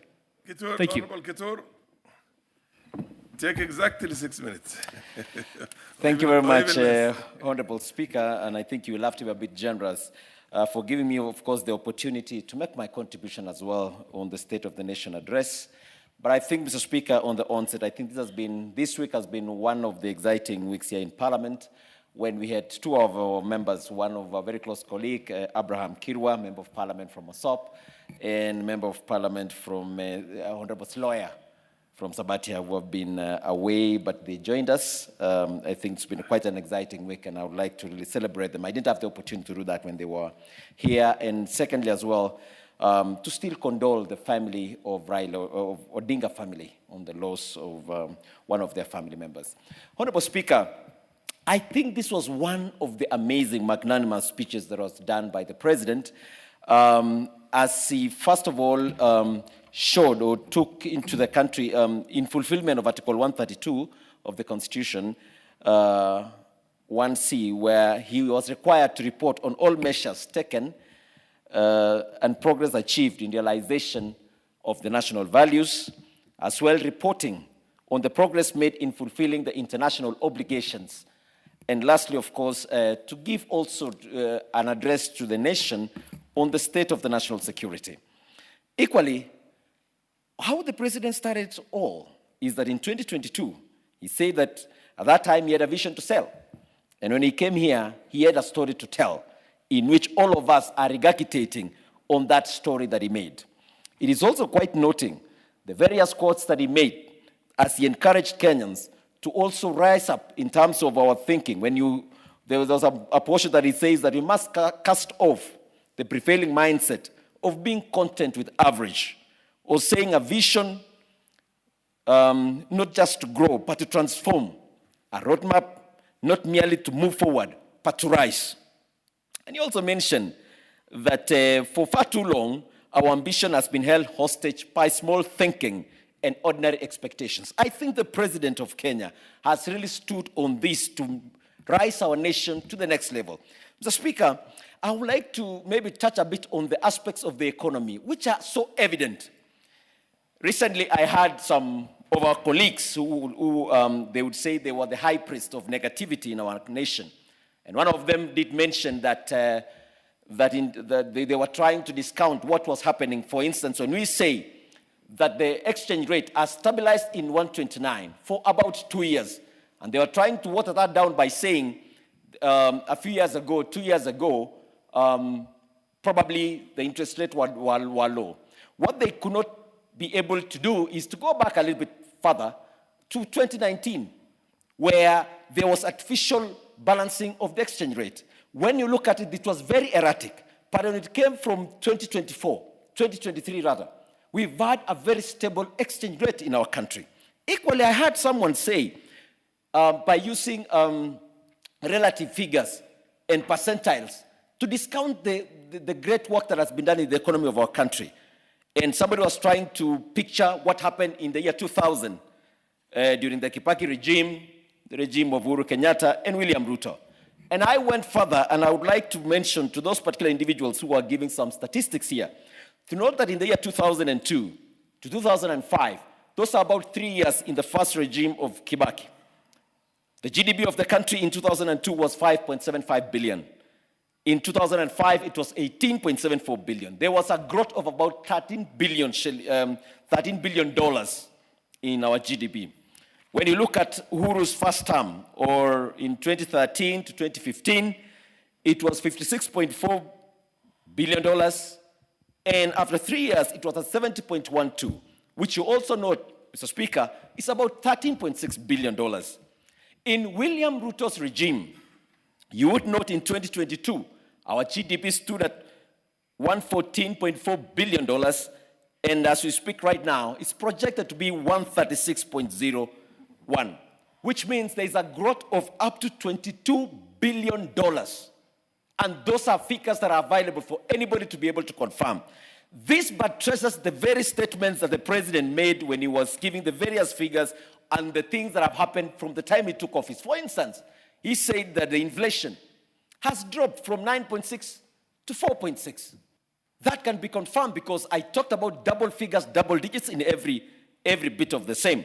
When you look at the reserves, the dollar reserves has now a resurgence of up to about 1.5 trillion shillings.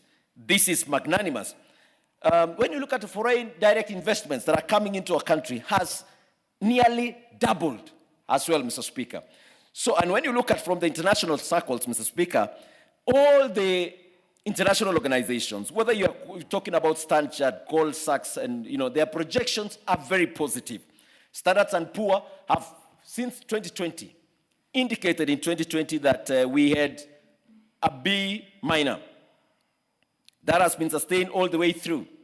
But now they have changed it to B, our credit rating as a country, because we have been able Give him 2 minutes to wrap up.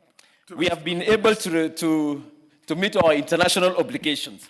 Mr. Speaker, when it comes to, I'll try to really fast track, Mr. Speaker, when it comes now to agriculture, which I think is quite important, and it's one of the things that holds our country, that most of us are into this. Mr. Speaker, when we came into leadership, I remember people used to wear sufurias in their heads, Mr. Speaker, because they were hungry. And when Mr. President came here, and at that time, we used to harvest about 44 million bags. Right now, we are projecting at 70. Literally everything is doubling. That, of course, has reduced the cost of maize in our country to those levels that are manageable. When you look at tea, for instance, Mr. Speaker, I come from a constituency that 60% of my constituency is actually tea farm. And there has been a great increase generally across the country from 138 billion to 215 billion. When you look at sugar, look at edible oils, and all the other things, you'd find that we have doubling in every part of the sector of agriculture. In fact, it's quite exciting when I looked at the focus now of the president saying our import stands for food in our country stands about 500 billion shillings. And he has mentioned very well that now we need to put a focus into make sure we reduce the importation costs of the things that we import. And that is why we want to focus now in having irrigated agriculture. That's why we need to put a focus on how do we harvest water, the dams, the ponds, and all those things that will be able to improve or expand the irrigation from the 15% arable land to the remaining 85%. I think that is quite telling. The future is too bright for this nation, Mr. Speaker. Mr. Speaker, I would like to also touch a bit on the health sector. Mr. Speaker, the SHA, when it was introduced, when we were, killing out NHIF, which had no future, so many Kenyans were negative about this. But right now, when you look at what the health sector has been done, whether you're talking about SHA, whether you're talking about the healthcare promoters, whom, when you look at the statistics, Mr. Speaker, they've been able to do an amazing job going back into the villages to be able to see those people who have diseases like high blood pressure, diabetes, and those kinds of things so that they can be able to get early treatments. It's an amazing work that is being done in the health sector. Mr. Speaker, finally, I would like to talk about the issue of the road infrastructure, that even when the president made his statements here, we all stood amazed at what he wants to do with 5 trillion and how he's going to do it, Mr. Speaker, to raise that amount of money to be able to make our country a first world. Indeed, every Kenyan now can dream big and know that we are in a country that has a great future. The president has been talking about that we are going to be the first world. Indeed, that's where we are headed, Mr. Speaker.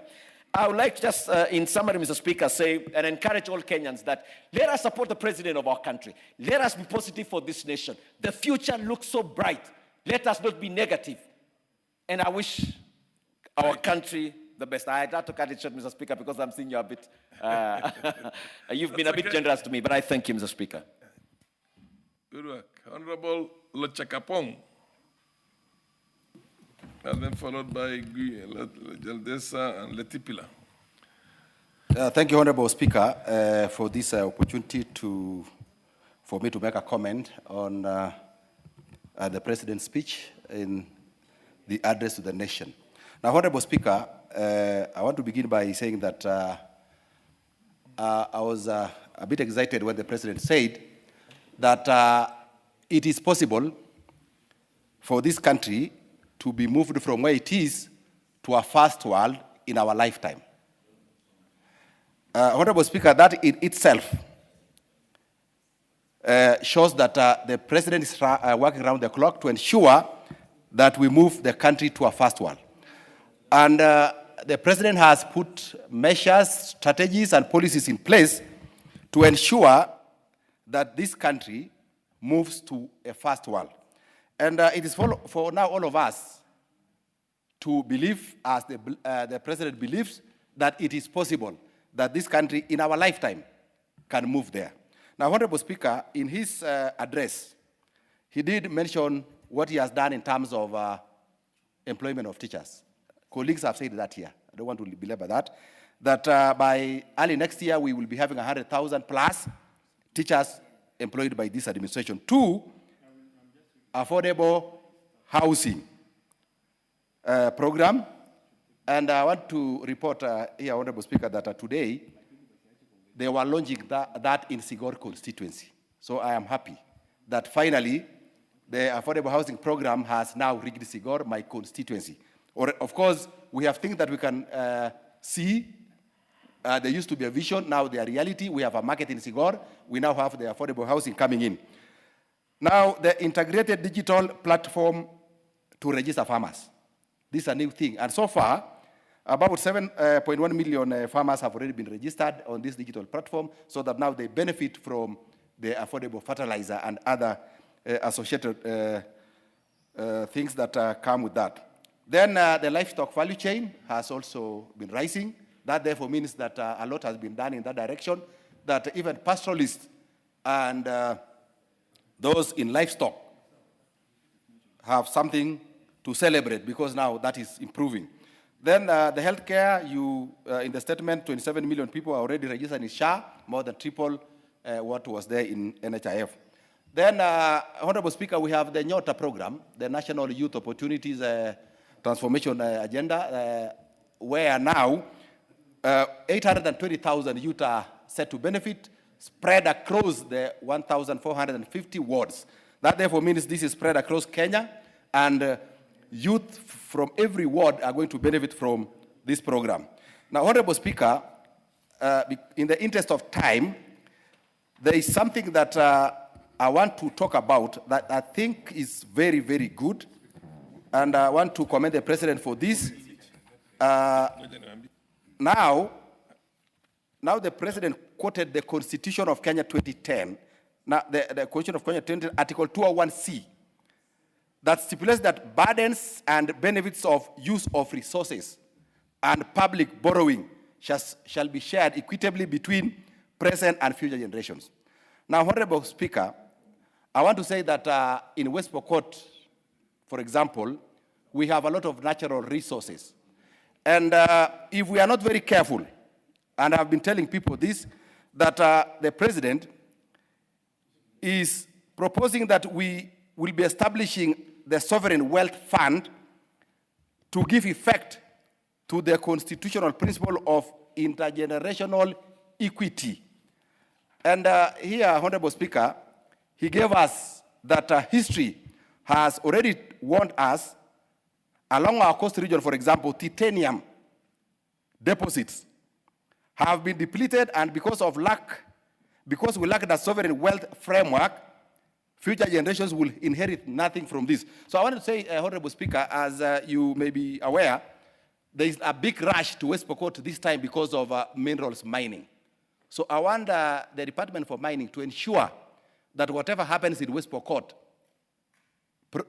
measures should be put in place to ensure that generations coming after us will have something to show for the resources that are in that county now. So that now, they don't just get depleted and later we have nothing to show that we had resources in this county.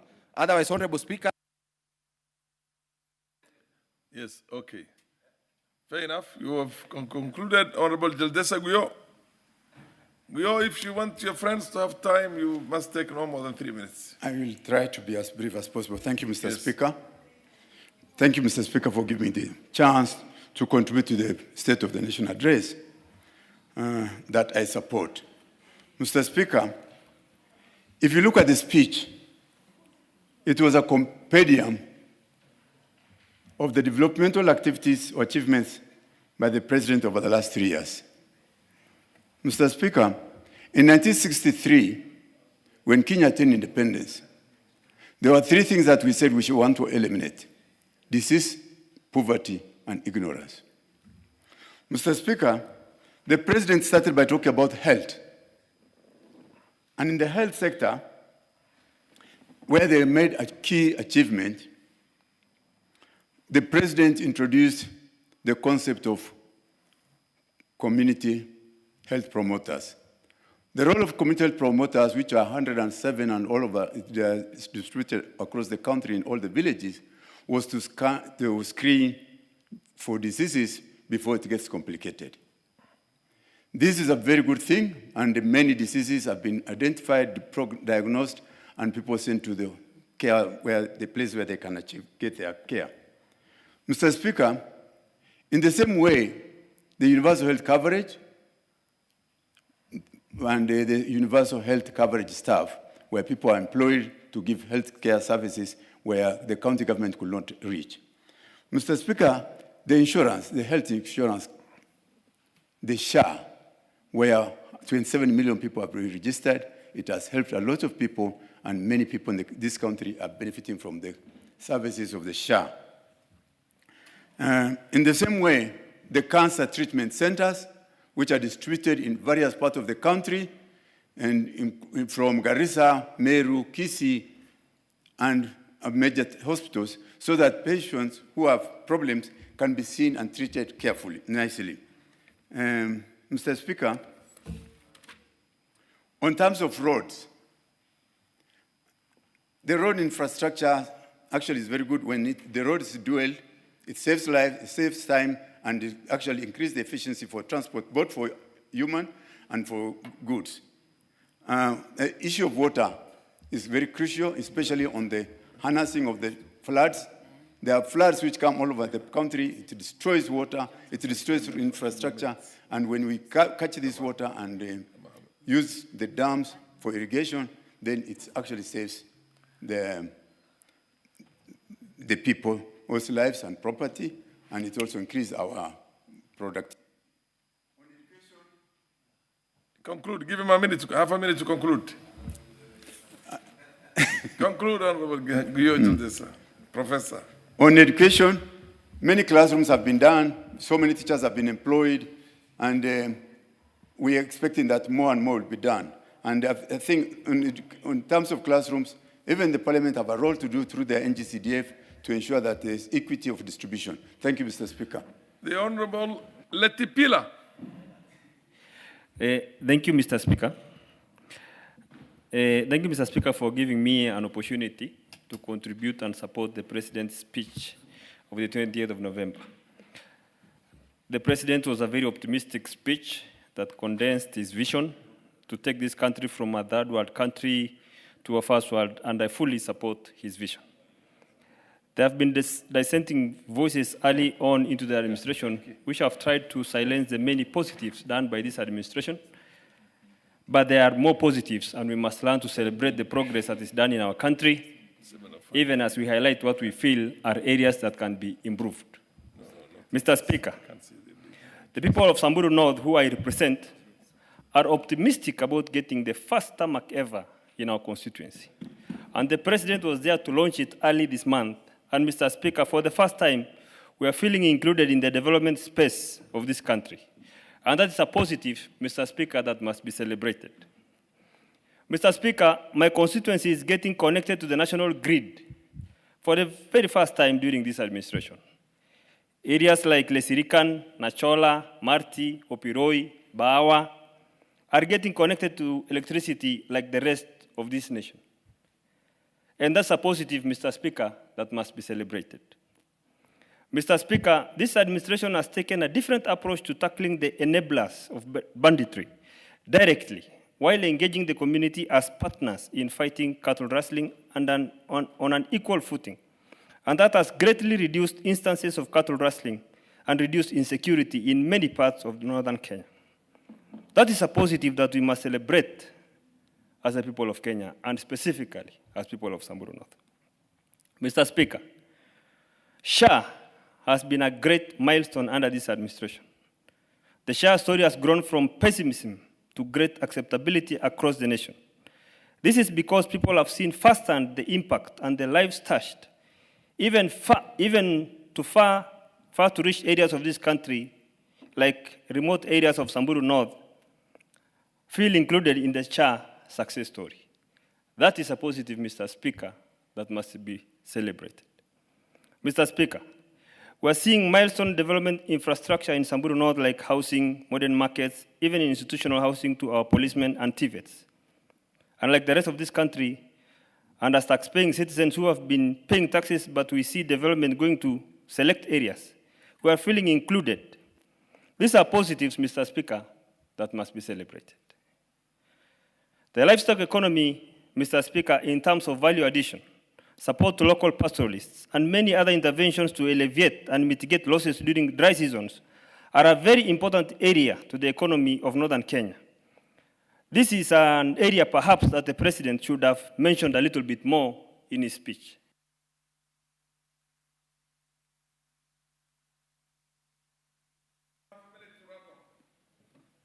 Thank you, Mr. Speaker. I wish the President the very best as he steers the ship of this country through both calm and turbulent waters. Mr. Speaker, all these points that I've elucidated here are issues which the President touched on in his speech addressed to the nation. Thank you, Mr. Speaker. Thank you.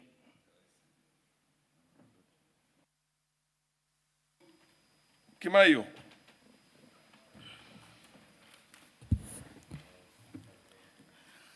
Thank you, Mr. Speaker. Mr. Speaker, I must commend His Excellency the President for his State of the Nation speech last week. Mr. Speaker, his speech last week on the State of the Nation was well articulated. The state of our nation is one of a nation in transition. And His Excellency, Mr. President, Dr. William Samoei Ruto, puts it in a correct way that we are transitioning from, third world country to first world country. He is championing for our destiny. The President is championing for a prosperous Kenya, a Kenya that every Kenyan feels proud to be part of. Let me just mention some few things that through the leadership of His Excellency the President, we have achieved in the last few years. One is the issue of fiscal responsibility. We have a staple shilling at the moment. We have increased our dollar reserves. We have reduced inflation, just to mention a few. Secondly, Mr. Speaker, the bottom-up economic model, where we have the Hustler Fund, where it's not a must that you must, have a collateral to borrow for you to, empower yourself. So Hustler Fund has enabled the hustlers to borrow money from a source of government revenue. Again, through the Hustler Fund, the President ensured that millions of Kenyans who are blocked from accessing credit can now access credit. At the same time, there is the issue of affordable housing, Mr. Speaker, which His Excellency himself has said it's not about building houses, it's about creating jobs. It's about getting decent living for our Kenyans. And for that, we applaud the President. We have the transformation of the agricultural sector. For example, we have reduced the prices of fertilizer. Before His Excellency came to power, the price of fertilizer per bag was 7,000 shillings. Now it's 2,500 shillings, and it is taken all the way to the last mile, to where the farmer is. We've seen the reforms in the education sector. We've seen CBC, which the previous regime had challenges in implementing. His Excellency formed a task force, presidential task force, and we are now implementing CBC. We just saw the first cohort doing the exams before the transition to secondary school, to senior school next year. We've seen teachers employed, 76,000 of them. No regime has done this, apart from the regime of His Excellency President William Samoei Ruto. We come from agricultural areas, and we've seen the price of milk taken all the way from 20-something shillings. It's administration. It's administration. When you say regime, the presumption is that there are other forces in place, like military coups. The administration of His Excellency, yes. President William Samoei Ruto. Thank you. We have had democracy that essentially was there from Thank you, Mr. Speaker. We've seen the reforms in our healthcare system. SHA, which is now enabling Kenyans who cannot afford insurance so that they can take SHA for their medical care. We've seen this. There is a way you can pay for Lipa Pole Pole, even those who cannot afford. They can pay, through their mobile phones slowly, so that nobody is left behind. That is the ideal Kenya that His Excellency President William Samoei Ruto wants to see for all Kenyans. Last but not least, Mr. Speaker, His Excellency President William Samoei Ruto has now envisioned first world, where we will have modern highways, where we will have a digital superhighway, where we will build mega dams, where we will have our infrastructure upgraded. Just to mention a few, the road from Nairobi to Rironi, all the way to Nakuru, all the way to Eldoret, all the way to Malaba, to our border. And it doesn't mean only the big highways. Even in our constituencies, we've had our colleagues saying, like my colleague from Samburu, he has mentioned the first time in his constituency they will have a tarmac road. It doesn't mean only in Samburu, even in my constituents. There is a road the president is building there. And just to mention one of the roads, there is a road in my sub-county headquarters, a place called Chepkorio. The road has been advertised. And my constituents are very happy with what is being done on the road sector. Half a minute, just wrap it up, half a minute. So I was saying, not only some parts of Kenya, but the president envisions that every part of Kenya will have something to smile about. And we thank His Excellency the President. So for us in this House, we need to support the President so that any laws that are brought here that will allow the President, that will allow this country to transition from third world country to first world country, we will support. Your Excellency the President, you have our support. We will support you. Those who have empty rhetoric, this is not a Kenya we want. We want a Kenya that all of us will have something to smile about. Thank you, Mr. Speaker. Honorable members. The time being 7:05 p.m., this House stands adjourned until Thursday, the 27th of November, the year 2025 at 2:30 p.m.